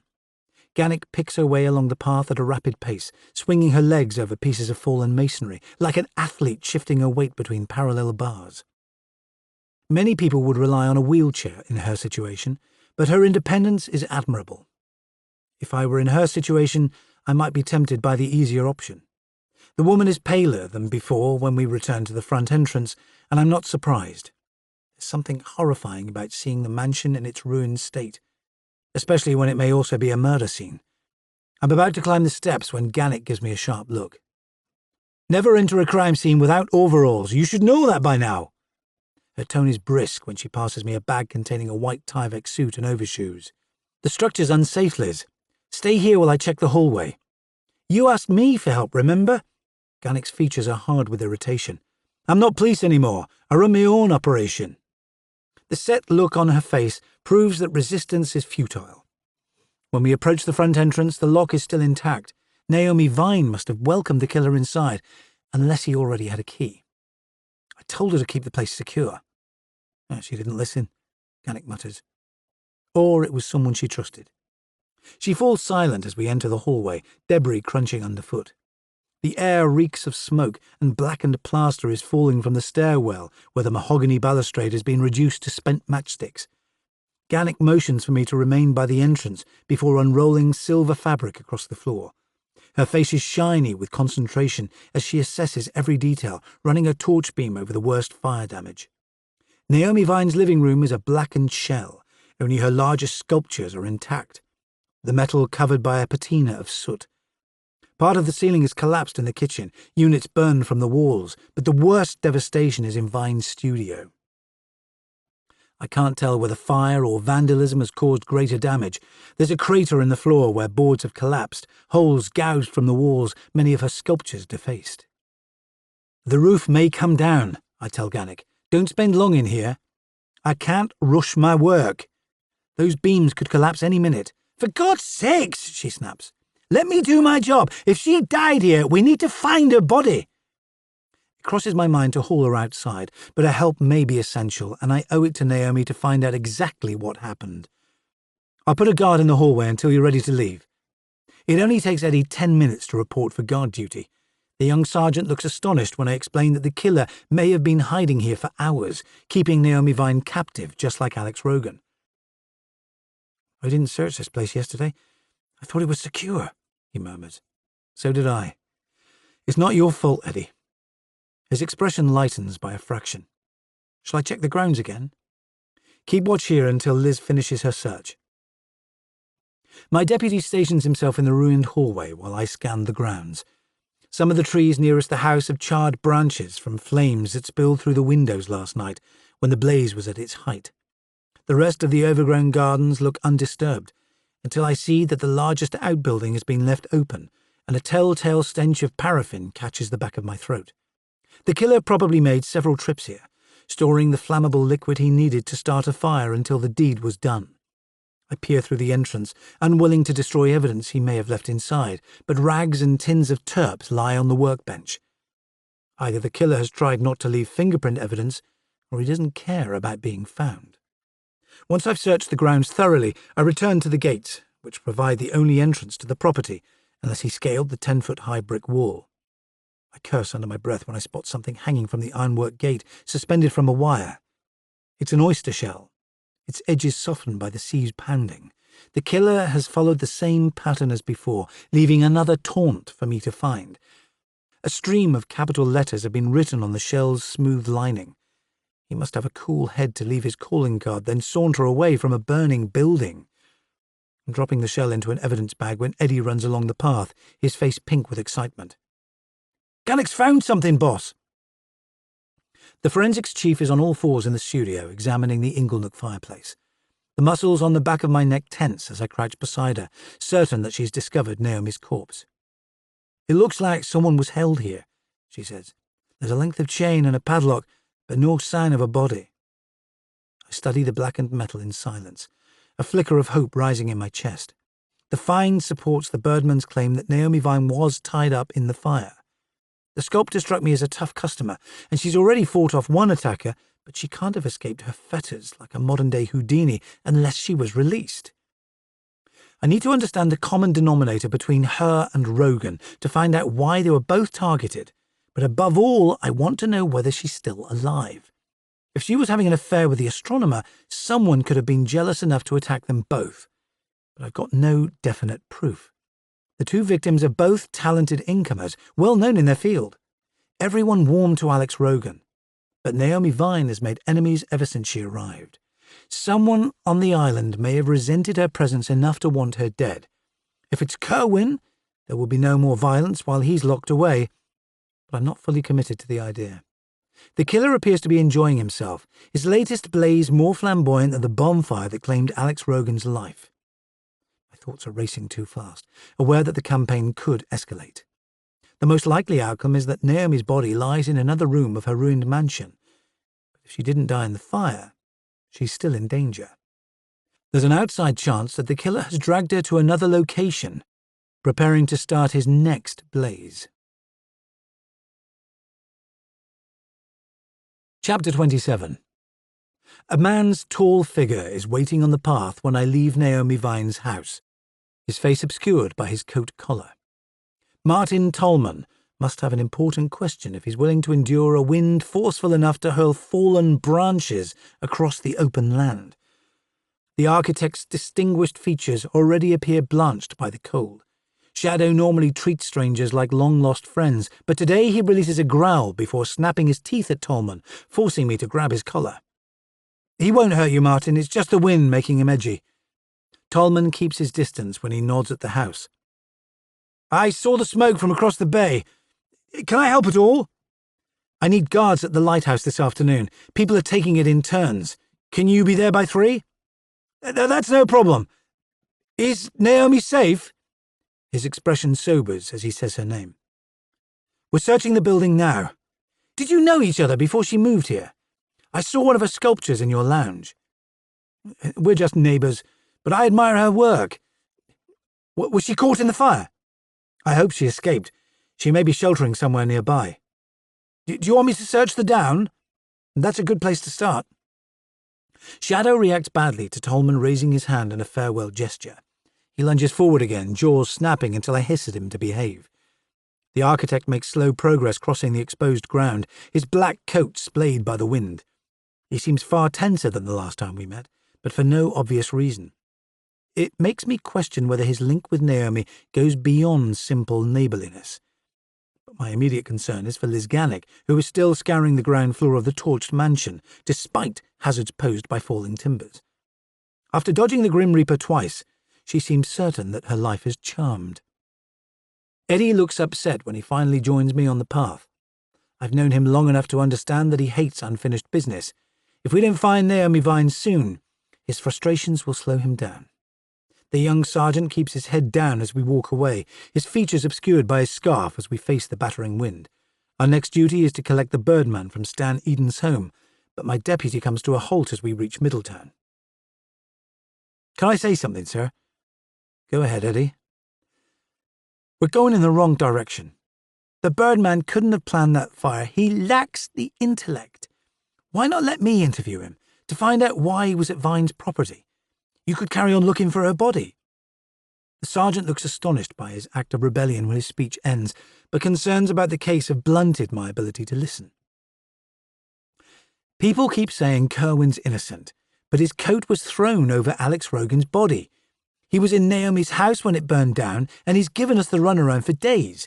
Jimmy Kerwin is still our chief suspect. You can go back and help Liz Gannick if that bothers you, but let me get on with it." Eddie gives an embarrassed nod.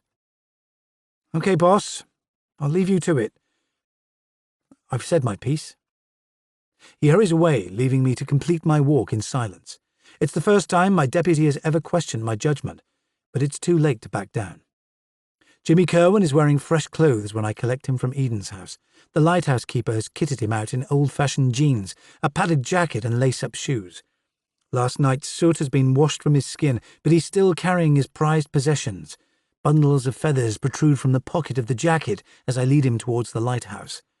Kerwin keeps his face averted during the short journey, but a chorus of birdsong rises overhead, a row of black-headed gulls calling from the roofline of the house opposite, while a kittiwake hovers above us. The birds appear to be serenading him. The creatures are so used to sharing his food, they're expecting a free meal. Jimmy's behaviour becomes panicky when he sees Louise Walbert standing by the lighthouse. The island solicitor has agreed to be his advocate, and for once her vivid wardrobe has been replaced by business clothes. She looks like a typical lawyer in her smart navy coat, clutching a briefcase in her hand, proving that she has more than one identity. Kerwin's thin face looks strained when we coax him inside, using a pincer movement to propel him up the spiral staircase through the building's narrow core. The keeper's former kitchen is equipped with custom-built cupboards that line its curved wall. The melamine table has been scrubbed clean, but its surface is so scarred it must have stood there since the light was active. "Take a seat, please, Jimmy." The man's hands tremble while I read him his rights, his gaze flitting towards the door as if he's longing for freedom. "Your coat was found at the scene of Alex Rogan's murder. The binoculars in the pocket were yours too. Was it you who laid your sheepskin over his body, or someone else?" His odd, beakish face is impassive when I repeat the question, but the look in his eyes proves that he understands every word. "Try to say yes or no to each question, Jimmy," Louise whispers. The man studies the surface of the table, his hands clutched in his lap. My only option is to use another method. My old partner in London taught me that interviewing is about give and take. If you offer something, you get something in return. I lower my voice to a quieter register. "Ella's been feeding your birds. She's got a soft spot for you, hasn't she?" I pause before continuing. "All you have to do is explain why you ran away after Alex died." The man's expression relaxes slightly, his mouth forming shapes, but only a hiss of air emerges when he tries to speak. "I need to know about Naomi Vine, too. What happened at her house last night?" Kerwin's head is bowed, a few tears splashing onto the liner at his feet. Louise and I sit in uncomfortable silence while he weeps. There's no point in hurling questions at a man in no state to answer.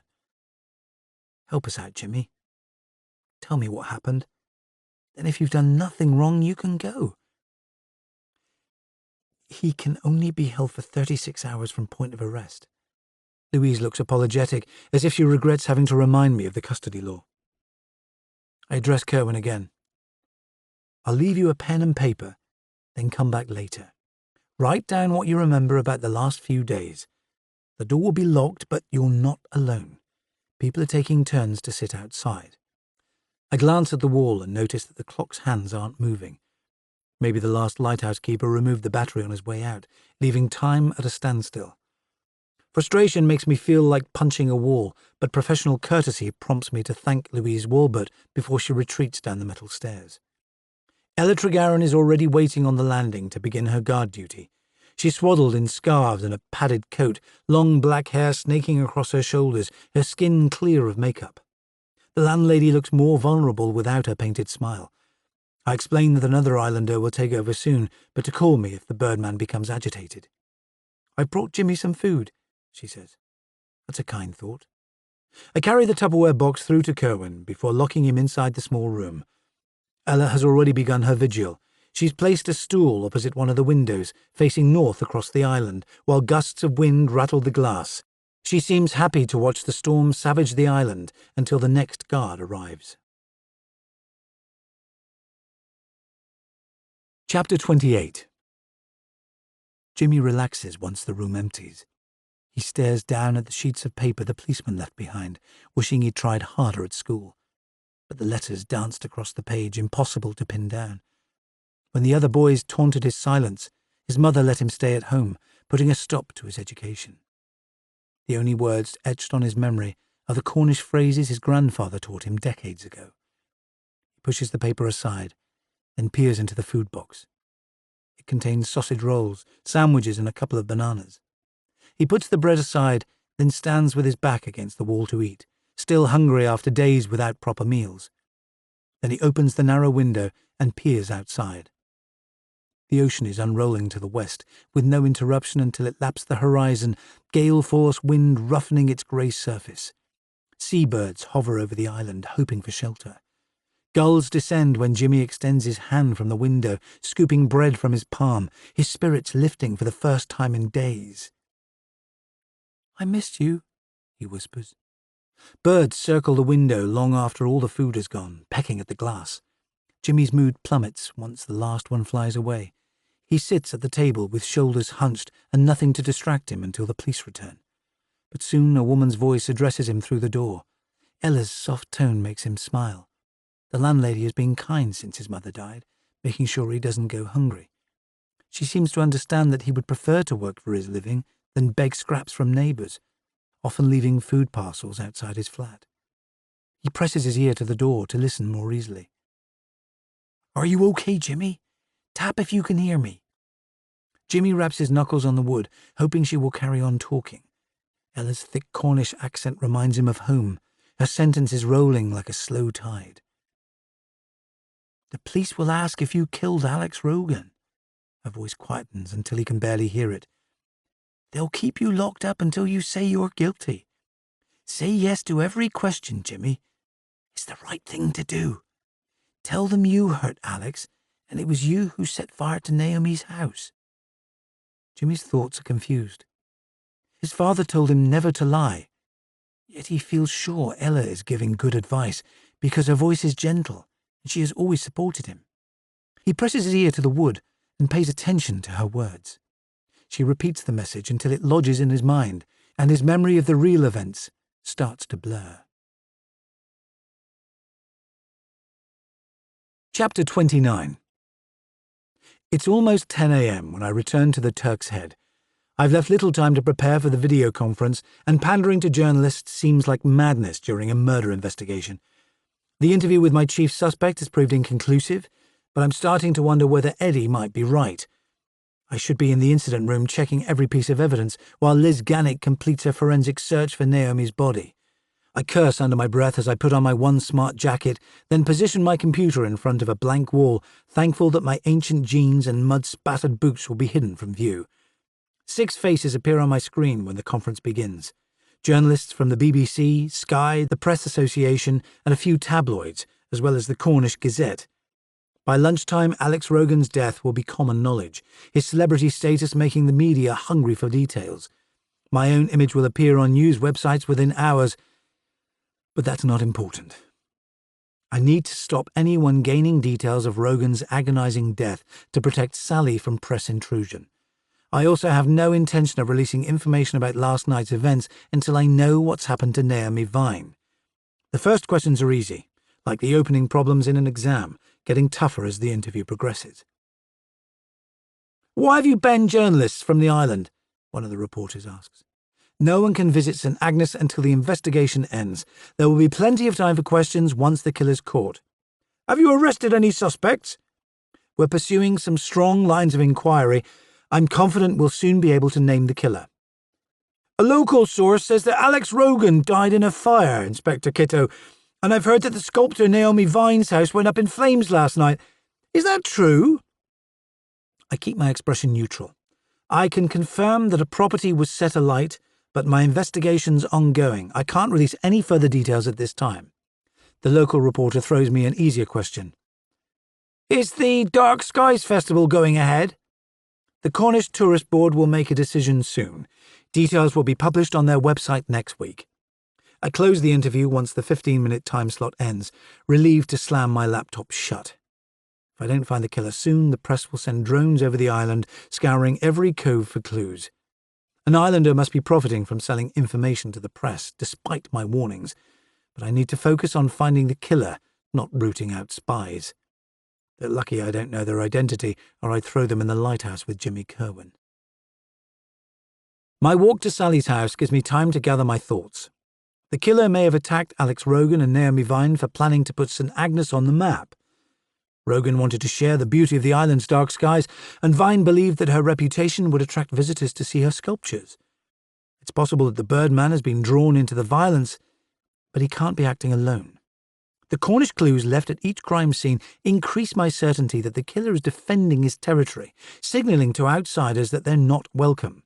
He seems to view anyone from outside St. Agnes as the enemy, including me, even though my birthplace lies just 3 miles north by sea.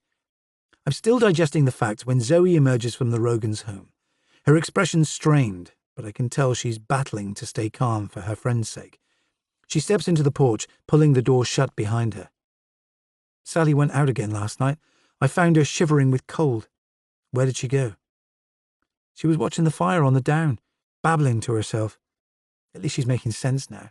I made her take one of the sedatives the doctor prescribed. She looks uncomfortable when she speaks again, her voice reduced to a whisper. Sal could have set light to Naomi's place, Ben. Anyone can see she's disturbed. I'll come in and talk to her. It crosses my mind that Zoe's suspicions may be correct. Sally could have torched Naomi Vine's house, believing that she was having an affair with Alex, but the idea sounds far-fetched. Whoever set the fire planned how to send the huge property up in flames in the shortest possible time. Sally would have to be a skilled actor to put on such a convincing show of grief while remaining calm enough to execute such a complex crime. I find her slumped on the sofa in the living room, dressed in leggings and a loose t-shirt, hands braced over the mound of her belly as if defending her baby from another attack. The air carries a sickly odour of air freshener and distress. Sally doesn't react to my arrival. Shock must be hitting home, or the effects of the sedative she took. A dazed look in her wide-set brown eyes. My old schoolmate seems to be falling apart right in front of my eyes. I hear you took a walk outside last night, Sal. That's not a good idea. Please stay indoors until we catch Alex's killer. Her response is slow to arrive. If you can't find him, I'll do it myself. You need to keep safe. I study her tense features again. What time did you go out last night? I don't know. I couldn't sleep, so I went for a walk. It's the only thing that helps me think straight. Sally's voice rises to a shout suddenly, her skin reddening. The bastard that killed Alex is out there somewhere. No one's hunting for him. That's not true, Sally. We're working round the clock. Is it Jimmy Kerwin? I heard he's been arrested. You'll be first to know. Alex deserves better. Anger cuts through her drug-induced monotone again, her hands balling into fists. Get out of here, Ben. Don't come back till this killer's locked away. Zoe gives me a quizzical look when I step back into the hall, as if she expects me to share her suspicions. But I've seen every kind of grief reaction in my time, from numb denial to psychotic fury. If the person I loved most had been taken, I'd be lashing out too, desperate for answers. The depth of Sally's misery makes me certain she's not the killer. She's changed, Zoe whispers. It feels like she's out of reach. Keep her company while time passes. That's what she needs. She looks me squarely in the eyes. Are you angry with me, Ben? Of course not. There's a lot on my plate, that's all. Why not let me help? Her hand skims my wrist, but I can't afford distractions. If another victim dies, it will be because I've missed vital clues. Instinct tells me to clear the air, but I offer a quick goodbye and march away. I follow the path towards the lifeboat house, ignoring the wind that's threatening to blind me. Halfway along the route, someone calls my name, and Shadow gives a joyful bark of greeting. The approaching figure is Steve Tregarron. The landlord's grey hair is plastered flat by rain, his face drawn by the cold breeze. This came for you, Ben. He holds out a manila envelope that's blotched by raindrops, the printed label immediately recognizable. It was delivered last night. Where did you find it? At the pub inside the porch. My concern rises immediately. The killer must be gaining confidence, fearless enough to walk through the village at night risking exposure. Thanks, Steve. I don't suppose you know any Cornish, do you? He shakes his head. My gran taught me the months of the year and how to count to 10, but that's my limit. Same here. The killer must despise our ignorance. Cornish was declared extinct a decade ago, and despite attempted revivals, a beautiful Celtic tongue has been allowed to die out. Apart from a few schools and societies, only a few hundred people can still speak it fluently. Shadow bounces up to lick Tregarran's hand until the man bends down to stroke him. What time did you get home after the fire last night, Steve? 4 a.m. Ella only found the envelope this morning. He gives Shadow a final rub before straightening up again. So it was delivered after dawn. I thank him and say goodbye, but the dog lingers on the path whimpering. He's a creature of easy loyalties, and Tregarran must have fed him recently, so he chases him back towards Middletown. I'm alone when I hurry to the boathouse, with the killer's latest missive tucked inside my pocket. Chapter 30. The message is written on an oyster shell, like the one outside Naomi Vine's house, but when I inspect it under a strong light, the words are different. Someone used a steady hand to inscribe a whirl of letters. I type the messages from both shells into the translation website, which only takes seconds. The one left outside Naomi Vine's home is short and simple. Ties Kiv in Tiller Sands. I recognise a few of the words written in the message Steve Tregarran just gave me, but its overall meaning is a mystery. Fiston Mana Garthans Faglo Hienev Kinsbora. It's only when the translation site converts the statements into English that they link together. You will find her at the holy place. Act fast, or by sunrise, flames will cleanse her soul. I feel a sharp burst of relief. I was afraid the sculptor had died in the fire, but there's a chance she's still alive. The killer's time span is clear enough, even though the location is designed to confuse me. He's claiming that Naomi Vine has until dawn tomorrow to live, yet he's sending us on a wild goose chase while he plans his next fire. The entire island is a holy site, according to historians.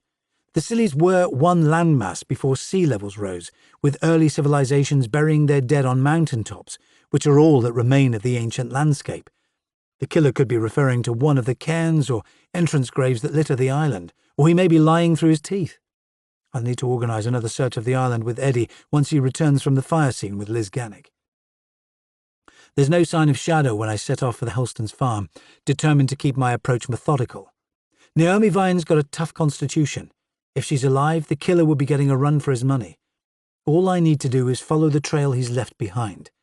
If Adam Helston is innocent, the killer entered his home by stealth and placed a box of fire-starting equipment in his bedroom. Whoever murdered Alex Rogan has few scruples. What kind of killer would use a troubled 17-year-old boy to camouflage their guilt? I stand outside the farm's front door, with rain dripping down the back of my neck. When Julie finally answers, she wears the same closed look as before, hiding her thoughts behind a blank mask. The woman is wearing a plain black dress, grey hair hanging down in rat's tails, as if she's determined to hide any signs of attractiveness. Can I come in, please, Julie? I've got a warrant to search your property. She takes a single step back, forcing me to edge past her into the hall. Do you often leave the house empty? Hardly ever, she replies, her expression still guarded. Only when Sam and Adam are working outside and I pop out to see a neighbour. Do you lock the door? She shakes her head. We never bothered until Alex Rogan died. How often do you visit friends? 2 or 3 times a week. I see Rachel Carlyon or Louise Walbert for a cup of tea. I take a breath before trying a different tack. I'm not doing this to cause trouble, Julie. We both need to know who broke into Adam's room. It could prove his innocence. She gives a grudging nod. I went to the harbour to collect a food delivery last Wednesday and ran into Stan Eden, so we chatted for a bit. But the only other time the place was empty was Guy Fawkes night. We were all at the bonfire party till midnight and the door was open. The news doesn't surprise me. Theft hardly ever happens on the islands, and the majority of people leave their doors unlocked all year round. Is it okay to search the ground floor?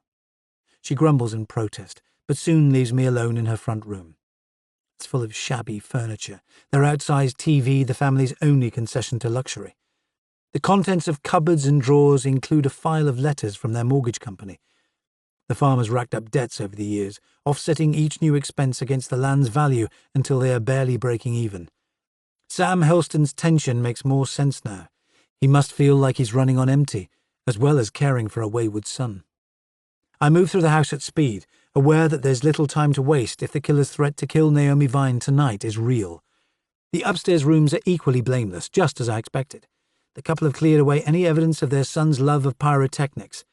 I stare out from the window on the landing, noticing a thick evergreen hedge that shelters their back garden. The killer could have hidden behind it until the family went out for the evening, then entered the house without being spotted. Julie gives me a thoughtful look when I thank her for cooperating, but doesn't bother to say goodbye. When I get outside, Sam Helston and his son are working in their packing shed, building boxes from thin sheets of plywood. By February, the place will be full of hired labourers, preparing daffodils to be shipped to London, but right now the hangar rings with emptiness. I can see nothing incriminating here, only stacks of empty pallets. "Sniffing around again, are you?" Sam Helston swings in my direction, while his son keeps his head down. "Just doing my job. Thanks for helping put out the fire last night." He gives a grudging nod. "It wasn't for your sake. Anyone would do the same." Adam steps closer to hear our conversation, even though his eyes remain fixed on the ground. "Has anyone been hanging around the farmhouse?" I ask. "I need to know who left that box in your room, Adam." "My mates come over from St. Mary's sometimes, but they don't leave stuff here," the boy replies. "Our friends wouldn't try to frame Adam," his father adds. "What are you driving at?" "An islander's responsible for this, and there'll be more violence if we don't stop it. Call me if you remember anything." When I hand my card to Helston, he shoves it into his back pocket, his sour expression proving that he'll bin it once my back's turned. I call for Louise Walbert on my way to Middletown. She seems reluctant to attend the Birdman's second interview, only following me out of a sense of duty. When we approach the lighthouse, Jimmy appears at the high window, his expression as innocent as a child's. He's watching kittiwakes tumbling on the wind, mesmerised by their acrobatics. Gavin Carlyon has taken over guard duties and is waiting for us on the landing. The man is immersed in a book called The Cornish Historic Family, lifting his head to observe our arrival, his unblinking stare grazing my face. It crosses my mind that he may be glad that Naomi Vine's missing, so that his precious island can remain unchanged. I have to remind myself to be polite. "Thanks for your help, Gavin." Carlyon's smug smile grates on me. "No problem. It's given me time for some research." "Can you stay while we interview Jimmy?" "I'm in no hurry." He returns to his local history book with its drab brown cover. Kerwin is standing on the far side of the room when I unlock the door, shifting his weight from foot to foot while terns skim past the window. The paper I left behind hasn't been touched. The man's face is bone white, panic crossing his features when we sit down at the table, but there's no chance to ask my first question. Carlyon's voice calls out before the door flies open. When Sally Rogan bursts into the room, her cheeks are florid, her expression grim as she lunges at Jimmy. "You little freak! You killed him, didn't you?" Her hands close around the Birdman's throat before I can pull her away. "I pitied you, sculling around hiding from the world, you evil bastard! Why did you hurt him?" Zoe arrives as the tirade ends. Sally lashes out one last time before the fight drains out of her, and she collapses into her friend's arms. It's the first time I've seen her lose control so completely, convincing me that it's not safe for Zoe to remain in her house alone. I call Eddie to arrange for another islander to stay there, so two people can keep guard over Sally until she recovers, but the drama has unsettled the Birdman. Jimmy looks more vulnerable than before, his whole body shaking. He's cowering by the window as if he'd like to fly into the clouds to join the creatures he loves, but his fear doesn't exonerate him. He may still be involved in one islander's brutal murder and the abduction of another. Chapter 31. Jimmy is too upset by Sally's attack to hear the detective's questions. He can still feel the imprint of her fingers around his throat while he choked for air. Louise Walbert is watching him closely, her cool expression scaring him almost as much as the policeman's calm voice. His thin hands jitter on the table when the next question comes. "Forget what just happened, Jimmy. Try to stay focused. You need to tell us how you were involved in Alex Rogan's death," the policeman says. If you keep quiet, Naomi Vine will suffer. We know she's still alive, but she hasn't got long. Do you understand?" He gives a slow nod, but his reply sticks to the roof of his mouth, syllables coating his tongue like sand. Louise reminds him that he can say no comment, but he's longing to explain. He's dreamed of fluency every night since childhood, yet by morning speech always deserts him. "Did you help someone kill Alex Rogan?" the detective asks. Jimmy remembers the fire on Burnt Island, the man's hollow eyes begging for mercy, but Ella's voice is ringing in his ears. She told him to agree with everything the policeman asked, and she's the islander he trusts most. "Yes." His reply is a soft whisper. The solicitor gapes at him. "Do you know what you're saying, Jimmy?" He tries to repeat the word, but it lodges in his throat. "I don't think he understood." Louise's voice is firm, her face angled towards Kitto. "The killer leaves written clues, doesn't he? Jimmy can't read. His mother told me he'd never learned." The detective's green eyes scour Jimmy's face for a full minute. "I want you to stay with Stan Eden. Sleep in his spare room tonight. Don't go anywhere without his permission. I may need to question you again." Jimmy doesn't fully understand the man's instructions until the door opens and he's set free. A wave of gratitude rises in his chest. If Ella hadn't given him the right advice, he would still be locked inside that airless room. His feet clatter on the metal stairs as he races from the building. Chapter 32. "Sorry about the interruption, Inspector. Sally barged past me before I could stop her." Gavin Carlyon is lurking by the doorway after Louise Walbert leaves. "It's not your fault. Can I ask a few questions before you go?" "By all means. I'm happy to help." "How did you spend yesterday?" He peers over the top of his half-moon glasses. "I walked down to the quay for some exercise, but the bad weather ruined my walk. I started work around 10 a.m.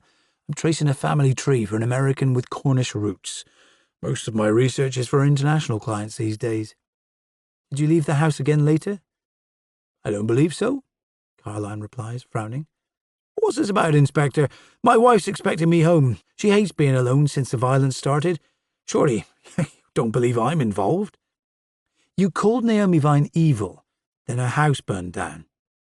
That's quite a coincidence, isn't it?" "I was talking about her influence on the island. It wasn't a personal criticism." "Do you speak much Cornish?" He's blustering now, face red with anxiety. "I imagine everyone here knows a few words, but Stan Eden's the expert. He learnt the language as a child, and a few others like Ella Tregarren and the Tolmans have an interest. The person I'm looking for is obsessed by the past, like you. Speaking in Cornish is his way of honouring the island's history. I can translate old marriage and birth certificates using a dictionary, but that's my limit."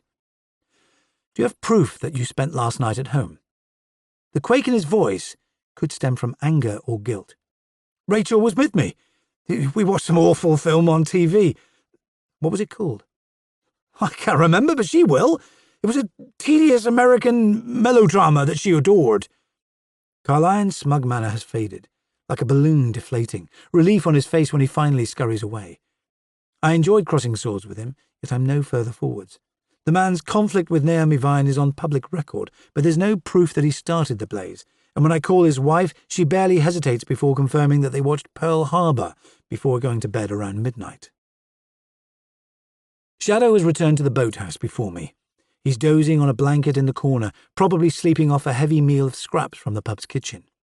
Eddie and Liz Gannick are both hunched over a laptop, studying pictures of Naomi Vine's ruined home. My deputy turns in my direction as I arrive, the atmosphere between us still awkward after our disagreement. "I've asked extra people to help Zoe look after Sally. Is she okay?" "She's calming down. What did you find at Naomi's place?" "A lot of damage, but no human remains upstairs. The fire went through the stairwell to the top floor. Most of her furniture's been destroyed." "It's the same downstairs," says Gannick. "Vine's sculptures have been defaced too." "Someone set out to destroy what she values most," I reply, "just like they wanted to damage Rogan's telescopes. This was in the ashes near the fireplace where we found the chains." Gannick points at an evidence bag that contains a glass vial with drops of colourless liquid inside. We'll need substance analysis to check it's rohypnol, but I bet he's used it on Naomi Vine too. Plenty of websites sell it. I peer at the thumb-sized bottle, trying to imagine the killer handling it. He'll wait for nightfall to set his next bonfire. I pull the oyster shells from my pocket. These are the only clues he's left us, saying she's being kept in a holy place. She'll be dead by dawn if we don't find her. Gannick is frowning with concentration as she studies the Cornish words inscribed on the shell's smooth linings. We pass the next 10 minutes in a flurry of discussion. My deputy looks relieved when I explain that Jimmy Kerwin has been released into Stan Eden's custody. He couldn't have left the latest message at the pub because he was locked inside the lighthouse, but someone may have brainwashed him into assisting them, which could be why he confessed to being involved in Alex Rogan's death. I may have been chasing a false lead for days, too influenced by the fact that he went on the run, but it was his coat we found at the scene, so I can't completely rule out Jimmy's involvement. Sally's reaction proves that he has been tolerated rather than accepted by most people on St. Agnes. The possibility that I made a mistake fuels my urge to find Naomi Vine by nightfall, or the responsibility for her death will be mine alone. I need a list of islanders who know Cornish, I tell Eddie. The killer could be using a translation website, but it might be someone with a deeper knowledge. He grabs his phone. I'll do some checking around. Tell the islanders to stay indoors once it gets dark. If the killer's roaming around, I don't want anyone getting hurt. I reach for my coat. We need to investigate shrines and graves on the islands too. I'll search the church first. Shadow's tail is wagging like a metronome, oblivious to external threats. The dog streaks through the boathouse door, overjoyed to greet the fresh air again. The church is visible from almost every part of the island, sitting at the top of an incline, an architectural prompt not to forget God's laws. I don't know how many of St. Agnes residents are active worshippers, but it's not surprising that they were a devout community in the days when most men fished the rough Atlantic Strait. The sea's proximity would have been a constant reminder of its dangers. I glanced around the churchyard, checking for signs that the killer has visited recently, but see only dozens of tombstones listing at odd angles after centuries of hard weather. There are no recent graves because the council has declared all of the island's cemeteries full, so Alex Rogan will have to be buried on the mainland. The church is typical of Cylonian architecture, with no airs and graces. It has granite walls, a low spire and a few stained glass windows depicting the island's lighthouse and fishermen toiling at sea. The interior is simple too, its white walls and narrow pews suitable for St. Agnes's tiny population. The church is unlocked when I twist the brass door handle. The vases of flowers stand on either side of the entrance, the air scented with incense. It's only when I cross the threshold that I notice a figure on one of the pews. The man is deep in prayer, face bowed over his lap, a murmur of disjointed words reaching me at the back of the nave. My footsteps break the man's reverie, and when he swings round, I see that it's Liam Pauldine. His eyes are so bloodshot I can tell he's been crying. Sorry to disturb you. I just need to take a look around. That's okay, Ben. I was just going. Don't hurry on my account, I say, dropping onto the pew next to him. I didn't know you were a believer. I'm not a regular, he replies with a dry laugh. I've been so busy with my kids, it's only just hit me that Alex is gone. Good friends are hard to find out here. You rub along with your neighbours, but people you really like don't come along often. His voice peters into silence. I know what you mean. Mike Walbert's letting my boys feed his sheep, so I came here to clear my head. Did it help? Not really. He wipes his hand across his face, embarrassed by his show of emotion. It feels like I'm doing bugger all to support Sally. The frustration's screwing with my head. You could tell me which islanders know the most Cornish. Keith Pendennis understands a few words, and Stan Eden sings the old ballads in the pub if he's drunk enough. You could hear a pin drop when he gets to his feet. I wish I understood the lyrics. Pauline's voice is so wistful that I study his face again. Sadness for his lost friend seems to mingle with regret for the passing of a language that was spoken on the islands for generations by our ancestors. Would you mind doing something else, Liam? Anything you need. Bring everyone to the lifeboat house by 2 o'clock. Naomi Vine's missing. We need to find her fast. Pauline gets to his feet immediately, his stride purposeful when he clatters down the aisle. I'd like to spend longer in the church's peaceful atmosphere, but time is passing too quickly. I search the place thoroughly before I leave. The vestry is empty apart from choristers' chalices hanging from hooks on the wall, and there's a mouldering smell of damp. I find no sign of the killer's presence in the nave either. If he plans to sacrifice Naomi Vine at a holy place on the island, he must have another location in mind, or he's waiting till darkness falls to move her. Liz Gannick has made herself at home when I return to the boathouse, typing a report into her laptop at a hectic pace. Eddie hands me his mobile with an apologetic grimace, and Madron's voice bleats out rebukes before it reaches my ear. The DCI wastes no time in criticising me for releasing Jimmy Kerwin while no other suspects have been arrested.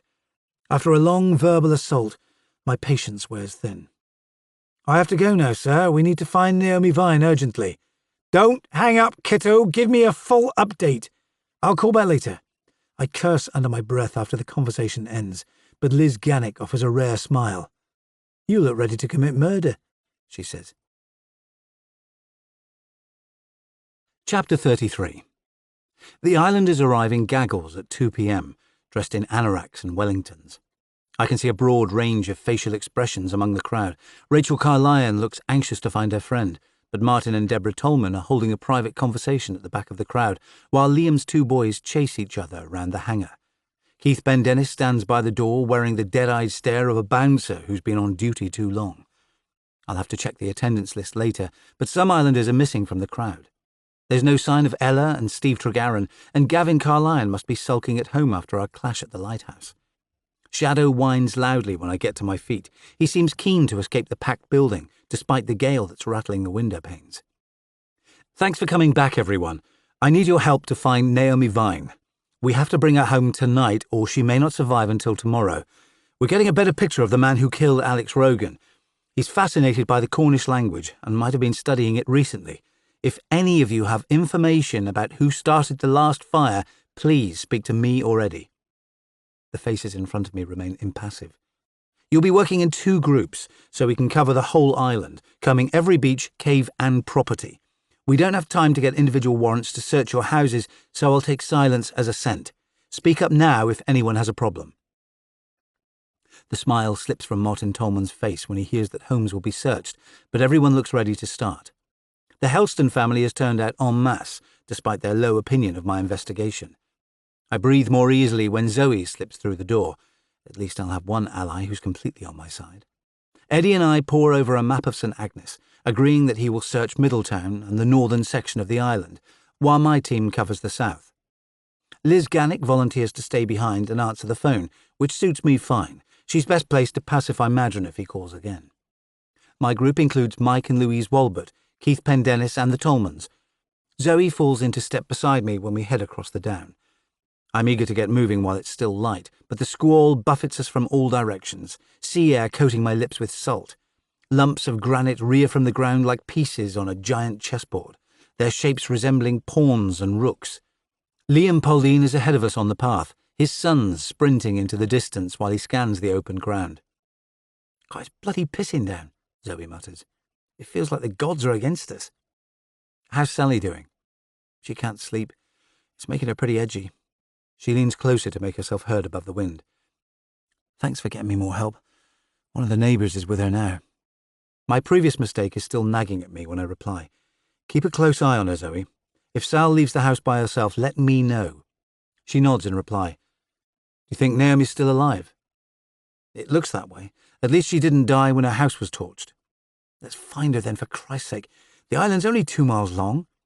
Zoe marches ahead, her attitude unchanged since we were in our teens. She's still unwilling to accept even a whiff of failure, pacing across the island with her Amazonian stride. Right now, I don't care about her plans to leave. I'm just glad she's on my side. While Zoe races ahead, I fall into step beside Keith Pendennis. My old boxing coach acknowledges me without saying a word. The man seems too preoccupied for communication, but police work has taught me to hold my tongue to get a response. After 5 minutes of silence, a question slips from his mouth. "How's my daughter coping with all this?" "It's more than most people could bear, Keith. She's angry as hell." "No change there," he mutters. "That's why we lost touch." "Sorry?" "Things fell apart when Sal hit 18. She delayed going to uni and hung out with older blokes on St. Mary's. There was bugger all we could do about her drinking and taking drugs. If we challenged her, she flew off the handle. Pendennis stares at the ground as we walk. She attacked me in front of my wife, punching and kicking. I tried to calm her down, but nothing worked, so I told her to leave. Jeannie was ill by then. She needed peace to try to recover. We didn't hear from Sal for years afterwards, even when Jeannie's Parkinson's got bad. That must have been tough on you all. I never expected Sal to move back here. She rented the shop until she raised the cash to buy it. But things didn't improve. She let me give her away at her wedding, but she's still angry. I don't think she even knows I'm proud of her for turning her life around. She blames me for being a lousy dad. Sal seemed happy enough when we were kids. The depression started in her teens. Pendennis's gaze is still fixed to the muddy path. She says I neglected her and Jeannie, spent more time at boxing matches than at home. And she's got a point. Training young champions gave me such a buzz, I forgot my responsibilities at home. How long since the pair of you had a proper talk? He hunches his shoulders. It was just formalities at the wedding. We've barely spoken since. It's never too late to build bridges, Keith. Try telling her that. She's made it clear she's not interested. Pendennis shakes his head in denial, jaw clenched so tightly I can tell he's close to tears. I'd like to ask another question, but he marches ahead. The man's statements have changed my view of him as a tough guy unwilling to bend. He's tried making amends, but Sally is unwilling to forgive and forget. I remember the way she flew at me when I broke the bad news about Alex and her assault on the Birdman. While her father loves the discipline of physical sports, she struggles to control her passions. The conversation has increased my sympathy towards him, providing a different view of the lively, rebellious girl I knew at school. We make slow progress across the fields at Garabira, in the centre of the island, but none of the team complains about the drenching rain as we traipse between fields edged by dry stone walls. Small groups of islanders check each property when we reach Highertown. Zoe and I search a vacant holiday home with Deborah Tolman's help. The former medic is so remote, it's impossible to tell how she feels about the murder hunt. But she keeps busy, opening wardrobes and peering under beds. I search the outbuildings at the end of the hamlet too, but find only crates of fertilizer and compost, releasing a dry smell of cut grass and decay. The team's faces are disappointed when we gather outside the bulb shop. Past disagreements with Naomi Vine have been abandoned during the crisis, everyone committed to preserving her life, forgetting the disputes she's caused. It's typical of island behaviour that the community is united against a common threat, but the killer could be hiding in plain sight, pretending to search for a woman he plans to kill. Covine Beach opens up before us after a few hundred yards. It's a perfect horseshoe, so sheltered that families flock here each summer. But today spikes of granite are poking from the sea, waiting to savage passing ships, the waves gunmetal grey. The black outline of goo is visible in the distance, but I need to prioritise searching the main island first, where most of the properties lie. I get the team to spread out in a horizontal line to sweep Wingletang down. Rain has made the grassland boggy, with pools of standing water collecting on its surface, mud clinging to our boots. Dozens of cairns punctuate the landscape, built from fist-sized rocks until they stand 10 feet tall, marking the sites of forgotten graves. It's easy to recognise the down as an ancient cemetery. Huge shapes spring from the rolling landscape, crooked rock dominating the horizon like a giant bent double by the fierce breeze. Many of the team look tired by the time we reach Beady Pool. The place was a favourite of mine when I was a kid, because beads that spilled from a 17th century Dutch shipwreck can still be found in its rock pools at low tide. But there's no point in lingering today, so we carry on past Gull's Rock with the wind at our backs. Zoe is busy rallying people's spirits while I'm beginning to lose faith. The killer is a game player. He may only have sent his latest message to make me swerve in the wrong direction. We have peered into every cave and stone-built grave on the down, clearing the bracken aside to look for Naomi Vine's body. I doubt he ever intended to leave her at one of the island's sacred sites. He may simply have cast her body into the sea to avoid being caught. After Horse Point, we follow the coastline back up the western side of the island, where Porthwarner Beach stands empty, its shingle scoured clean by the new gale riding in from the Atlantic.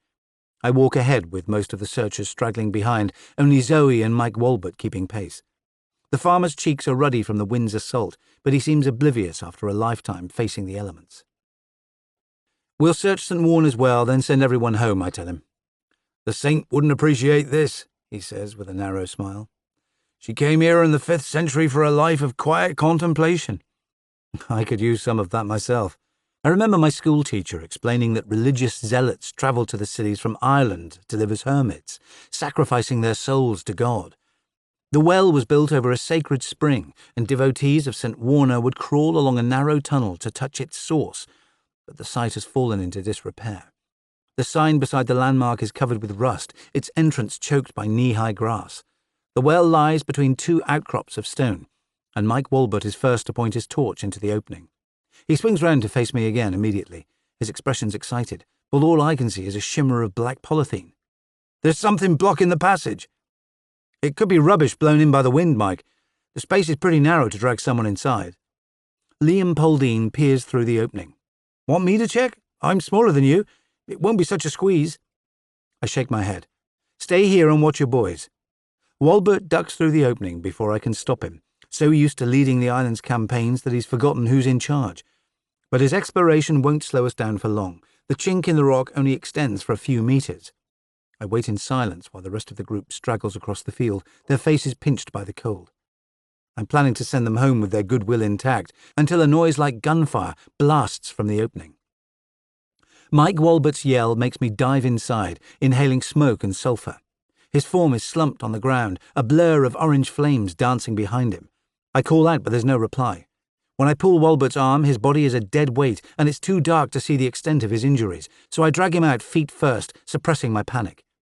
If the killer has rigged a second booby trap, it could detonate at any moment. Seconds tick by too slowly until I reach the open air without sparking another explosion. Liam Poldean's tense expression greets me when I haul the farmer onto the grass, then place him in the recovery position. Blood pours from a wound on Walbert's neck, his skin blackened by soot and mud. But at least he's breathing. My first reaction is fury. The killer told me to search the island's holy sites, leaving a booby trap where it was sure to be found. The bomb was meant for me. Mike Walbert was in the wrong place at the wrong time. The searchers look shocked by the farmer's injuries, slow to comply with my request to stand back. Walbert's wife crouches over him, babbling words he can't hear while blood pours down his face. Deborah Tolman is lingering at the back of the crowd, but she's the only islander with full medical training, so I call her forwards.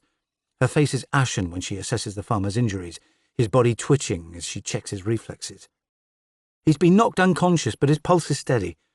Deborah uses a handkerchief to staunch the blood, then looks up at me. We need to carry him to my house. Is it okay to lift him? His back's not broken. I'm more concerned about head injuries. I want to monitor him and stitch those wounds. Liam Poldean and Keith Pendennis volunteer to carry Walbert the short distance to the architect's home. The farmer's heavy build making the task a challenge. He's already starting to come round, incoherent sounds spilling from his mouth, but his feet drag over the mud as they battle uphill. Louise Walbert paces behind while I stare into the mouth of the well, too angry to speak to anyone. If I'd acted faster, the man's injuries could have been prevented. I study the entrance again, trying to work out which islander could have rigged the homemade explosives. The rest of the search party look relieved to be sent home. Only Zoe stays behind, rain dripping from the hood of her waterproof, her expression outraged. The vicious bastard, she says. A kid would have died if they'd gone in there. I have to see what he's left behind. Zoe grabs my sleeve. Don't be stupid, you can't go in there again. There's only one booby trap. I'd have triggered any others on my way out. I run my torch beam over the rough granite walls as I push through the opening again.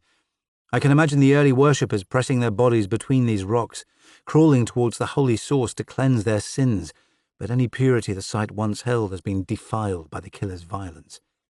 The dry heat of gunpowder fills my airways, even though the fire triggered by the explosion has died out from lack of oxygen. I collect the remains of the killer's bomb-making set for Gannick to analyse. Its design is simple, just a tripwire attached to a fuse. The device, a few inches long, pegged into the rock at head height to cause maximum damage. If Walbert had been facing it when it detonated, he would have been blinded. What kind of bastard aims a firework at someone's eyes? I hiss into the dark. But the answer hovers, just out of reach. Chapter 34. Jimmy has returned to the lighthouse with Stan Eden. The old man is doing maintenance tasks, oiling hinges and polishing door handles. But Jimmy knows he's being watched. Eden's keen eyes sear his face whenever he tries to back away, so he concentrates on a colony of Atlantic gulls winging inland to avoid the storm as the sun slips towards the horizon.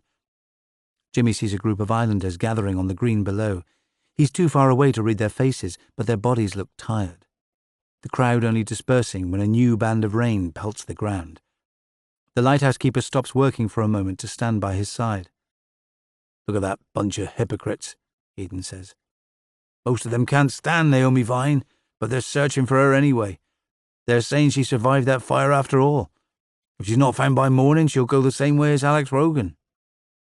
The birdman's heart batters against his ribs.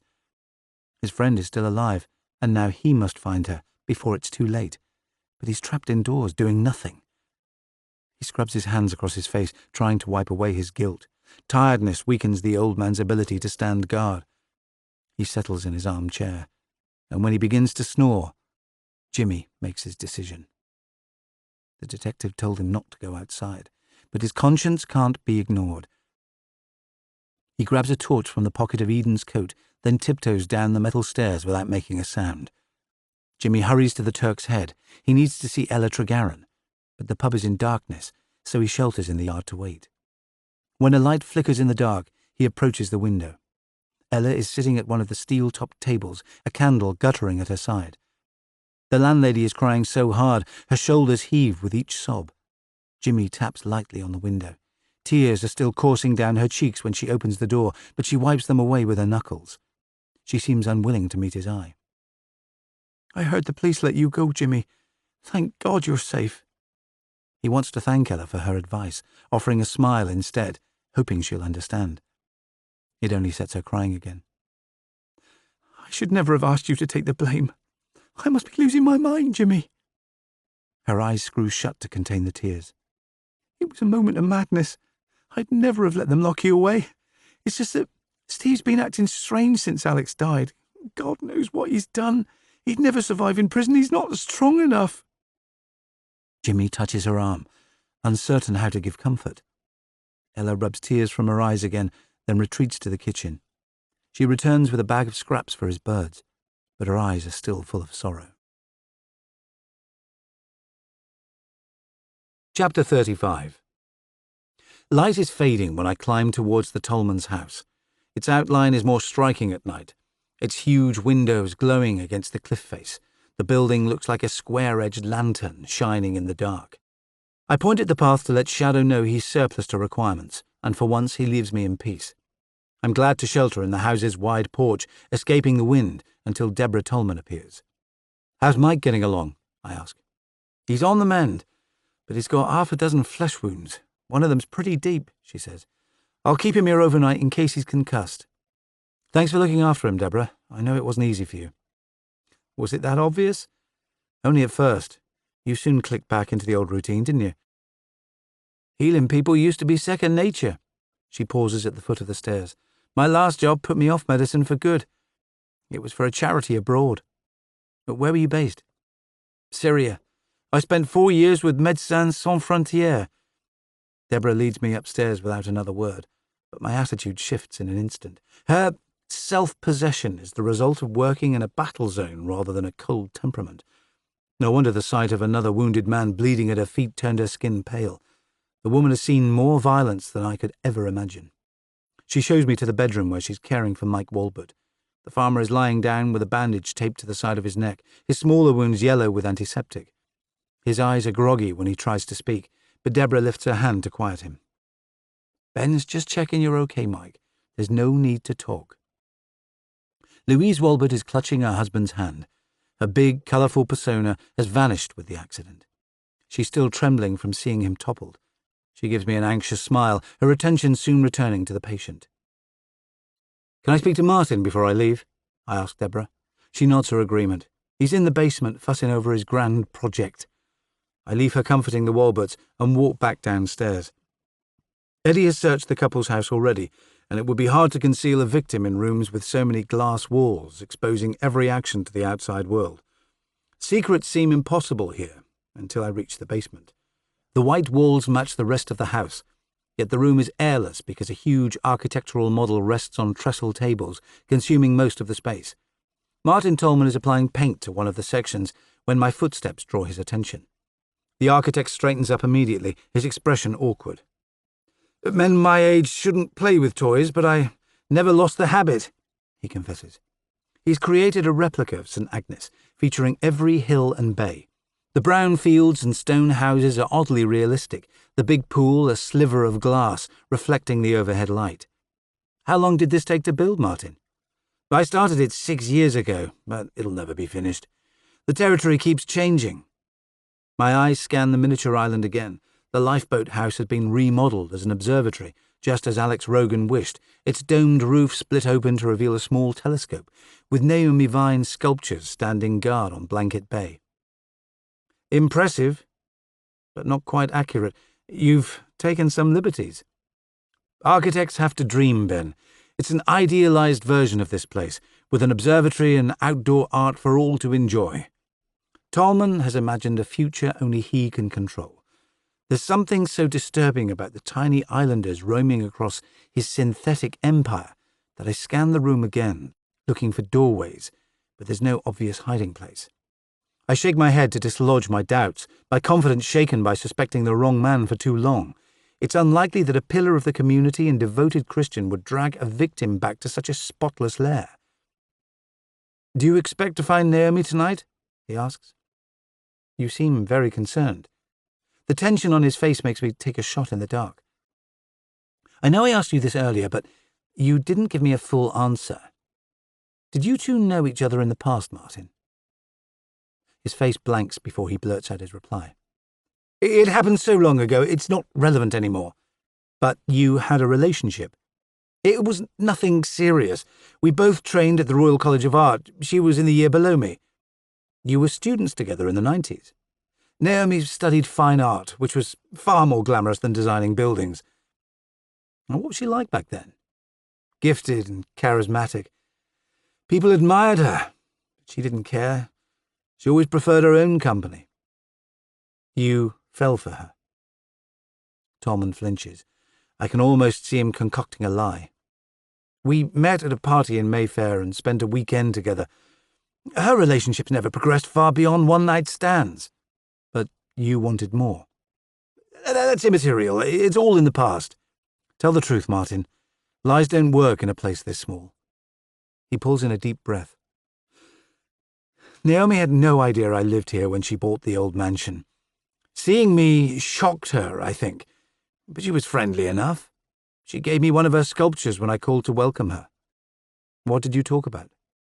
"I said I was happy here, teaching myself Cornish and getting to know the islands again. She told me she was looking for peace and quiet. That's the extent of it. Nothing else happened between us." "Does your wife know about your fling?" "Deborah's easily hurt. Please don't mention a mistake I made in my 20s. I regret the casual way I dealt with people back then. My life's been far more fulfilled since she persuaded me to join the church." "Naomi Vine's missing, and you two were involved. You didn't give me the full picture when I asked if you had history." "It seemed wrong to raise old ghosts. You know I didn't hurt her. I was with my wife all day before her house burned." "You still have to make an official statement tomorrow, Martin." He gives a grudging nod before I leave him poring over his plastic utopia. There's no proof yet that Tolman harmed Alex Rogan or Naomi Vine, but the man is so elusive, it's impossible to pin him down. Maybe he was so infatuated with Vine in their student days that feelings were rekindled. On an island this small, it would have been impossible to avoid each other. Deborah Tolman is putting on her coat when I reach the front door, her face blank, making me wonder if she heard Martin speaking about his old flame. "Don't go out alone, will you?" "I just need fresh air," she says. "I'll stand in the porch and listen to the sea. Thanks again for all your help today." She frowns at me. "I was born here, remember? The community only survives by supporting each other." The medic's face looks gaunt when I wish her good night, as if reverting to her old duties has ruined her peace of mind. Shadow gives me a rapturous greeting when I get back to the boathouse, but Eddie looks frustrated. His search has yielded few fresh clues about the killer's identity or where Naomi Vine is being held, even though every building on the main island has been checked. It's looking more likely than ever that the killer has cast his second victim into the sea instead of burning her alive. Liz Gannick's voice sounds tired when she explains her findings. I got fingerprints from the paraffin cans in Vine's shed, she says. I've emailed them to the lab, but I doubt there's a match on the national database. It only holds data from convicted criminals, and no one here has a police record except Adam Helston. We'll need to fingerprint all the islanders tomorrow. Want me to start now, boss? Eddie chips in. We should use the time left to search for Vine. The lab won't give instant results anyway, says Gannick. There's no one on duty till tomorrow. My job in London was a breeze compared to this. The station in Hammersmith was packed with state-of-the-art equipment, and expert support was only a phone call away. Things operate differently when you're surrounded by the Atlantic and a 3-hour ferry ride from Land's End, yet I've got no intention of giving up. The sky outside is fizzing with stars, and Naomi Vine may still be alive. Chapter 36. Jimmy has returned to the gates of the old mansion. The place is a ruin, its blackened interior visible through gaping windows. When his eyes scan the down, his breath catches in his throat. The wild expanse of grassland has always frightened him at night, since an old fisherman told him that drowned sailors haunted the place. The spiky outlines of cairns pierce the horizon, their tall forms like sentries watching his every move. Now that he knows Naomi survived the blaze, Jimmy is determined to find his friend. He's still rooted to the spot when the gale increases its attack. Fresh rain pelts the back of his neck, the wind roaring as it gusts across open fields. He's about to set off for Higher Town when a sound rustles behind him and he's shoved to the ground. The voice hissing in his ear is so gruff with anger he can't tell if it's male or female. Fly away home, Jimmy. Stay out of my way. He tries to flee himself, but his attacker's foot rests on the back of his neck and he's too afraid to fight. If you try to stop me, you'll burn too. Do you understand? A stammer of noise escapes from Jimmy's lips, his cheek pressed against cold mud. The killer stands over him, murmuring guttural Cornish curses. When he's finally released, his whole body is shaking. Jimmy is still too terrified to move, even when the killer's footsteps splash into the distance across sodden ground. Chapter 37. Alex Rogan would have been in his element tonight. The conditions are perfect for stargazing when the three of us leave the boathouse. The clouds are thinning at last, the moon visible for the first time in days. It's only 6 p.m, but Liz Gannick looks tired from sifting ashes at Vine's mansion all day, swinging along on her crutches at a slower pace than usual while the wind pummels us. I'll help you search the last few houses, she offers. You've done a 12-hour shift, Liz. Go back and get some rest. She stares at me. I won't sleep, knowing that woman could be burned alive. I promise to call if we need you. Gannick must be exhausted because her protests soon fade. Shadow gives a low whine when she limps away, always keener on female company than male, but he trails after me and Eddie with his tail between his legs. My deputy has regained his fighting spirit, the thrill of the chase sparking in his eyes. He looks like an excitable prefect when he faces me again. Do you think she's still alive? He loves being in control, Eddie. Why end the party so soon? If the killer's following the same pattern, we've got until dawn before he sets her alight. I tried to persuade Michelle to stay at the pub, but she hates breaking Lottie's routine. She's still worried I'm in danger. She keeps on at me to find a safer job. If you leave me here with Laurie Dean, I'll resign. Eddie laughs as we march through Higher Town, but I can't forget that someone on the island is intent on doing more harm. The trap set at St. Warner's Well proves that he knows basic electronics, or followed a YouTube tutorial, which barely narrows the field. People here pride themselves on self-sufficiency, learning practical skills as children.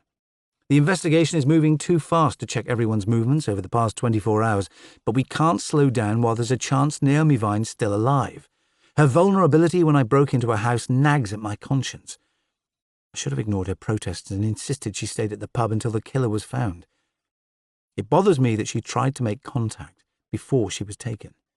If I'd replied to her text sooner, maybe I could have prevented her abduction. The houses in Higher Town huddle on either side of the lane, their windows already lit. People seem to be obeying my instruction to stay indoors, with no sign of human activity now darkness has fallen. I hope they're following the rest of my security advice too, keeping doors locked and seeking safety in numbers. The outline of Goo is moonlit when we reach the bar, the causeway still fully exposed. Eddie and I will have time to search the buildings on the tiny satellite island before the ocean surges in again a few hours from now, making the way back impassable. I can't imagine the attraction of living in a place where nature confines you at home every day, but it would appeal to a killer with something to hide. Goo looks deserted when we step onto the beach, the outline of Obadiah's barrow standing tall on the brow of Kitten Hill. Chunks of granite litter the grassland, and there are half a dozen cairns, reminding me that the island belongs more to the past than the present. The Carlynes' home must be 150 years old, yet it's one of the youngest things here. Apart from 2 other properties, most of the other structures date back to the Bronze Age. I leave Shadow with Eddie, who sets off to search Keith Pendennis's cottage and the vacant holiday home on the far side of the hill. Rachel Carline looks relieved to see me when she opens her front door. "Come in," she says. "Search wherever you like. I'm afraid Gavin's outside. I'm not sure where he's gone." "I won't take long, Rachel. This is my last property. Can I check upstairs?" She gives a rapid nod. "Take all the time you need." It strikes me again that the place is a slice of local history. Each room is filled with period furniture, from metal bedsteads to tallboys in mahogany dresses. The decorative wood panelling looks original, and a brass light fitting hangs from an ornate ceiling rose. The couple's reading material would appeal to the killer's regional obsession too. The shelves are lined with books on the artists of St. Ives, Cornish poetry from the 19th century, and a history of St. Mary's fishing fleet. I search each room thoroughly, even climbing into the loft, but there's no sign of Naomi Vine. Rachel is making me a hot drink when I return to her kitchen. The room contains a scrubbed pine table, ladder-backed chairs, and a bench that must have been salvaged from a local church. There are more objects hanging from the walls than I can count. Tin jelly moulds, drinking flagons, and earthenware jugs. "Where did you get all these antiques?" I ask. "Gavin loves flea markets. He's always on the internet bidding for things." Rachel's words nag at me as I peer inside the couple's pantry. Her husband and Martin Tolman have a lot in common. Both men are fixated by a particular vision of their environment. Carline wants to return to an earlier time, while Tolman is creating an idealized version of the entire island. It's not yet clear whether either man's obsession is powerful enough to make him murder whoever threatens its existence. Gavin Carline stumbles into the kitchen after I've finished searching his store cupboard for a space big enough to conceal a woman's body. The man looks like a Dickensian villain tonight, dressed in a long black raincoat, frowning at me over his half-moon glasses, a long-handled hammer clutched in his hand. "I've been securing our fence before this wind brings it down," he says, dumping his hammer and nails on the table. "I should apologise for being brusque earlier, Inspector, but your approach felt accusatory. It's my job to ask difficult questions until Naomi's found. We argued over a building. It's not a matter of life and death. I hope she comes back safe and sound." "You couldn't care less," his wife gives a derisive laugh. "You've hated her from day one, Gavin." I've never heard Rachel raise her voice, but her husband's insincerity seems to have snapped her self-control. The air between them buzzes with resentment, Carline scowling when he finally replies. "Your friend wants to destroy the island's character, Rachel. I complained about her wretched statues covering our beaches at the council meeting. Then she chased after me, yelling curses in my face. The woman's got mental problems. I thought she might attack me." His wife points an accusing finger at him. "Naomi's the bravest, most creative person here. Can you see that? She's destroying our way of life." The man's speech crackles with anger. "Rubbish! We have to adapt to survive. No one wants St. Agnes to prosper more than me. You're not bothered about what happens to Naomi, but you'd go to hell and back to preserve a damned building."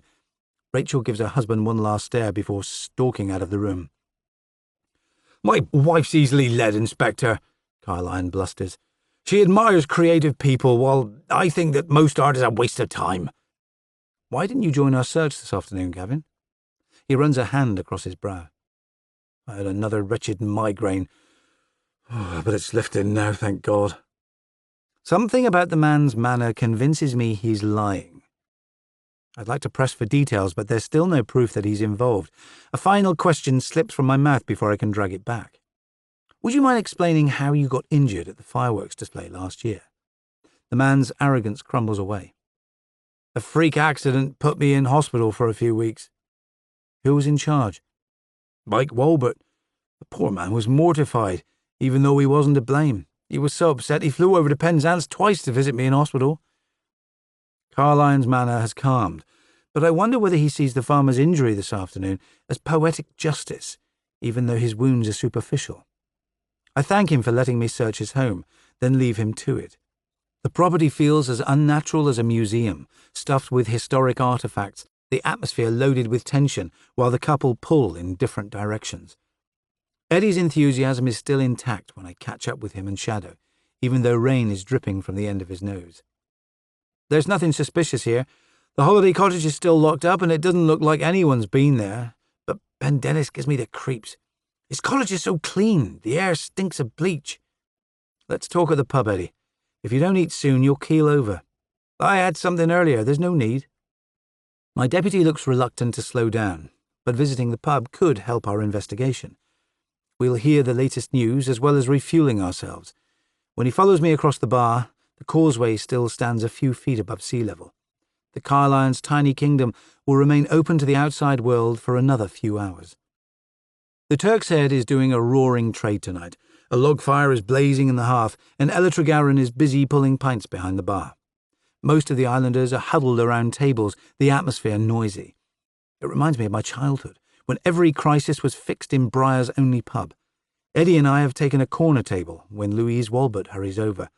My first concern is that her husband's condition has worsened, but she's clutching something in her hand. I went home to collect overnight things for Mike, and this was hung on our gate. The envelope has her name printed on the front and is already open. Everyone in the packed bar is watching us, reminding me that our conversation should be held in private. So we duck into a small function room behind the main bar. The space looks like a throwback to an earlier time, with a swirling red carpet and walls yellowed by tobacco. But at least we can read the killer's message in peace. It's painted on a razor clamshell this time, proving again that his materials come from the island. Thousands of shells like this wash up on its shores each year. Louise Walbert reads the words out loud. "Cyn fuo hi lemon, hi ferro of air spice, a aswaneth glowans, a vathaya in tan." Do you know what it means, Louise? Something about fire, but most of it's beyond me, I'm afraid. Fetch Ella, can you, Eddie? She may be able to translate it. The landlady seems uncomfortable when she peers at the Cornish words in silence before looking up at me. "Stan Eden's the one you want. I've only done an evening class." "Just try your best, Ella." "I think it says, 'She lives still, but soon will die. Do you know how it feels to bathe in fire?'" Louise lets out a dull murmur. First Mike gets hurt, then this. "Don't walk back to the Tolmans alone," I say. "You mustn't be by yourself until the killer's found." Louise is so concerned about her husband, there's no point in scaring her more by explaining that Alex Rogan received a similar threat before he died, and one was found at Naomi Vine's house. The new message makes 5 in total, including the one sent to my home on Briar. I can't forecast which of us he plans to attack next. Eddie and I are still talking to Louise when a woman's scream rings through the wall, making us rush back to the bar. At first I can't see where the noise is coming from until I catch sight of Sally Rogan at the centre of the room. She's dressed in pyjamas and a bright red dressing gown, her feet bare. My old friend looks even more disturbed than when she attacked Jimmy Kerwin. She's yelling at full volume, arms flailing while she bawls at the assembled crowd. "Why are you lying here drinking? You should be hunting for the bastard who killed my husband! Do you think I can stay till he's locked away?" Sally whirls from table to table, knocking glasses over until they shatter on the flagstone floor, her wild energy mimicking the storm outside. She yells out a protest when I brace her arms at her sides, but soon collapses in floods of tears. I take a step back to let others comfort her, but Sally's outburst makes me wish she was safe in the hospital on St. Mary's. The strain of losing her husband is pushing her over the edge. Zoe appears while I watch the islanders comforting the stricken woman. "Sal ran outside before we could stop her," she explains. "Did you know she suffers from depression, Zoe?" "It was in remission. She's been stable for years." "We'll get her to hospital when the ferries are running again." Sally's outburst reminds me of her father's description of her violent outbursts. But my biggest concern is that the killer is leaving messages and booby traps galore, intent on creating mayhem. I scan the pub's interior again, but see only a united community tending a grieving woman, aware that he could be among us right now, watching the chaos unfold. Chapter 38. It takes all of Jimmy's courage to rise to his feet. His spine aches from where he was kicked to the ground, his heart still beating a nervous tattoo. The rain is lighter than before, but wind is screaming across the down, its gusts mimicking the cries of gulls. Jimmy knows he should return to Stan Eden's house, yet his need to find Naomi is greater than any desire for safety. He can still see his sister slipping from the sandbar when he closes his eyes, the waves dragging her under. If he'd acted faster, she would be alive today. But this time, there's still a chance. To find Naomi Vine, he must follow his attacker without being seen. Jimmy's head spins as he walks deeper into the down. Shock is catching up with him, and he knows he must rest before continuing his search. He heads for the cave where he sheltered before, its mouth lit by moonlight. The air inside is cold, but at least he's sheltered from the icy breeze. He huddles at the back of the cave, eyes closing with exhaustion, until something moves at the edge of his line of vision. When he crawls towards the cave's exit, fear floods his system again. He can see the outline of Boy's Rock spearing up from the grassland like a giant's profile, and a figure moving at its base. Someone in a long black coat is busy collecting fallen branches, then stacking them in a pile, movement slow and purposeful. The killer's new bonfire makes the one that claimed Alex Rogan's life look small by comparison. Part 3. Thy rage shall burn thee up, and thou shalt turn to ashes ere our blood shall quench that fire. King John, Act 3, Scene 1, William Shakespeare. Chapter 39. It's 10:30 p.m. when I finally persuade Sally to go home. She's still muttering curses, grief and anger pouring out of her, when Zoe and 2 other women from Middletown escort her home. I remind everyone in the pub to walk home in groups and offer neighbours shelter until the killer's found. Some look defiant while I give out my instructions. People are eager to take matters into their own hands, which could prove disastrous. If the killer is patrolling the island, bystanders will be in harm's way. Eddie's eyes glitter when I explain my strategy for the rest of the night. Excitement at taking part in a murder hunt is still written all over his face, but right now I just want the culprit found. We need to visit the Walberts farm first, because it's the last place the killer left a calling card. His campaign is gathering pace.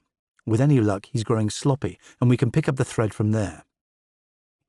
My thoughts race as we cover the ground to Lowertown Farm. Most of the islanders were in the pub tonight, but the Helstons were absent, along with Martin Tolman, Keith Pendennis, and Gavin Carlyon. I'd like to know how all of them have been spending their time. In an ideal world, a troop of officers would be at my disposal, but that can't happen until the storm subsides. Shadow is waiting by the farm gates, tongue lolling after his hard sprint across the fields, as if the killer's deeds are just a glorious game. Check the front of the property, Eddie. I'll search the back garden. The view from the Walberts patio explains why the couple have dedicated their lives to farming this patch of land. There's a clear view over Blanket Bay to Burnt Island, then 2,000 miles of dark water rolling into the distance. Even at night the view is staggering, with storm clouds racing across the face of the moon.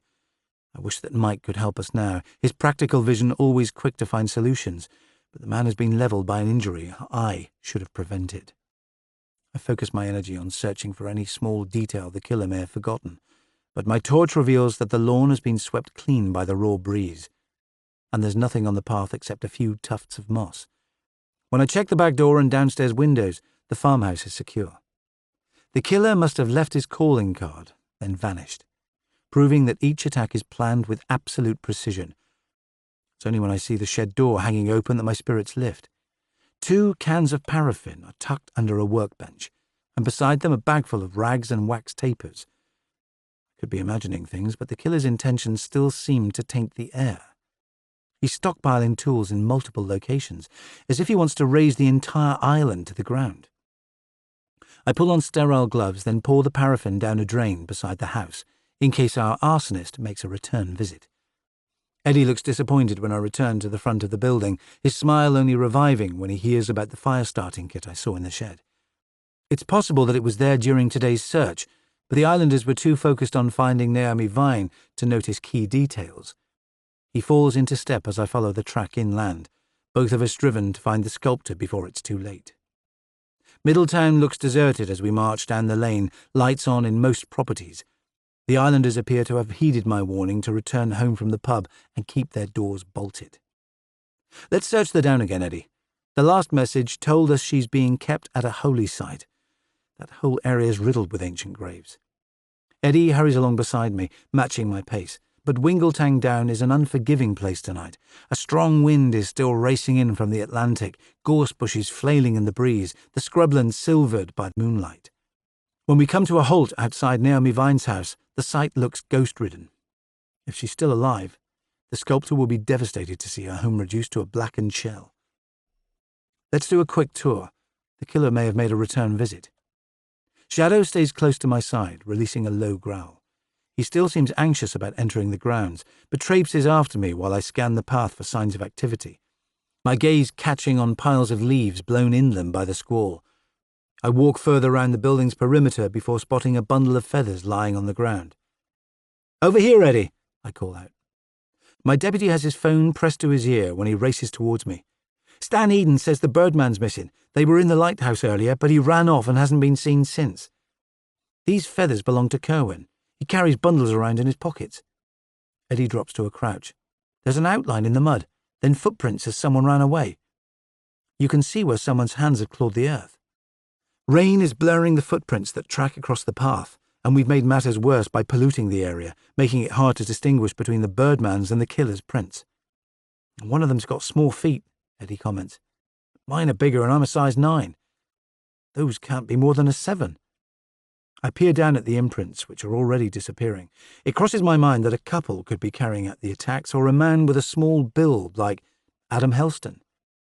It would be useful to know the shoe size of all the suspects, but there's no time to chase details. At least we have proof that the birdman was here, the largest set of footprints leading us across the down. The man can't be solely responsible for the killings, because he was locked up when the latest message was left. But he's been too close for comfort since the case opened. I need to find him fast, to understand exactly what he's seen. I focus on the horizon and try to imagine where he's hiding. Moonlight shafts through the clouds suddenly, making the landscape eerier than before, with rock formations raising their sharp heads to the sky. Before we can take another step, a man appears on the path. He's wearing a waterproof coat, its hood obscuring his features. There's a weapon in his hand, raised to shoulder level. When I step onto the path, the man comes to a halt, his face still obscured. He's holding a baseball bat uplifted as if he's planning an immediate attack. Shadow races forwards before I can say anything, paws landing on the man's chest while he gives a loud bark of greeting. Another flash of moonlight reveals his face at last, tense with irritation at my dog's boisterous welcome. I recognize his pallid, time-worn skin immediately. "Why are you out here, Steve? It's not safe." "It's time he gets what he deserves." The landlord's face is quivering with anger. "Where were you earlier? I didn't see you at the pub." "I was upstairs until Sally lost the plot. It was the final straw seeing the poor girl like that." "The killer may be armed, Steve." "I'm not hiding indoors, waiting for him to attack us again." "Does Ella know you're out here?" He gives a rapid nod. "She couldn't stop me." Tregarran's actions make me even more determined to find the killer fast. If we don't catch him soon, more people will end up hurt. I'm about to send the landlord back to the pub when a light flickers at the corner of my eye. A new fire is burning on the western horizon, bright red flames spearing the sky. My advice to stay indoors could be doing more harm than good. I'd given the killer a perfect opportunity to roam free without fear of being caught. Chapter 40. Steve jogs after us as we cross St. Agnes with the wind at our backs. A vivid glare is still visible up ahead, although the flames appear to be dwindling, the stench of chemicals making me gag as we race uphill to the church. I'm out of breath when I wrench open the cemetery gates, my eyes still fixed on the dull red glow. Eddie is at my side, cursing to himself, while Steve lags behind, determined not to miss the action. The light is coming from a metal trough, half full of sand lying on the church steps, releasing plumes of smoke and a few spluttering flames. I understand the killer's game immediately. The island's fishermen keep emergency flares on their boats, packed with chemicals designed to release a light that shines for miles. But tonight a dozen have been lit to mimic another house fire, sending us in the wrong direction. When I crouch beside the bucket, I see that the flares are rigged to a tripwire like the one at St. Warner's Well, but the killer has used a kitchen timer to let him escape unnoticed. "Clever bastard, isn't he?" Steve mutters.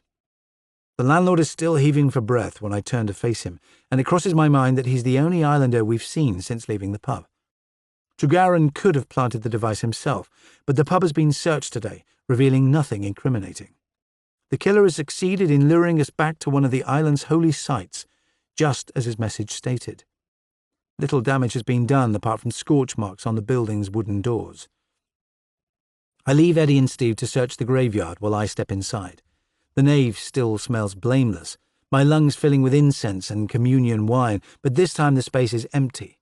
Nothing appears to have changed since my last visit, until I see a word spray-painted above the altar. Felion.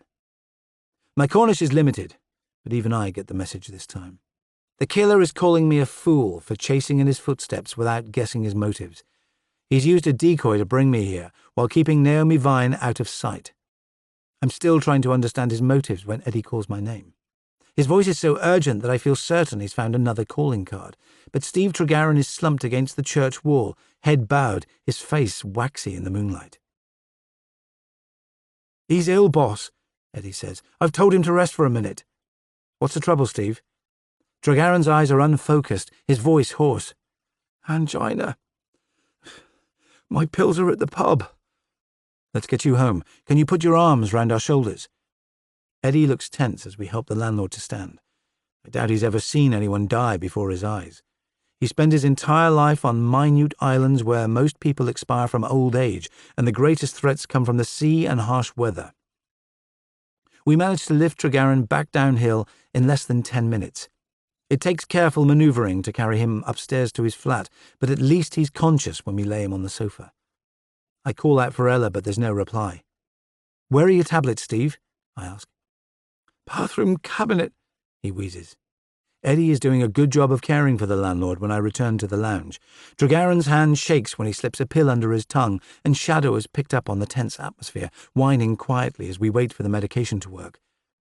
Steve's eyes are still screwed shut against the pain, and frustration hits me that the crisis might have been averted if he hadn't tried to play hero. He takes long, shuddering breaths, as if the effort of inhaling worsens his pain. But colour is gradually returning to his cheeks. Now he just looks exhausted rather than fatally ill. "How are you doing?" I ask. "Better, thanks. Sorry to waste your time." He manages a weak smile. "Don't worry, but you can't chase around like a maniac in your condition. Where's Ella gone?" "I don't know." "Come on, Steve, I'm not leaving you here alone." His face crumples suddenly. "She'll be with a man." "How do you mean?" "That's how it works. She's never really been mine." Tregarron is too weak to explain, his eyes closing from exhaustion, but I insist on calling Ella's number. There's no reply after 2 attempts, and it dawns on me that the island's mysterious landlady may have become the killer's 3rd victim. Chapter 41. Jimmy waits for the figure to disappear over the horizon before picking across the wet grass, the wind tugging his clothes. His mouth dries when he sees dozens of branches stacked inside a circle of elder bushes, ready for another bonfire. He glances around, but the down appears empty. There's no sign of the figure he saw gathering firewood. The ragged grassland contains only the massive rock formations he's known all his life, rising from the landscape like waking giants. Jimmy reminds himself that he can't let another life slip away, his borrowed torch scanning the ground in frantic circles. An owl's call convinces him that he's moving in the right direction, its shriek as piercing as an infant's cry. He walks slowly round the granite pillar of Boy's Rock. Track marks are revealed when moonlight pours down suddenly, showing where a boulder has been dragged across the mud. It takes effort and determination, but he shifts the stone by a few feet, then steps back, puzzled. A hole in the ground has been exposed, wide enough for an adult to squeeze through, the earth rubbed smooth around its mouth. He kneels down to look inside, but the darkness scares him. The gap seems to contain only black air and the bitter smell of wet earth. Jimmy shines his torch into the opening, but fear prevents him from crawling inside. Chapter 42. Wednesday, the 9th of November. My phone rings after 1 a.m. while Eddie and I are helping Steve Tregarren. I regret picking up immediately because the DCI's hectoring voice whines in my ear. "You had no intention of calling back, did you, Kitto?" "The killer set another fire tonight, sir. Luckily no one was injured." He makes a loud tutting sound. "Check the islanders are safe, then start again tomorrow. I won't have you risking any more lives. This is our last chance to find Naomi Vine. Stay indoors till sunrise, Kitto. If you disobey me, it'll be a disciplinary matter. Do you hear?" "Loud and clear, sir." I hang up before Madron can issue another pointless order. The man is so risk-averse, he's prepared to let the killer revel in his moment of power. Eddie joins me in the hallway of the Tregarrens' flat a few minutes later. His boyish face looks calmer now that the landlord is recovering. He agrees when I explain that we can't continue our search until Ella returns. The landlord is too weak to be left alone, even though he claims that his chest pain has stopped. Eddie stays with Steve while I go downstairs to wait. I switch on a single light behind the bar, then ring Ella Tregarren again. But the pub's door creaks open before the call connects. The landlady's expression is anguished, her black coat and boots mud-spattered. "Where have you been, Ella?" She almost jumps out of her skin. "Jesus, you frightened me. I thought the place was empty. I was looking for Steve. The old fool left here swinging a baseball bat. You took one hell of a risk. I was afraid he'd get himself killed. We brought him back just now. He had an angina attack." "Oh, not another." Her voice is tense with fear as she peels off her wet coat. "Where is he?" "Upstairs, resting. His pills are doing the trick." "Oh, thank God. Did you see anyone else out there?" "Jimmy Kerwin near Boys Rock, but he hid before I could reach him." She hesitates before speaking again. "Sam Helston was down on Blanket Bay." "What was he doing?" "Staring up at the church. I don't think he even saw me." "How come your clothes are filthy?" "I slipped on the mud." She glances down at the brown splashes on her jeans. I take a breath before speaking again. "Steve thought you were with another man." Her expression is weary as she drops into a chair. "He's always been jealous, but it's worse than ever. I only have to chat to a customer for him to lose the plot." Her voice fades into silence. "Were you having an affair with Alex Rogan?" She shakes her head. "I had a stupid fling with a summer tourist years ago, soon after we got married. I've regretted it ever since. Steve was convinced Alex fancied me, but that's rubbish. The bloke is in love with Sally." There's fear in her face as well as denial. "You think Steve hurt him, don't you?" "My husband's the best man I know." Ella's voice falters when she speaks again. "But jealousy's a kind of madness, isn't it?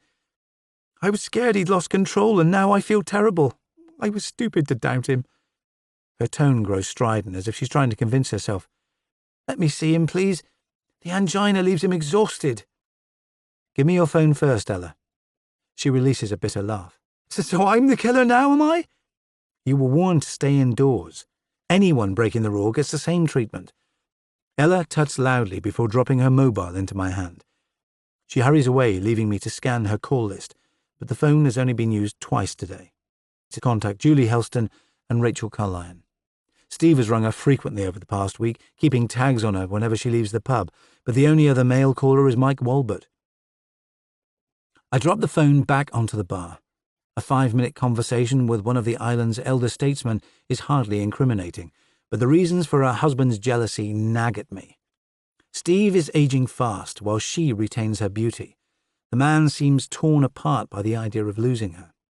Tregarren discovered the first body and spent tonight proving his desire to catch the killer. Yet he appears a broken man. It's possible that he's hidden Naomi in an obscure place, then faked an angina attack to put himself in the clear, but instinct tells me it's unlikely. I can see why he would target Rogan, but Vine has given him no cause to attack unless he's begun to hate the income as his business needs to survive. If Ella was telling the truth, the Birdman is hiding somewhere on Wingletown Down, and Sam Helston is also roaming free. There's a chance that Helston's the killer, but the man has no history of conflict, despite his short fuse. Eddie appears while I'm mulling over the new information. "Steve's recovering, thank God," he says. "Are you all right?" "It upset you, seeing him so ill." He scowls at me, lack of sleep finally negating his politeness. "I just want this over. The killer's running rings round us." "Let's find him then. We need to go back to Wingletang Down. Ellis or Kerwin there, and the killer may be drawn to it too. I think he'll start his next fire well away from any houses, like on Burnt Island, to avoid being seen." When I look up again, Liz Gannick is in the doorway. The forensic chief's childlike form is kitted out in waterproofs again, her expression determined. She points one of her crutches at me like she's wielding a shotgun. "I'm sick of doing nothing. I'll come with you." I point out that I'm the SIO, but Gannick ignores my objections, reminding me that I need a good partnership report. Her attempt at blackmail doesn't convince me, because I doubt she'd damage my career without serious provocation, but I let her join us anyway. Her pace may slow us down, but her expertise could bring fresh insights. Chapter 43. Jimmy keeps his back pressed against Boy's Rock. He wants to enter the narrow tunnel to look for Naomi, but the dark terrifies him, and his torch batteries are failing. He remembers his mother singing him to sleep as a boy, until the darkness felt as comforting as an embrace, her rose perfume scenting the air. But there's no kindness in the atmosphere tonight, only fog rolling in from the sea. His breathing quickens when he finally lowers himself through the opening, falling 7 or 8 feet before landing in a tunnel. The space is so confined he's forced to crawl along on hands and knees. He tries to call Naomi's name, but a whimper emerges from his lips instead. The air is toxic with chemicals and silence, and his torch beam narrows to a chalk mark, spiraling across muddy walls until it suddenly expires. Darkness paralyzes him until something touches his hand. A raw scream comes from Jimmy's mouth when the sensation happens again. This time he feels a brush of fur and the sharp points of tiny claws. Rats are trying to flee, terrified by his sudden invasion. He gropes forward but finds only empty walls, his palms scraping over rough stone. A sound in the distance panics Jimmy again. If the killer finds him, he'll have nowhere to hide. He crawls back through the tunnel to the point where he entered. It requires all his strength to scramble up the vertical shaft once more, its walls slick with rain, then lever himself until his weight falls onto the wet grass. He wants to lie still and recover, but an owl screams out a warning from a low copse of trees. Jimmy rolls under some bushes, spikes of gorse scratching the back of his neck. Soon a new torch beam scours the earth. Then a pair of muddy black boots pound across the grass at eye level while he tries not to breathe. Chapter 44. It has finally stopped raining when we set out again. My team makes an odd spectacle. A lumbering giant, a small woman clipping along on silver crutches, a young cop who resembles a choir boy, and a wayward dog. The killer's messages are too unclear to offer a good starting point. All he's demonstrated so far is his desire to protect the island's unique heritage. We've witnessed his fury that its ancient language has died out and that local buildings are being bought by outsiders who don't respect St. Agnes's past. But the field of suspects is still too wide. The killer remains one step ahead, and he loves humiliating us. All I can do now is patrol the territory around the suspects' homes. The people highest on my list are still Martin Tolman, Sam Helston, Jimmy Kerwin, and Gavin Carlyon. Any of them could have waited until their wives were asleep, then set out to create mayhem. And all have an axe to grind. Tolman lied about knowing Naomi Vine in the past. There's no guessing what other deceptions he's concealing. If Ella was telling the truth, Helston has been spotted tonight near the church where the flares exploded. The Birdman has been too close to the case ever since his coat was used as a shroud for Alex Rogan's body, and Gavin Carlyon has expressed his dislike of Naomi openly. He seems obsessed by protecting the island from further change. There's an outside chance that Steve Tregarron was reduced to madness by jealousy, but the man's illness looked genuine, unless he's a talented actor. "What's your strategy?" Gannick asks. The forensics chief looks happier now she's back in the game, the sharp gaze scanning my face for showing doubt. I make an effort to keep my voice upbeat when I reply, aware that signs of weakness will slow us down. I've seen plenty of murder investigations founder when the SIO loses confidence. You and Eddie can sweep the down while I visit Sam Helston. I don't care how many people we disturb tonight, as long as Naomi Vine comes home alive. Shadow barks loudly, as though he's endorsing my view, then streaks away across an open field. The creature is enjoying his midnight ramble while the rest of the island sleeps, but I'm too preoccupied to care about his antics. The lights are out in every house I pass in Middletown, apart from a pale glow from the lighthouse gallery. It feels comforting that Stan Eden is keeping watch tonight, just as he protected fishermen at sea, even though the old man can do little to help. The wind has dropped by a fraction when I head for Lower Town, but I can still hear the sea pounding the shore. The sound is inescapable on such a small island, with every house close to the incoming tide. On a good day it's reassuring, but tonight it sounds brutal. Waves are still attacking the land with unnatural force as the squall blows itself out. Shadow hovers at my side when I reach the Helston's farm, releasing a low growl. The front of the house is in darkness, so I walk to the back of the building and see Sam through the kitchen window, sitting alone, head bowed. Helston is collapsed on a chair, too tired and windblown to remove his coat, a bottle of whiskey at his elbow. The man doesn't look like an archetypal killer. Tiredness rather than excitement written across his features. He gives me a furious look when I tap on the window. "You again?" he mutters, opening the back door by a fraction. "Leave us alone, for fuck's sake." "Let me in, Sam. We need to talk." He lurches back to the kitchen table, but Shadow is oblivious to his bad mood. The dog approaches Helston cautiously, then rests his muzzle on the man's knee. I expect the farmer to brush him off, but he buries his hand in his fur. Some of the tension lifts from his voice when he speaks again. "Your dog follows you everywhere, doesn't he?" "It's not personal. He'll chase anyone for food." Helston manages a grudging smile. "You want a drink?" "I'd love one, but Naomi Vine's still missing. You've been outside tonight, haven't you?" He rubs his hand across his face. "I couldn't sleep. I hate being cooped up here." "Why?" "The farm's a bloody millstone." He stares down at his hands. "It's been in my family for generations, but Adam's not interested. He wants to learn building skills, then be a property developer." "Do you think he started the fire last summer out of frustration?" "Christ knows. The boy's so close-lipped no one can reach him." He slops another inch of whiskey into his glass. "It's breaking Julie's heart.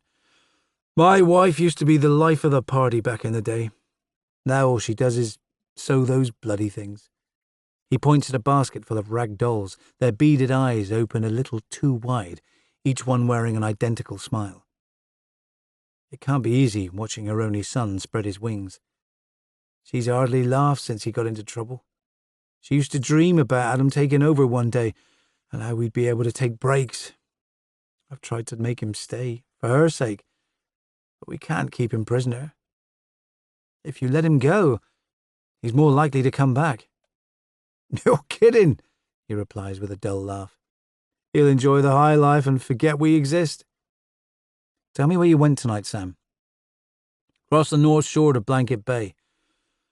I had to make a decision." "About what?" "I'll tell Adam he's a free agent tomorrow. He can be Liam Poldine's apprentice or join MI5 for all I care. We'll sell the farm when I retire." Helston's story almost convinces me, apart from a lingering belief that the man's bitterness about losing his heirloom may have turned violent. I've seen him go for his son, fists raised, barely able to keep his anger in check. "Does Julie know you were outside?" "I doubt it. She sleeps like the dead." He leans down to rub Shadow's head again, booze making his movements unsteady. "Let me help you find the killer. You'll never catch him on your own." "Get some rest, Sam. And don't take any more walks tonight." He gives Shadow another pat before I leave his property. I wait until the door closes before searching his barn and outbuildings again for signs of Vine's presence, but all I see are empty pallets waiting to be filled with next season's daffodils. I feel almost certain that young Adam Helston has nothing to do with Rogan's murder or Vine's abduction.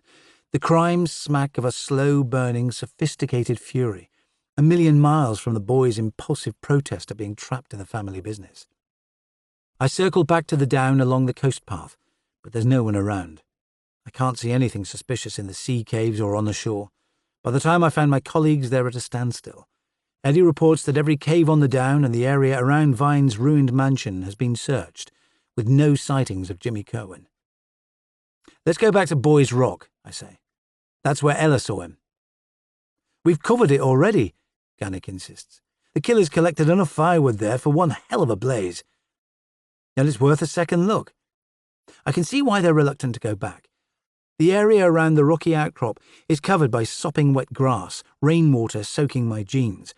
I use a fallen branch to clear a path to the granite mound. It's only when I pull back some bracken at the foot of the rock that a narrow opening appears in the ground. Jesus, how did we miss it? Eddie mutters. Do you think she's down there? It's possible, I reply. He kept Alex Rogan hidden and we're running out of options. I'll go down and take a look. I can do it, boss, says Eddie. It's easier for me. Gannick turns in my direction. If it's booby-trapped, I know how to defuse it. My brain scrambles for an instant, trying to imagine Madron's reaction if she got hurt, every safety protocol broken. It's the conflict on Eddie's face that seals my decision. He's torn between wanting the challenge and thoughts of his baby daughter. I'll try first, I reply. The opening won't accommodate my hulking shoulders. For a few seconds I hang suspended like a cork stuck in a bottle before hauling myself back onto the grass. Let me go down. Gannick's eyes glitter in the starlight as she lays down her crutches. The woman seems eager to prove that her life is charmed. Don't rush, Liz. Keep stopping to check for tripwires. I was planning to jump with my eyes closed. She gives me a withering look. Let's move, shall we? Eddie and I keep tight hold of her wrists, gradually lowering her into the hole until she reaches the bottom. Her voice echoes back, letting us know she's safe. Minutes pass too slowly while she's hidden underground, and I can understand why the killer would leave Naomi Vine here. He must believe that the down is sacred territory, pockmarked by ancient graves. After 5 minutes, I kneel beside the opening and yell Gannick's name. When no reply comes, it takes effort to stay focused. If the woman's injured, Eddie will have to go down to find her. His face is tense as the seconds tick past, but there's still no sound. Shadow is standing by the hole, ears pricked, whining softly. Before I can stop him, he dives into the opening, only his bark reassuring me that he's reached the bottom without breaking his neck. He's got a death wish, Eddie mutters. We'll never get him back up. Don't be so sure. He can take care of himself. I make the statement more in hope than expectation. Shadow's high spirits often grate on my nerves, but he's smarter than he looks. My theory that he'd make a good search and rescue dog is about to be tested to the limit. I can still hear him barking below ground, but the sound weakens as he disappears from reach. 10 minutes later, he barks again, and this time Gannick's voice echoes from the opening, filling me with relief. The dog scrambles above ground, making the climb look like child's play. He wags his whole body to shake mud from his fur, then favours me with a long gaze, as if he's proved a point. Liz Gannick is breathless once Eddie and I drag her back into the open air. Remind me never to go potholing. It's a bloody labyrinth down there. I'm lucky Shadow found me. What did you see? Tunnels lined with stone. Some sections are 5 feet tall. Underground graves, Eddie says. Archaeologists mapped the passageways years ago, but no one's allowed down there now. The killer doesn't follow rules, Gannick replies. Take a look at this. She shows us a blurred image on her mobile, tinted red by flashlight. The photo shows cans full of chemicals piled against a muddy wall. The killer has stashed enough explosives to ignite a small town, but that doesn't explain where he's hidden Naomi Vine. Chapter 45. Jimmy follows in the killer's footsteps. Fear nags at him, but he's determined not to let it push him off course. His gaze stays fixed on the figure up ahead. The killer's slim outline is wrapped in a black coat that billows in the breeze. A woolen hat pulled low over his hair, face obscured by his raised collar and scarf. Jimmy's tension only subsides when he senses that the figure he's trailing is also afraid. The owl releases another piercing call, and the killer swings round in panic, forcing Jimmy to hide in the long grass. It's easier to stay out of sight once he reaches the eastern shore, hope rising that Naomi Vine is still alive as his lungs fill with saline air. Moonlight shifts across uneven waves as he follows the figure over the beach, the tide beginning to turn. He stops frequently, concealing himself behind boulders as they reach Covine Beach. Jimmy sinks below the dunes, hoping for a direct view when the person up ahead comes to a halt, but the light is too poor. All he can see is the ocean unwinding into the distance, breakers whitened by flashes of moonlight. The figure stands motionless, watching waves crash onto the shingle, oblivious to the scouring breeze.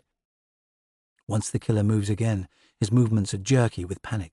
He stoops down to light a match, then walks away. Seconds later, Jimmy hears a cracking sound. Then the sky ignites. He sees an explosion of color through cracks between his fingers, white heat surrounded by blood-red smoke. Jimmy waits until the brightness fades before rising to his feet. But now the beach is empty. The killer has disappeared from view. Chapter 46. Liz Gannick is still describing her underground adventure when a new light flares to our east, then another on the western horizon. Eddie swears to himself while my gaze switches to a third fire in the north. The killer is giving a pyrotechnical display for his own private amusement, surrounding us with a circle of flames. It's impossible to tell whether he set a trail of fake explosions or if one of them has claimed Naomi Vine's life. The killer is so organized he's probably used timers again to stay out of reach. My only certainty is that he's nowhere near the fires that mark the horizon. There's a chance he's returned to the scene of his first crime. Let's go back to Burnt Island. The site's got a special meaning for him. Our progress is slow as we return to Highertown, and it's obvious that Gannick is exhausted. I can't fault her bravery, but once we get back to the Turk's Head, I pause by the fire doors. This time there's no need to insist she stands down until morning. Gannick offers a tired smile. Call me if you want to drop someone down another hall. Something catches my eye as Eddie and I march back towards Middletown. The lights are on in Liam Poldine's cottage, while the other houses are in darkness, and instinct makes me take a detour to his property. The man is fully dressed when he greets us, even though it's almost 3 in the morning. He ushers us into his living room, where an old western is playing on his TV screen with black and white cowboys picking fights in a packed saloon. Pauline's good humour is missing for once. No sign of a smile on his face. You're up late, Liam, I comment. My youngest has got a stomach bug. I've run up and down the stairs a dozen times while he pukes his guts up. Sorry to hear it. Have you seen anyone outside tonight? I've had my hands full. I wasn't looking. He shakes his head blankly. Is your boy okay? Eddie asks. He'll survive. Val told me to give him Calpol and watch his temperature. You're sure no one's been through the village? I ask again. Just Sam Helston a few hours back. It looked like he was in a hurry. Thanks, Liam. That's helpful. His face gathers in concentration. Stan Eden was at the lighthouse earlier, but there's been no one else. My eyes catch on a pair of boots by the front door, glistening with mud. Have you been outside, Liam? Only to check our flat roof. The wind's lifted the guttering. I have to hide my disappointment when we go back outside.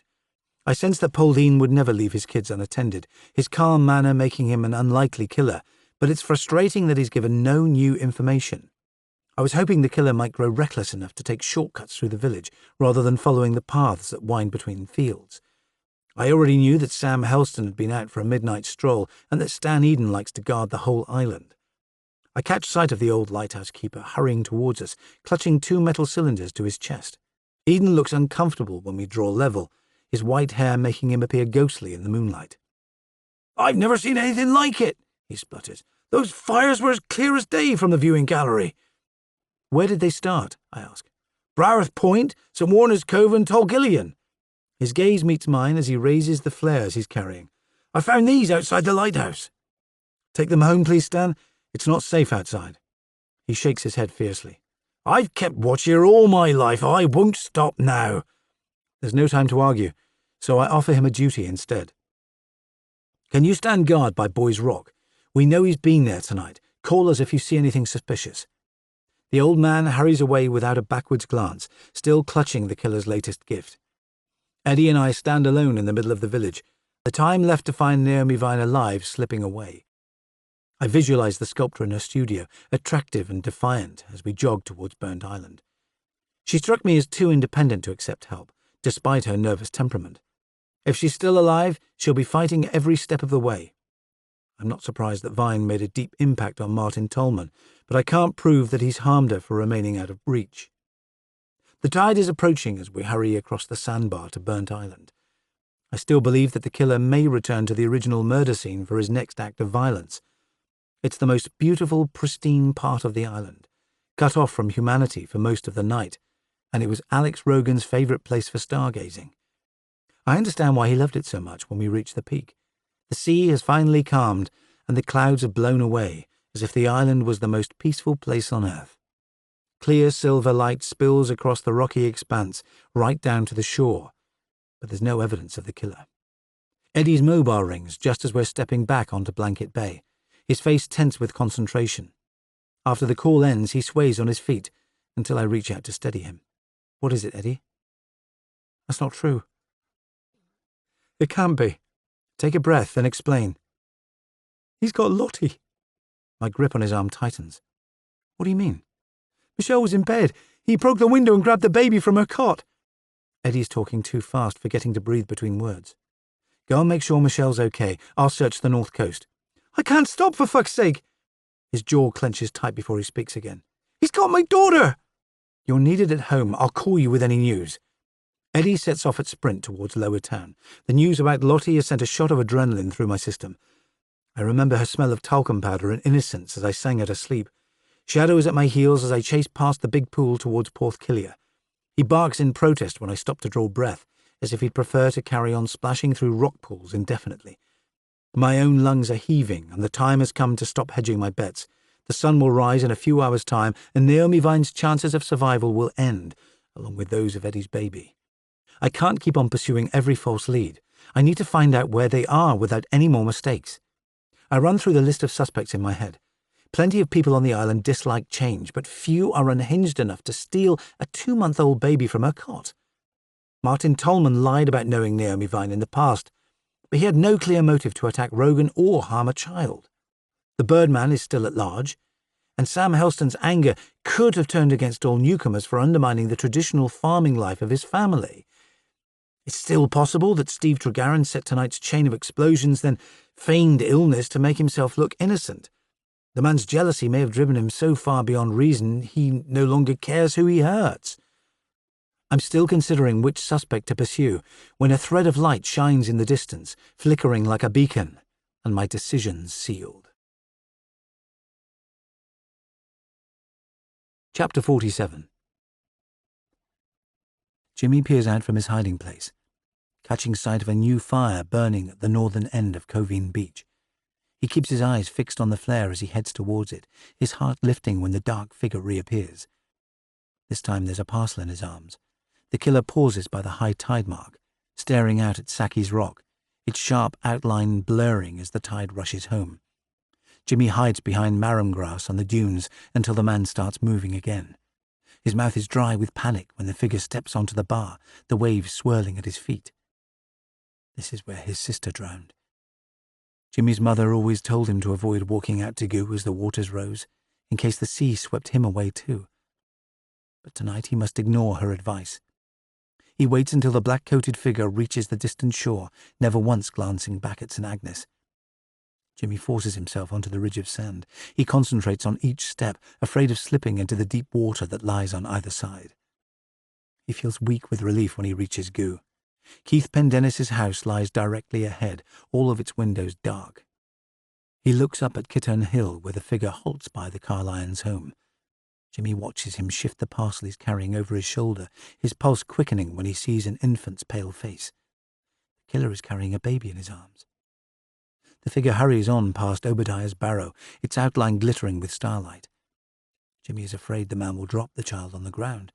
He catches sight of a shadow running uphill, then ducks behind a dry stone wall to avoid being seen, waiting 5 long minutes before emerging again. Now the man is unlocking the door of the holiday cottage at the top of Kittern Hill, but a few minutes later he reappears, his arms empty this time, then vanishes into the darkness. Jimmy scours the horizon, losing track of his outline. Jimmy waits until his nerves settle before rising to his feet again. He normally loves visiting Goo at low tide, to count the kittiwake's nests on its high granite cliffs. But tonight, he's terrified. He edges through the dark towards the holiday cottage, checking whether the man is lying in wait. But the property seems deserted, no sound except waves crashing against the rocks below. The door handle won't budge, yet he can't stop now. Naomi Vine may be waiting inside to be set free. He stands by the window, peering into the empty house. Moonlight illuminates a small kitchen with checkered lino and white units. It's only when Jimmy looks again that his mouth gapes open in shock. The green shirt Naomi Vine was wearing lies crumpled in the corner, a red handprint marking the wall beside a smear of blood. Chapter 48. I can still see the thread of light, but Shadow has streaked away looking for better adventures. When I drop down onto the sands at Porthkillia, I catch sight of a figure by the shoreline, his powerful torch beam skimming the shingle. This is the source of light I've been chasing, but the man ignores my presence, keeping his head down while he inspects every grain of sand. Shadow flies across the beach like a speeding bullet, barking at high volume. The man spins round in panic as my dog snaps at him, refusing to back down. "Come away, Shadow!" I yell out. The dog's behaviour calms by a fraction as I approach, but he's still keeping guard, not letting his prisoner move a muscle. It's only when I'm within touching distance that I recognise who I've been following. It's Martin Tolman. The man's face is obscured by a cap and thick scarf, protecting him from the breeze. He looks relieved when I catch hold of Shadow's collar and drag him away. "Your dog's got a fighting spirit," the architect comments. His voice is mild, but his expression's fearful. "What are you doing here, Martin?" He shifts away from me. "I couldn't sleep, which is rare. My nights here are usually easy." "You're in trouble, aren't you?" Tolman looks like he might try to run, but soon changes his mind. Shadow would tackle him in seconds, and there's no hiding in a place like this. I don't know what you mean." "Where's Naomi, Martin?" A dry laugh rattles from his mouth. "I'd never harm her, believe me. Spit it out, for God's sake." "I didn't give you the complete story, that's true." Tolman's gaze remains fixed on the sea. "I was afraid Deborah would overhear us." "Tell me now, or you're under arrest for abduction." "I ran into Naomi at an exhibition in London 10 years ago. It was like a grenade blowing my perfectly ordered life apart. He drops down onto a boulder, as if his legs can no longer support his weight. I hadn't seen her since college. My feelings hadn't changed. I was infatuated. It all came rushing back. She cared for me too, but nothing's permanent in her eyes. I left my first wife and kids for her, which was a terrible mistake. A few months later, she ended it." The raw pain in his voice makes his speech grind to a halt. "Keep going, Martin." "I went to France to build a new life, but she followed me. The relationship lasted another year, until she walked away again." "So this is revenge?" He shakes his head vehemently. "She's not to blame. Her childhood was dreadful. First the care home, then endless foster parents. That's why she can never settle." "You got involved again after she moved here?" "I think she tracked me down. She believed I'd end my marriage to Deborah like the first time, simply because she'd changed her mind. You wanted her so much, you killed Alex Rogan. Did you think they were having an affair?" "I've done nothing wrong." Tolman's voice drops to a murmur. "If I knew where she was, I'd set her free. I can't bear the idea that she's in pain somewhere, out of reach. That's why I'm out here, searching. I owe her that much at least." "What about your wife?" The architect flinches. "Deborah's been my salvation. She's given her life to helping others and stopping their suffering. I can't throw my marriage away." "Well, why not tell her the truth?" "It would hurt her too much. Naomi asked me to leave Deborah, but I refused." "Yet you slept with her anyway." "Once, soon after she arrived. If Naomi makes up her mind, she's impossible to refuse, but her work's like a calling. It always comes first." His words falter again. "A relationship with her is like confronting a whirlwind." "If she's alive, She won't be thrilled that her home's been destroyed. She'll be devastated, he replies. Naomi's not robust anymore. When we were young, other people's opinions didn't matter, but now a bad review leaves her wounded for days. That's why I'm afraid for her. How did she react when you ended the affair? She said we could be friends, but I've only seen her in public since. Was she afraid of someone? Whoever's taken her has got Eddie Nichols' baby too. Oh my God, that's terrible. His eyes blink shut for a second. Naomi doesn't trust Gavin Carlyon. She believes he hates her for bringing change to St. Agnes. Go home now, Martin, and lock your doors. We'll talk tomorrow. He steps closer, eyes glittering like wet flint. My wife would fall apart if she knew I'd been unfaithful. I can't promise to hide it. Please don't destroy my marriage over a mistake. Deborah will be the one that suffers. His gaze is imploring. My priority is finding Naomi before it's too late. The architect's speech leaves me confused. There's so much distress in Tolman's voice. He could be the perpetrator or a victim, caught between competing demands. His shoulders are hunched as he heads across the beach, with Shadow still snapping at his heels. Chapter 49.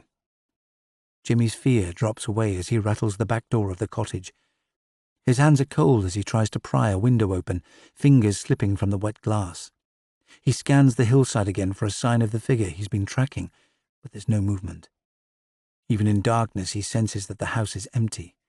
He can see the neat and tidy living room through a gap between the drawn curtains, a gingham cloth covering the table, ready to welcome the season's first holidaymakers. He's so exhausted that he leans against the wall, his face dropping forwards into his hands. He wants to return to the comfort of his birds, but a faint sound breaks the silence. It could be a gull bawling high overhead, but the noise is coming from another ground-floor window. He tries to open it, but the plastic frame is slick beneath his fingers, a blind obscuring the opening. Jimmy stands beside the glass until the sound comes again. And this time it's unmistakable. An infant's thin scream drifts through the air. The baby he saw must be locked inside the property, and Naomi Vine may be trapped too. Jimmy's instincts propel him back across open land to the first house he sees. Concern for Naomi gives him enough courage to rattle the door knocker until footsteps rattle down the hall. Gavin Carlyon is wearing nightclothes when he appears. He frowns when Jimmy points at the brow of the hill, agitation making his movements wild and uncontrolled. Carlyon stares at him, then pulls his dressing gown tighter round his throat. "You're not making sense. The police say it's not safe outdoors. You'd better come inside." Jimmy shakes his head, then gestures towards the cottage again. But Carlyon grabs his wrist. The man's grip is tight enough to burn when he pulls him over the threshold. Chapter 50. Frustration hits me when I reach Covine Beach. I've wasted valuable minutes with Tolman, but the man is so secretive he may yet turn out to be the killer, tortured by his affair with Naomi Vine.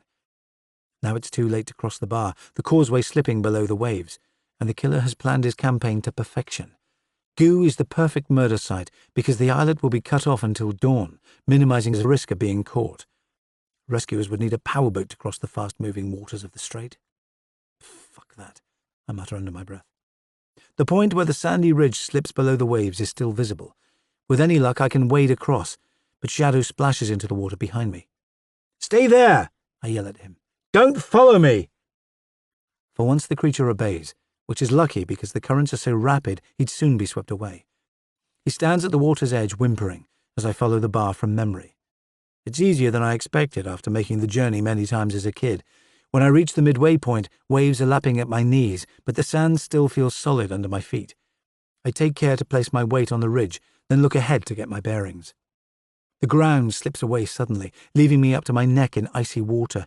I breathe out a string of curses, and Shadow is barking non-stop in the distance, but I've already drifted too far from the causeway. My only chance is to swim the 100 meters to the shoreline, my teeth chattering as I thrash against the tide. Currents are pulling me north, and moonlight is bouncing off a huge expanse of ocean. If I don't reach Goo soon, I'll be dragged into the shipping lane with the freighters sailing to America. Panic makes me plough through the water fast, but the gap widens. I try backstroke to increase my speed, yet the shore is too distant. It seems to take me forever to reach Goo's north coast and collapse on the beach, heaving for breath, the cold breeze slicing through my wet clothes. My hands are shaking as I drag my phone from my pocket. Water gushes from its plastic casing, and my biggest mistake hits home. I should have called Eddie before setting off. Now I'm stranded here till morning, unless one of the island's 3 occupants can lend me a dinghy. The chill hits me again when I climb Kitten Hill, my clothes still dripping with brine. I could skirt round the island shores, but this is the quickest route to the Carlyons' home. Halfway up, I look back at St. Agnes in time to see another flare ignite, but my confidence holds. The killer can release fireworks all night long. I've searched every square inch of St. Agnes, even looking underground. Naomi Vine must be hidden here if she's still alive. The islet's only holiday cottage rests on the brow of the hill. It belongs to an elderly Welsh couple who have visited each summer since I was a boy. The killer despises all of the island's visitors and may have chosen the cottage simply to destroy their cherished possession. The building is well kept with gleaming paintwork, not a single roof slate out of place, but something flickers behind one of the ground floor windows, making my pulse quicken. The property is always vacant at this time of year. I come to a standstill when it dawns on me that Rachel Carlyon must have a key. She cleans all of the local holiday properties. Something shifts in my chest when I remember her fixing the light in the shop, deftly replacing a blown fuse. She could easily have attached flares to kitchen timers because of her skill with electrical devices. Maybe she shares her husband's hatred of change, her friendship with Naomi Vine no more than a sham. That would explain why one of the footprints by the old mansion was smaller than the Birdman's. It could have been made by a woman. Questions rattle round my head when I approach the cottage. The back door is unlocked, and I try to enter without making a sound. I press one of the light switches, but there's no power, leaving the room still in darkness when the front door slams. I run into the hallway to find the space empty, apart from the sickly smell of air freshener, and there's no movement on the hillside. The man I'm pursuing has an unnatural ability to vanish, but he can't leave Goo unless he's an Olympic swimmer. We're both stranded here until sunrise. I'll search the property fast, then go after him again. Just as I head down the corridor, I hear an infant's piercing scream, and adrenaline floods my system. Lottie's here somewhere. The bastard may have injured her. Instinct makes me pull my torch from my pocket, but seawater has killed the battery. I'm shoving it back into my pocket when a shaft of pain burns through my temple, white light flaring in front of my eyes until I hit the ground. Chapter 51. Every bone in my body aches when I come round. My skull's throbbing, and it sounds like a dentist's drill is whining inside my ear. My cheek is pressed against cold, wet carpet, but when I try to move, nothing happens. My brain is working too slowly, limbs refusing to follow orders. There's a reek of chemicals that I can't identify. All I know for certain is that my clothes are saturated, and the sea's cold has penetrated my bones. I try to work out what happened from my injuries. Pain courses through my back and hip, and even though my thoughts are muzzy, the penny drops. The killer has given me a dose of Rohypnol. I force my eyes open, but thick, black air hangs in front of my face. My days undercover taught me that Rohypnol is the gangster's drug of choice and the rapist's best friend. It can leave victims catatonic for hours, but the darkness tells me I can't have been out for long. The killer must have misjudged the dose. My bulk has saved me from losing hours to oblivion, but hasn't spared me the drug's numbing effect on my muscles. It takes concentration to lift my thumb a centimetre from the floor, yet the movement fills me with relief. At least it proves I'm not paralyzed. When I inhale again, the acidic smell of petrol is overwhelming. I try to identify its source, but it's everywhere. Panic crawls across my skin. He only needs to strike a match to turn the place into a fireball. I wrench my eyes open again, refusing to yield to sleep, then something shifts in the dark. A narrow beam of moonlight spills from a tiny skylight window overhead, revealing white walls, a desk and filing cabinet. The sky is lightening, but it's still dark when the moon slips behind the clouds. Dawn must be an hour or two off yet. I see a woman curled up on the floor a few meters away. Naomi Vine's vivid red hair is the last thing I register before blackness returns. The woman may have been lying on the sodden carpet for hours. I can't tell if she's alive or dead. It would be impossible to help her until my body's working again. If the killer comes back before I'm strong enough to fight, Naomi and I will burn together. Chapter 52. Jimmy waits alone in the Carline's kitchen. The room is so warm that tiredness threatens to send him to sleep, so he rises to his feet. He twists the door handle, but it refuses to give. His birds must feel like this, trapped in their wire enclosures until their wounds heal, but he can't understand why Gavin has locked him inside the room. The man said that it's for his own safety, but he has never shown any care before, looking through him like he doesn't exist. The clock on the wall is ticking too loudly, while Naomi Vine waits to be set free. He counts the objects on the walls to stop himself going mad. There are old pictures in wooden frames, silver teapots on a narrow shelf beside pieces of bone china and the type of copper pans his grandmother used for making jam. Everything seems to have been borrowed from another age. Jimmy is about to give up when he spots an old-fashioned phone like the one his parents owned. The handset rests on a cradle above a circular dial. He calls 999, the number his father taught him in case of emergencies. A woman's calm voice asks which service he wants, but he can't make a sound. He's still clutching the receiver when Gavin returns, now fully dressed with a blanket over his arm. Carline crosses the room in a few strides, unplugging the phone from the wall with an angry gesture. "For God's sake, Jimmy, why call someone when you can't even speak? Sit down before you break something. It took me years to build up this collection. Sleep in the armchair till morning. It's too dangerous outside until the killer's found." The man's cold, dark stare is furious, making Jimmy cower in the corner of the room. He does as he's told until Carline leaves the room once more with the phone tucked under his arm. Chapter 53. The silence is so complete, I can hear Naomi Vine breathing. The sound is too shallow, as if she's running a fever, but at least she's alive. We're lying in a large, well-equipped office. There's a blackout blind over the side window, the only illumination coming from the skylight overhead whenever the moon emerges. My head's still pounding, but at least my vision's clearer. The intermittent moonlight means I can assess Vine's injuries. It looks like she's been used as a human punch bag. One of her cheekbones is broken, and her left eye is puffed shut. She must be freezing too, only wearing a vest top and jeans, her feet bare. Her hands and ankles are bound together with rope. I can't tell whether she's asleep or drugged. Her slim figure looks so frail against the dark carpet. A rush of anger worsens my headache. The killer is prepared to hurt anyone from outside the island, even if they've done nothing wrong. I try to call Vine's name, but release only a gush of air. This must be how Jimmy Kerwin feels. My thoughts are clear, yet my tongue feels as heavy as lead. I'm still trying to form a sentence when a tapping noise comes from outside. It sounds like footsteps, but could just be the house settling as wind gusts in from the sea. I have no choice but to wait until the killer reappears, with dawn less than an hour away. The anger inside my chest is rising to a boil, but my body feels leaden. I'll have to accept whatever the killer deals out until my limbs start moving again. The gathering light reveals that Vine is waking up, moaning quietly to herself. I'd almost lost hope of finding her alive. The sight of her hands twitching on the sodden carpet fills me with relief, even though I'm powerless. I can't guess how much the sculptor has suffered since she was taken, but she's still fighting. There's a spark of rebellion in her eyes when they finally open, even though the room is a tinderbox waiting to catch fire. Chapter 54. Jimmy pulls a bundle of feathers from his pocket and strokes it against his cheek, the softness settling his thoughts. There's no key in Carline's back door, but one may be hidden somewhere if he searches hard enough.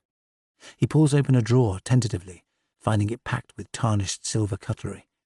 The house is so full of antiques, it feels like he's being dragged into the past.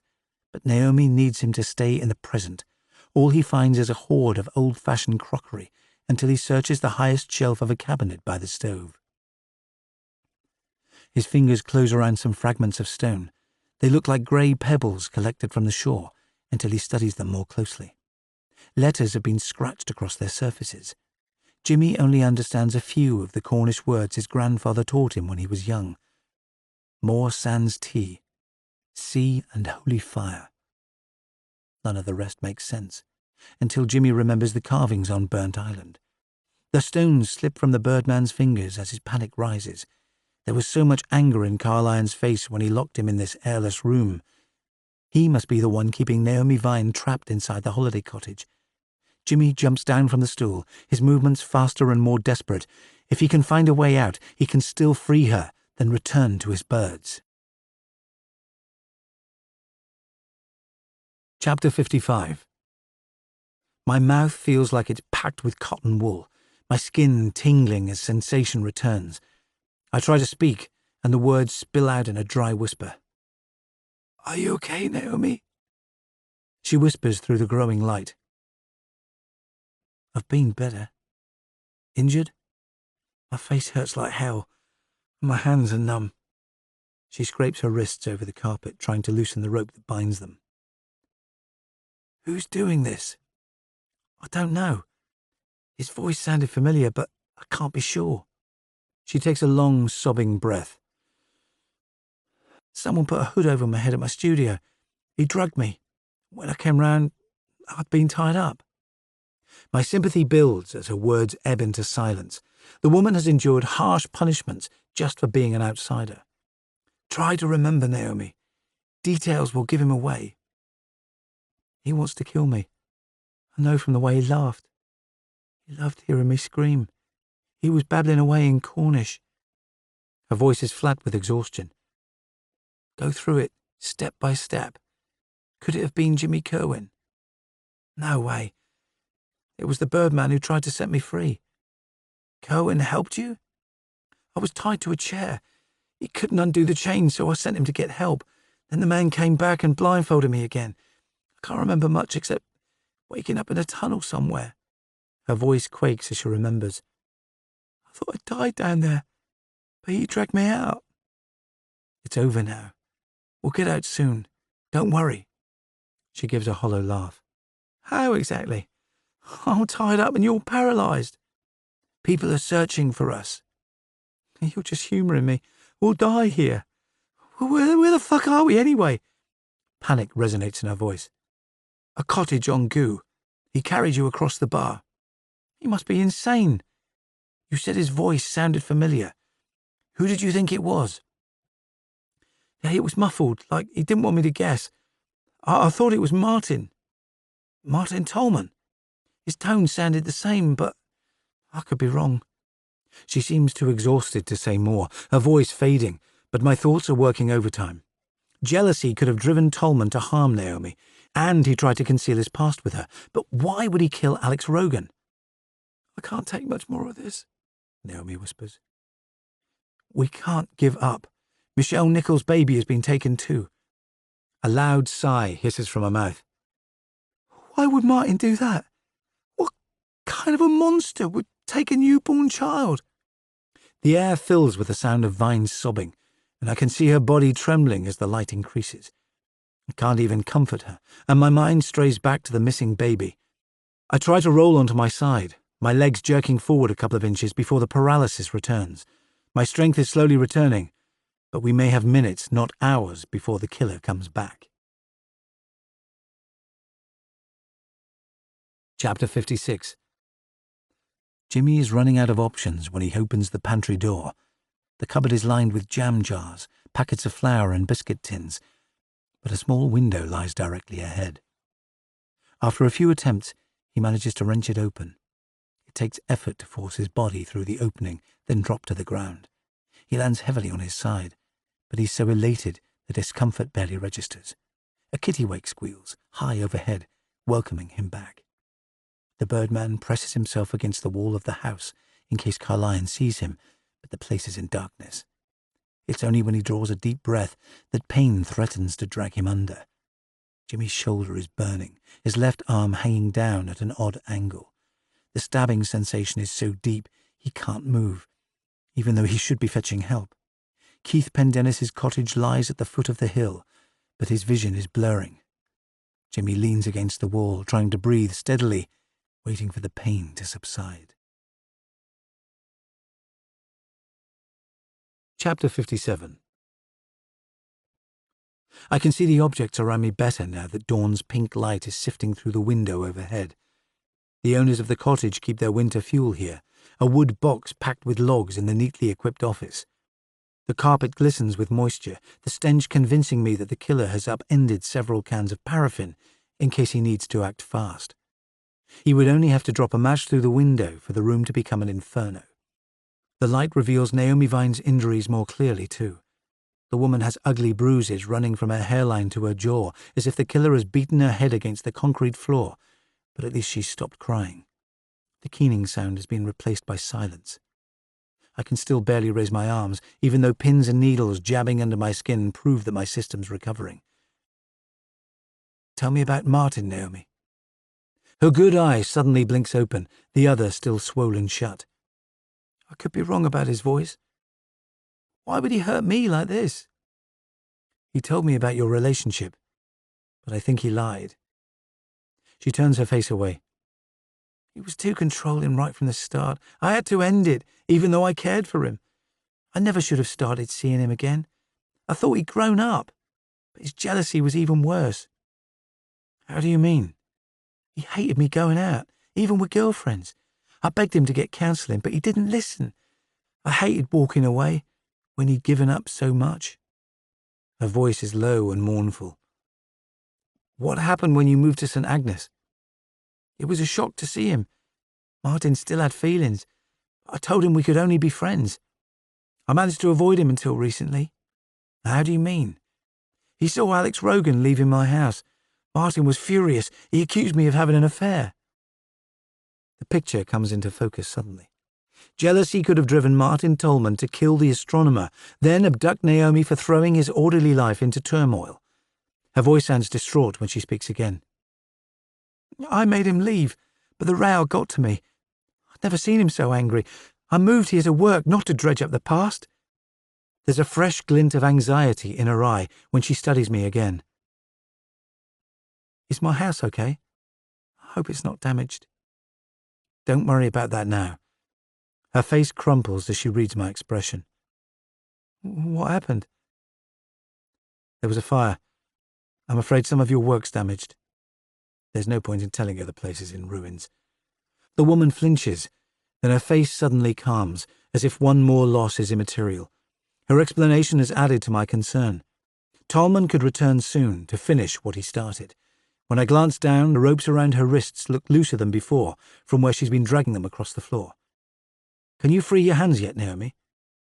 It hurts like hell. The skin on my wrists is raw. I'm about to make another suggestion when a new sound whispers through the air. It's so faint I can hardly hear it, but when it comes again, Naomi's gaze meets mine. What's that? She asks. It sounds like a cat mewing. The noise is stronger now, the thin wail of an infant, flooding my system with relief. Lottie must be hidden somewhere near. Naomi reacts instantly.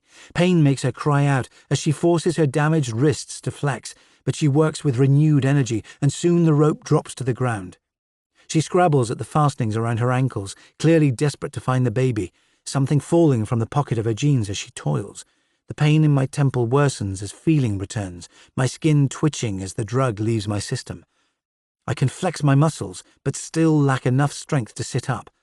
I feel a pang of envy as she rises onto all floors. Jesus, she mutters. I've been on the ground so long my head's spinning. Take it easy, Naomi. She ignores my suggestion, weaving unsteadily as she crawls over to some cupboards. Paper and envelopes spill out as she searches until she opens a large drawer. Vine's expression is startled as she faces me again, with the baby in her arms. The child is wrapped in a stained white blanket, her face pink and furious as she bawls at top volume. She must have been asleep. Vine gazes at Lottie as if she's witnessing a miracle. What the hell can we do? There's nothing to feed her. At least she's alive. My thoughts flick to Eddie and Michelle waiting at home, desperate for news. My phone's screwed, but the microchip will still be working. They'll be able to track it here soon. Vine pays me no attention. She's hunched against the wall, focused on comforting the baby. There's no sign of fear anymore, which increases my concern. The child has lowered Naomi's defenses, making her forget the dangers we're facing. Chapter 58. Jimmy is half blinded by the pain from his fall. It's still coursing through his muscles, but he can't wait any longer. If he stays near the Carlyons' property, Gavin will catch him and lock him up again. He stares down the hill at Keith Pendennis's house. The man's fierce reputation scares him, but there's nowhere else to turn. He runs towards the property, with every jolt triggering a fresh burst of pain. Jimmy uses his right hand to pound on the door until Pendennis appears. The man is bare-chested, thick ropes of muscle stretched across his torso. Yet Jimmy holds his ground. He points to the top of the hill, eyes pleading with Pendennis to follow. At least the man is paying attention. There's no sign of the Sneer-Carlyon war. "What's wrong, Jimmy?" he asks. "Are you hurt?" Pendennis leads him inside the house and makes him sit on a kitchen stool, then runs his hand over Jimmy's arm, making him cry out. "Your shoulder's dislocated. Look out the window for me. See if you can spot any birds." Jimmy's vision blurs while Pendennis grips his wrist. There's a wild surge of pain. Then he can move freely again, but his panic intensifies. Morning light is flooding across the ocean, and time is running out. Chapter 59. What the hell can we do? The door and window are both locked.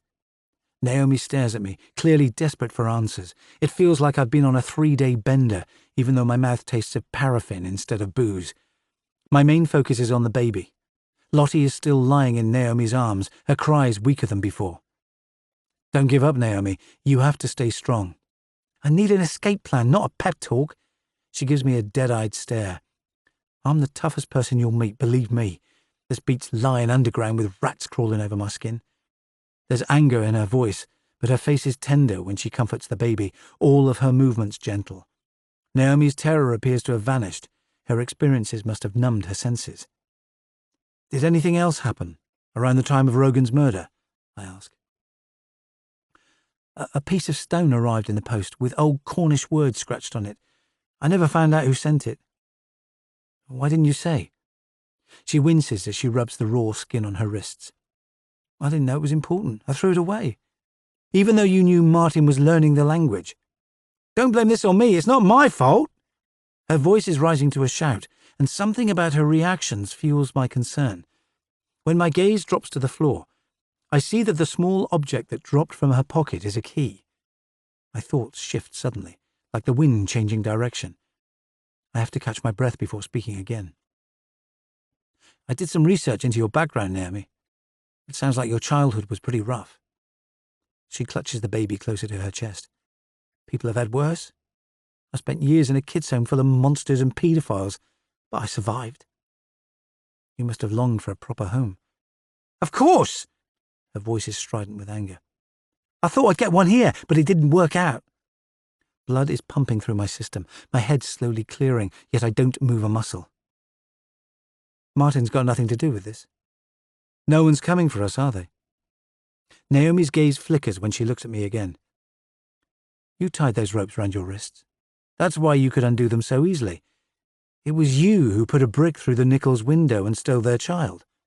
"That's a mad thing to say." "You wanted to frame Martin for killing Rogan. Your whole abduction to get even. I bet it hurt like hell wounding yourself. Did you run into a wall?" "How could I injure myself like this? I'd never do something that stupid." "You took a man's life and destroyed your own home to make your ex look guilty. It must have kept you busy, chasing around the islands, setting flares." "That's rubbish." "Your world's fallen apart. Tolman rejected you. Your sculptures are less popular than before. Buying that old mansion took all your money, didn't it? I bet your finances are at rock bottom. This would give you a massive insurance payout and put him behind bars." "Shut up, for fuck's sake!" "No one on St. Agnes would hurt you or Alex Rogan. The islanders welcome visitors. Without them, they wouldn't survive. But it beats me how you dragged a grown man up the hill on Burn Island." She gives a mocking laugh, and her manner changes, pretenses suddenly dropping away. "I didn't have to force him, believe me." My breath catches in my throat. Until now I've been following a hunch, but Naomi has just confirmed my theory. I hold my breath when she lays the baby down beside me. If I push too hard, Lottie will suffer worst. When Naomi grabs one of the paraffin cans, I barely have time to shut my eyes before liquid pours over me, saturating my hair, skin and clothes. Its burning tang makes my throat convulse. "Think of the baby, for Christ's sake," I say, choking out the words. "Remember, I've got a lighter in my pocket." She delivers a hard kick to my ribs. "You'd never escape in time. Is that what you want after seeing Rogan burn?" "We'd all have lived if you hadn't guessed. I gave you just enough Rohypnol to put you out of action for a short time. You'd have recovered and I could have carried on with my work." "You've left DNA evidence all over the island. They'd only need to fingerprint you to join all the dots. I want to know how Alex died." "Shut up and let me think." I'm praying that Eddie has figured out I'm trapped on goo and has sent a rescue party. Naomi's face is rigid with tension as she considers her options. She's pulled her lighter from her pocket, gripping it in her hand. "You want the baby dead too?" "I'm not going to jail. I've spent enough time locked up in places where no one gives a damn." Lottie is gurgling quietly to herself, one small hand clutching the edge of her blanket. Her only chance of survival rests on me keeping Vine distracted. "Why not explain it to me, Naomi? It doesn't make sense." "I don't have to justify myself." She's growing more agitated, running a thumb across the switch on her lighter. "At least put Lottie outside where Eddie can find her. She's coming with me when I die. Her pure spirit will cancel out my mistakes." Her gaze goes out of focus, her injured face crumpling. "Martin wanted us to have a family, but I missed my chance." "You could have found someone else." "No one will honour my legacy now because of you." She spits out the words, then lifts the lighter in the air, ready for us all to burn. I have to work hard to force a smile onto my face. "Not yet, Naomi. This is our last chance to talk." Vine's hand hovers in the air, then she kneels beside me, her face inches from mine. I still lack the strength to lunge for the key, so I listen to her murmur with a rising sense of horror. There's glee in her tone as she describes the fire that ravaged Alex Rogan's body. Chapter 60. Jimmy tries to explain that Naomi is in danger, but Pendennis just shakes his head. The old boxing coach tells him he must have his shoulder strapped to prevent muscle damage. Jimmy soon tires of his droning voice, getting to his feet when the man's back is turned. He blunders outside, running up Kittern Hill, with Keith Pendennis trailing behind. The dawn chorus is deafening as gulls and terns swoop inland, but their song is hard to interpret. Does it mean that his friend is dead or alive? The cottage looks peaceful when he finally comes to a halt, and Pendennis turns to face him. "It's empty. Whatever scared you has gone away." Jimmy points at the house again, but the fitness coach shakes his head. "Only Rachel Carlyon has a key." Jimmy stares at him for a moment, then picks up a stone and hurls it at a ground-floor window. The older man reacts fast when the pane explodes into fragments. He grabs the birdman's arm, bracing it at his side. "What the fuck are you doing? That's someone's property. You'll have to pay for the damage." Jimmy tries to wrench free, determined to enter the cottage, even though his wounded shoulder is burning. He uses all of his strength to free himself, but Pendennis pins him down. Chapter 61. The sound of glass shattering brings panic to Naomi's face, and time is running out to save the child. I roll forwards to grab the key, knocking the sculptor off her feet, the lighter still clutched in her fist. The mad gleam in her eye lets me know she's past caring whether we live or die. "We can still walk free, Naomi." "I told you, I'm not going to prison." My movements are shaky as I lunge forwards. She flicks her lighter before I can knock it from her hand. A wave of flames race through the air as the vapour ignites. I grab Lottie from the floor while Naomi waits for fire to wash over her. She seems happy to die, but I won't give her the pleasure. The woman kicks and punches as I haul her across the room. The space is already filling with toxic smoke that presses in from the walls. My limbs are still so weakened by Rohypnol that the key drops from my fingers. I reach down to find it, but flames have already engulfed the floor. There's a searing pain in my arm as I shield Lottie against my chest. It's getting hard to breathe, the smoke making my eyes stream. Vine has changed her mind now the fire's blazing. She's clawing my back, no longer willing to play Joan of Arc. She'd happily walk over my carcass to escape this place alive. When I throw myself at the door, the hinge stays intact. The wood finally splinters as I ram my body weight against it for the third time. My first concern is for the baby, but I haul Vine into the living room, then slam the door to contain the fire. Lottie is limp in my arms as I strip off my shirt, the fabric still aflame when it hits the tiled floor. I yank the blanket away from Lottie's face. Her eyes are shut and I can't tell whether she's breathing. She must have inhaled too much smoke, her small lungs struggling to cope. I'm still crouching beside her when the Birdman claws his way through a broken window, oblivious to my presence, his gaze fixed on Naomi Vine. Chapter 62. Jimmy ignores Pendennis's shouted warnings. He hurries across the room, Naomi's thin frame blending with the memory of his sister as he takes her hand. Her clothes are burned to tatters, raw wounds on her skin, but her chest is rising and falling steadily. Kitto is yelling at him, and the smoke is gushing into the room. From the corner of his eye, Jimmy can see the cop breathing into the baby's mouth, but he stays focused on his task. He wets a towel under the kitchen tap. Vine cries out in pain as he wipes her face with small, dabbing movements, as if he were tending a wounded bird. His mind fills with relief when her eyes open, even though her expression is pained. She'll survive, and he won't have to dream of her, like his sister, lost under a sea of flames. Jimmy is so focused on nursing her that he barely hears the policeman yelling at him. "Get out of here while you can!" The man's urgent tone brings Jimmy to his feet. He helps to lift Vine through the broken window, not caring how much his shoulder hurts. He's still smiling with relief when the pure morning light touches his face. Chapter 63. Fear hits me like a sledgehammer when we get outside. The baby's skin is pale blue, her eyes closed, even though I've been breathing air into her lungs. Someone shouts my name, but nothing matters except keeping Lottie alive. I press one finger against the side of her neck and feel nothing, until a weak pulse beats against my skin. She makes a choking sound, then colour floods back into her cheeks. Thank God for that. I cradle her against my chest as Keith Pendennis approaches. He looks incredulous when I explain that Vine is the killer. We must stand guard until she's locked in a holding cell on St. Mary's. The woman lying on the wet grass looks too frail to harm anyone. Her lower legs covered in burns, a dark line of bruises marking her face.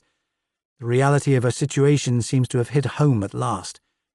She's curled in a fetal position, eyes screwed shut to avoid picturing her future. When I rise to my feet, Shadow is tearing up the hill, with Eddie sprinting behind. My deputy's face looks stricken when he sees me clutching Lottie. "She's okay, but we need to get her to hospital." He seizes his daughter from my arms, and relief floods through me when the child releases a thin wail. If she can cry, she must be breathing more easily. By now the pain is starting to register. The skin on my forearm has blistered away from my hand to my elbow, but I'm lucky to be alive. If I'd spent more time in that locked room, none of us would have escaped. I'm still in a daze when I see Liam Poldine and Mike Walbert crossing the channel in a small boat loaded with firefighting equipment, but it could be too late to save the cottage. Smoke and flames are already gushing from the ground floor windows. There's little chance the volunteer fire crew can contain the damage, especially as the tide is still too deep to bring the water tank across from St. Agnes with Mike's tractor. The police launch is anchored by the shore at the foot of the hill. Laurie Dean and Keith Pendennis carry Vine down to the waiting vessel, while Eddie tends his baby. Someone wraps a silver blanket around my shoulders once we reach the boat, but the cold air feels soothing after the flames, the pain flaring through my nerve endings. The boat heads for Hughtown at its highest speed, a long strand of wash churning behind us. At last the wind has dropped, the storm finally relenting. The sea is bathed in clear light as we ease into St. Mary's Sound. When I look back, Jimmy Kerwin is watching us leave, but he's not alone. A swirl of gulls dance above his head as he walks blank-faced towards Liam and Mike's boat. It hits me again that I made a serious mistake. Jimmy would never set out to hurt anyone, unless they were attacking the creatures he considers to be his closest friends. I can't absorb all the information Eddie gives me as the boat scuds over the waves. He's gazing down at his daughter, but it sounds like he spent hours going from house to house until Shadow led him to Covine Beach.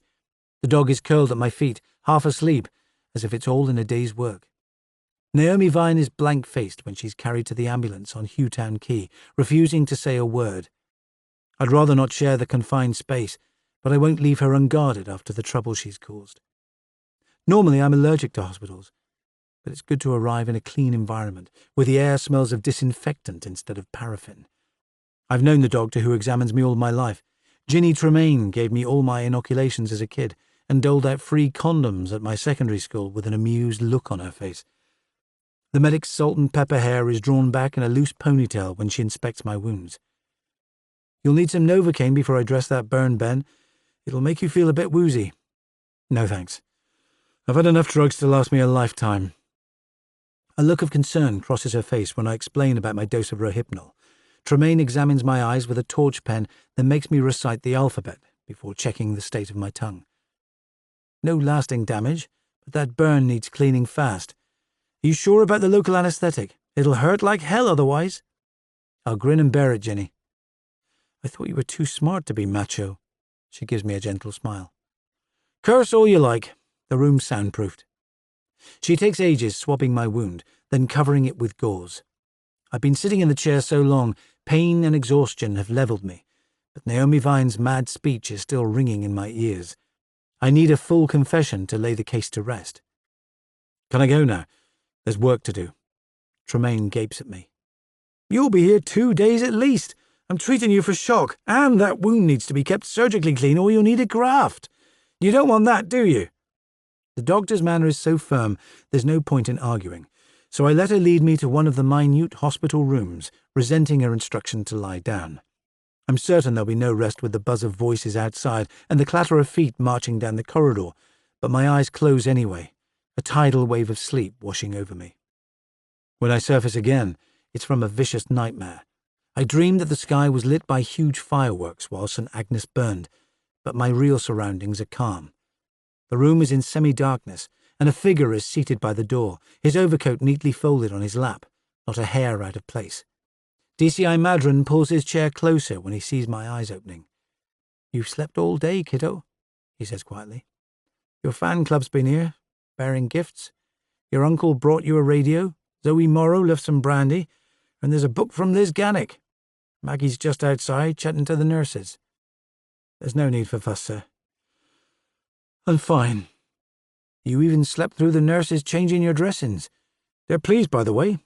The scarring should be minimal." "How's Lottie?" "The baby needed some oxygen, but she's fine. Eddie and Michelle took her home earlier." "And Naomi Vine?" "The morphine's loosened her tongue. I've taken a statement from her already. She killed Rogan and staged her own abduction to frame Tolman, didn't she? It satisfied all her needs. She wanted the boathouse as a gallery and to punish her ex for rejecting her." "It looks that way," Madron replies with a slow nod. "She arranged the meeting the night before Rogan disappeared, said she'd had a change of heart about his observatory plans and had decided to finance the whole thing. She even made him promise not to tell his wife until they thrashed out the details so it could be a big surprise for the community. He mentioned that he was going to the mainland that night at her house, which gave her the perfect opportunity. She lured Rogan onto Burnt Island, then shoved him into the fire while he was drugged. How did she get him there? She pretended to be so excited about the new observatory she wanted to plan the rebuild immediately, fed him a line about Burnt Island being the best vantage point, and begged him to take a quick look with her first thing in the morning before his boat left. And Jimmy Kerwin had nothing to do with Rogan's death? He must have dropped his coat at the scene. I imagine he wanted to put out the flames." Madron looked down at his hands. "The burning body would have been a terrible sight." "Why did she want to punish her ex so badly?" "She'll need a full psychiatric assessment, but a specialist on the mainland thinks she's got narcissistic personality disorder. Naomi attacks anyone that gets in her way. Martin Tolman and Alex Rogan was obstructing destiny in her view. Her campaign began soon after she arrived on St. Agnes. Apparently she took an immediate dislike to Gavin Carlyon. She tampered with the fireworks before last year's display, which explains his injury. The youth courts will have to retract Adam Helston's arson conviction too. I imagine his parents will be thrilled to hear that their boy never started the fire at the Walberts' place, and they'll sue for a big compensation claim. She set light to their barn as practice for greater things to come." "What about the Cornish messages?"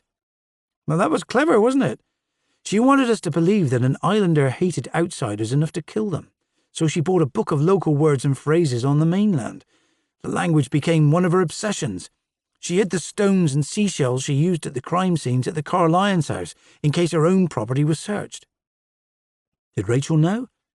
"She's claiming innocence. Vine says she stole the keys to the holiday cottage from Rachel's house, but she Could be lying. The woman seems to have had a hypnotic effect on some of the islanders. Madron pulls his chair closer, and for once the anger between us drops away. You did well, Kitto. Your approach was unorthodox, but your commitment's exceptional. Eddie's got you to thank for bringing his baby home alive. I made mistakes. Took too long getting there. You race at things, Kitto. It wouldn't hurt to slow down.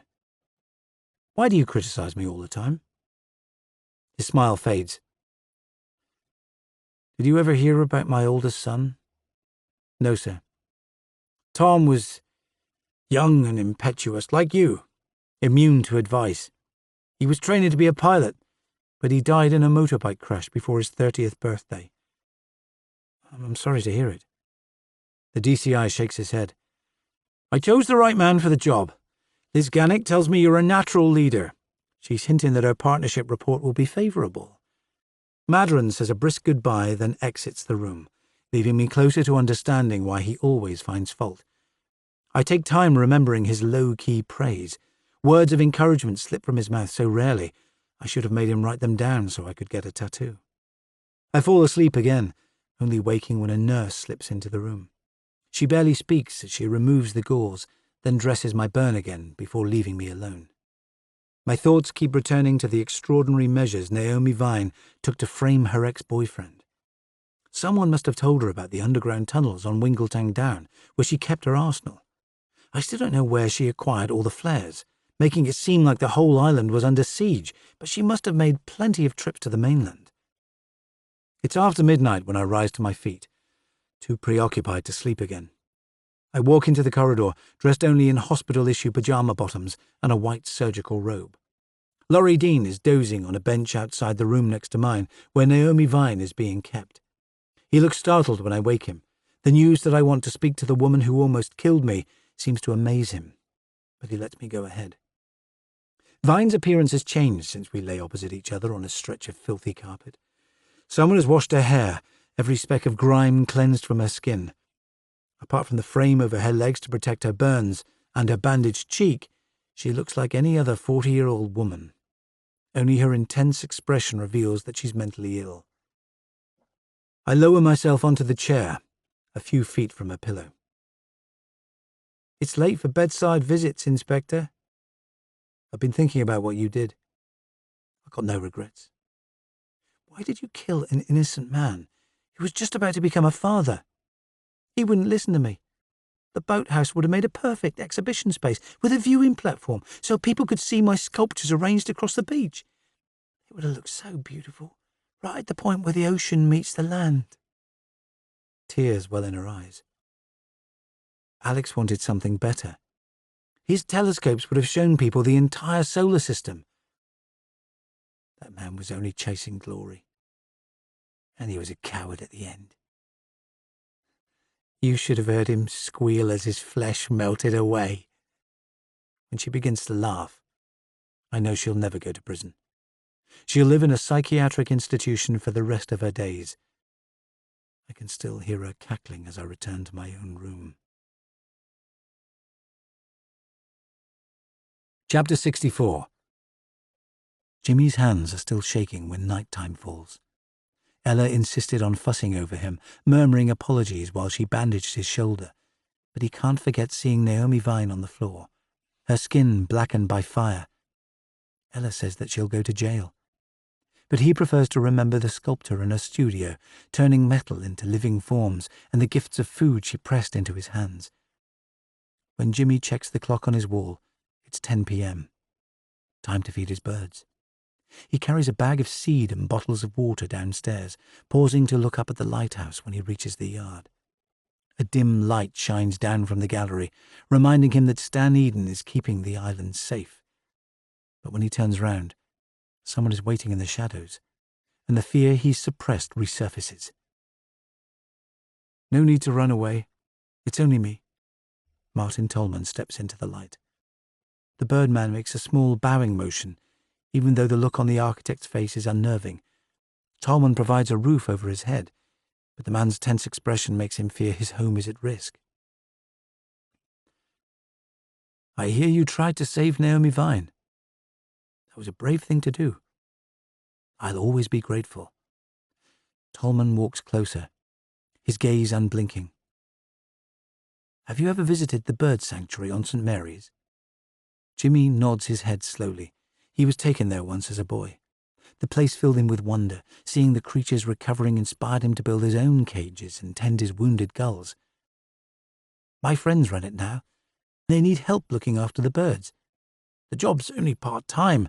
It doesn't pay much, but you could survive on the wage. Would you be interested? Jimmy stares at Tolman in disbelief. All he's ever wanted is a job, like the other islanders, to buy medicine for his birds and feed himself without begging. Is that a yes, Jimmy? The birdman nods his assent rapidly. That's good news. I'll come back tomorrow to make arrangements. Tolman says a quiet goodbye, leaving Jimmy reeling. Since his parents died, he's longed for independence, and now it's so close he can almost touch it. The creatures are calm tonight when he crawls inside the enclosure to lay out fresh straw. The Atlantic gull can finally stand, but it shrieks in protest as he carries it outside. Jimmy cradles the bird against his chest, admiring its glassy black eyes and the yellow markings on its fierce beak. He whispers a few words, then opens his hands. The gull spreads its wings before beating them wildly. Jimmy tips his head back to watch the bird lunge into the air, then soar above the roofline, heading for open water. Chapter 65. Thursday, the 10th of November. I've been signed off work for the next 3 days. It's late in the morning, and a stream of visitors have marched up the path to my cottage, most of them hungry for details, even though I can't disclose anything until the trial ends. It's a relief to be alone for the first time in days, apart from Shadow, who's lying on the sofa beside me, sleeping off his escapade. Naomi Vine is still clogging up my headspace, but she's safe in the medical centre at Penzance Prison. Tomorrow she'll receive a full psychiatric assessment. I can guess the results already. Anyone who's prepared to kill a man, torch her own home, and attempt 2 more murders for the sake of a building is unlikely to be declared sane. Madron has kept me out of the loop while the case winds down, but details have filtered through anyway. Gavin Carline has filed a complaint about his accusations being ignored, and now that Vine has been arrested, his claims seem justified. His wife is still pleading ignorance about the material stored at their home, but I'm not convinced. Rachel was so gripped by hero worship, she would have done anything for her glamorous new friend. Now that the danger's over, I feel a degree of sympathy for Naomi Vine. The sculptor's life imploded after her parents died, the care system doing more harm than good. A combination of factors caused Vine's breakdown, but the misery she suffered as a child must have contributed. I stare down at the book I'm reading. The final chapter of The Great Gatsby lies open before me, but all I can see are parallels. Gatsby had the world at his feet, talented, good-looking and charismatic, yet he threw it all away, like Naomi Vine. I gaze out of the window instead of finishing the story. The storm has cleared at last, wisps of sea mist lingering on the air, the atmosphere calm. Hell Bay stretches out in a long arc, with breakers rolling across the shore. It's soothing to watch the tide chivvy shingle further up the beach, but unfinished business nags at me. It could just be exhaustion from the strain of the case, but the feeling won't shift.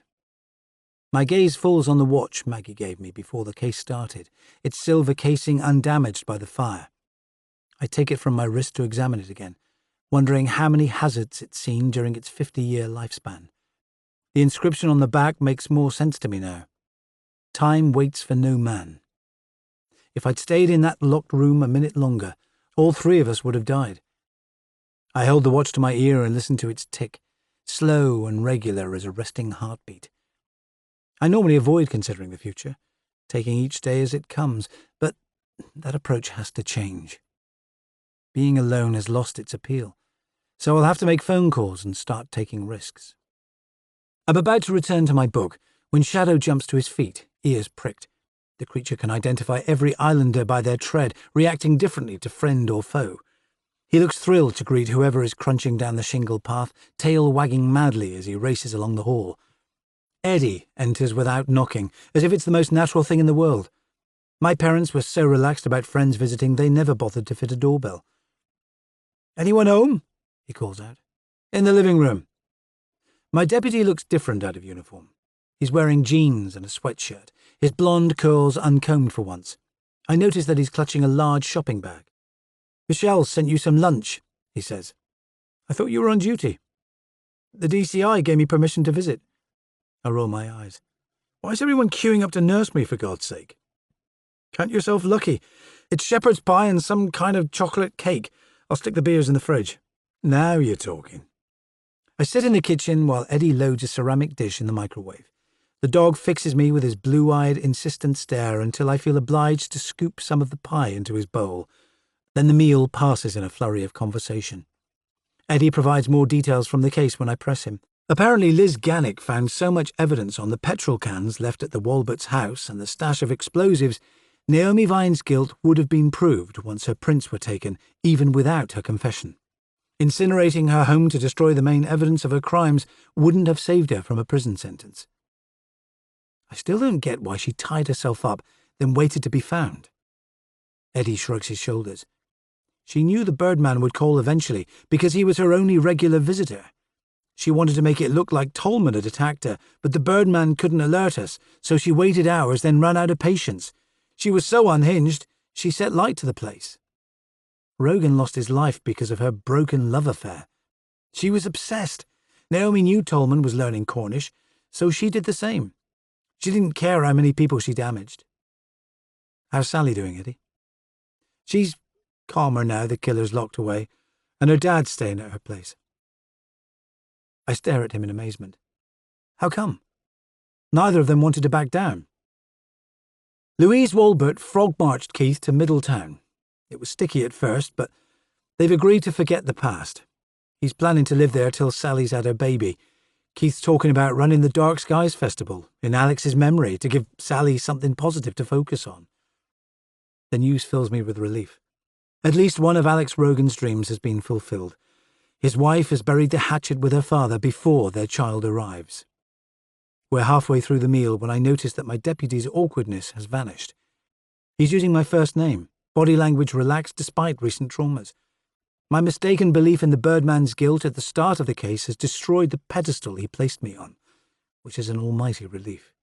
It's only when he's about to leave that his expression grows solemn. I heard the news about Zoe getting married. Rumours spread fast, don't they? She's making me fly over to Mumbai for the wedding next July. I thought you two might end up together.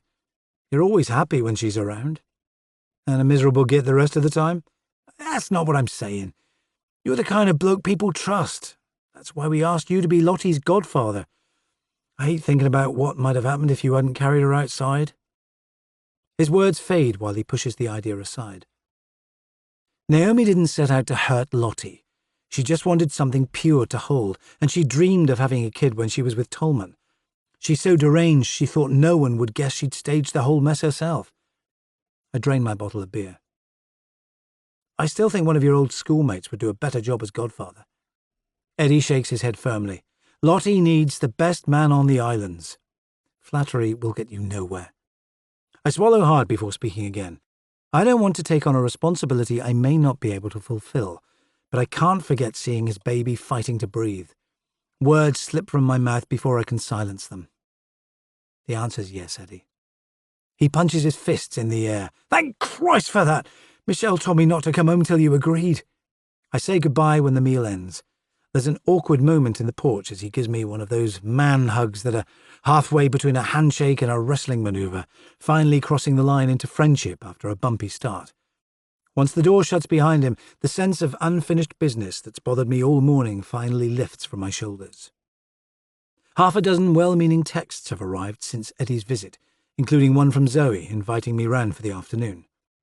I could carry on lounging on the sofa, but Shadow is dancing at my feet, telling me that I've spent too long feeling sorry for myself. Come on, monster. Take me for a walk. The dog vanishes into the mist once I step outside, but we always reach the same destination, eventually. Author's note. St Agnes is one of my favourite places in the Isles of Scilly, and I hope that some readers may feel inspired to visit the remote destination for themselves.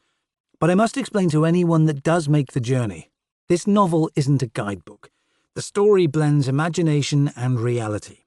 I've taken liberties with the island's geography to add danger to my tale, but I've also tried to conjure the magic of the place.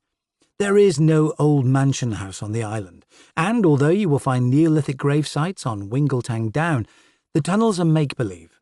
St. Warner's Well exists, but is smaller than in my description. The island's tiny dimensions and population of just 82 permanent residents are accurately described in Burnt Island. St. Agnes does have a decommissioned lighthouse, which has had its light removed and is now a private residence, but there are no cottages at its feet. The Turk's Head is a great place for fine beer and locally caught fish and chips, but it does not have rooms for hire. The island's post office is a treat to visit, with lovely staff and a good selection of locally produced food. You will find a decommissioned lifeboat house on the island and a tiny, beautiful church with stained-glass windows that reflect the island's fraught relationship with the sea. All of the Isles of Scilly have experienced maritime tragedies. Dozens of local fishermen have been lost to vicious storms over the centuries, yet the beauty of the ocean remains. I've never felt closer to the sea than on St. Agnes. The quiet is so complete. You can hear the tide from every part of the island, until the sea's whisper feels as natural as breathing.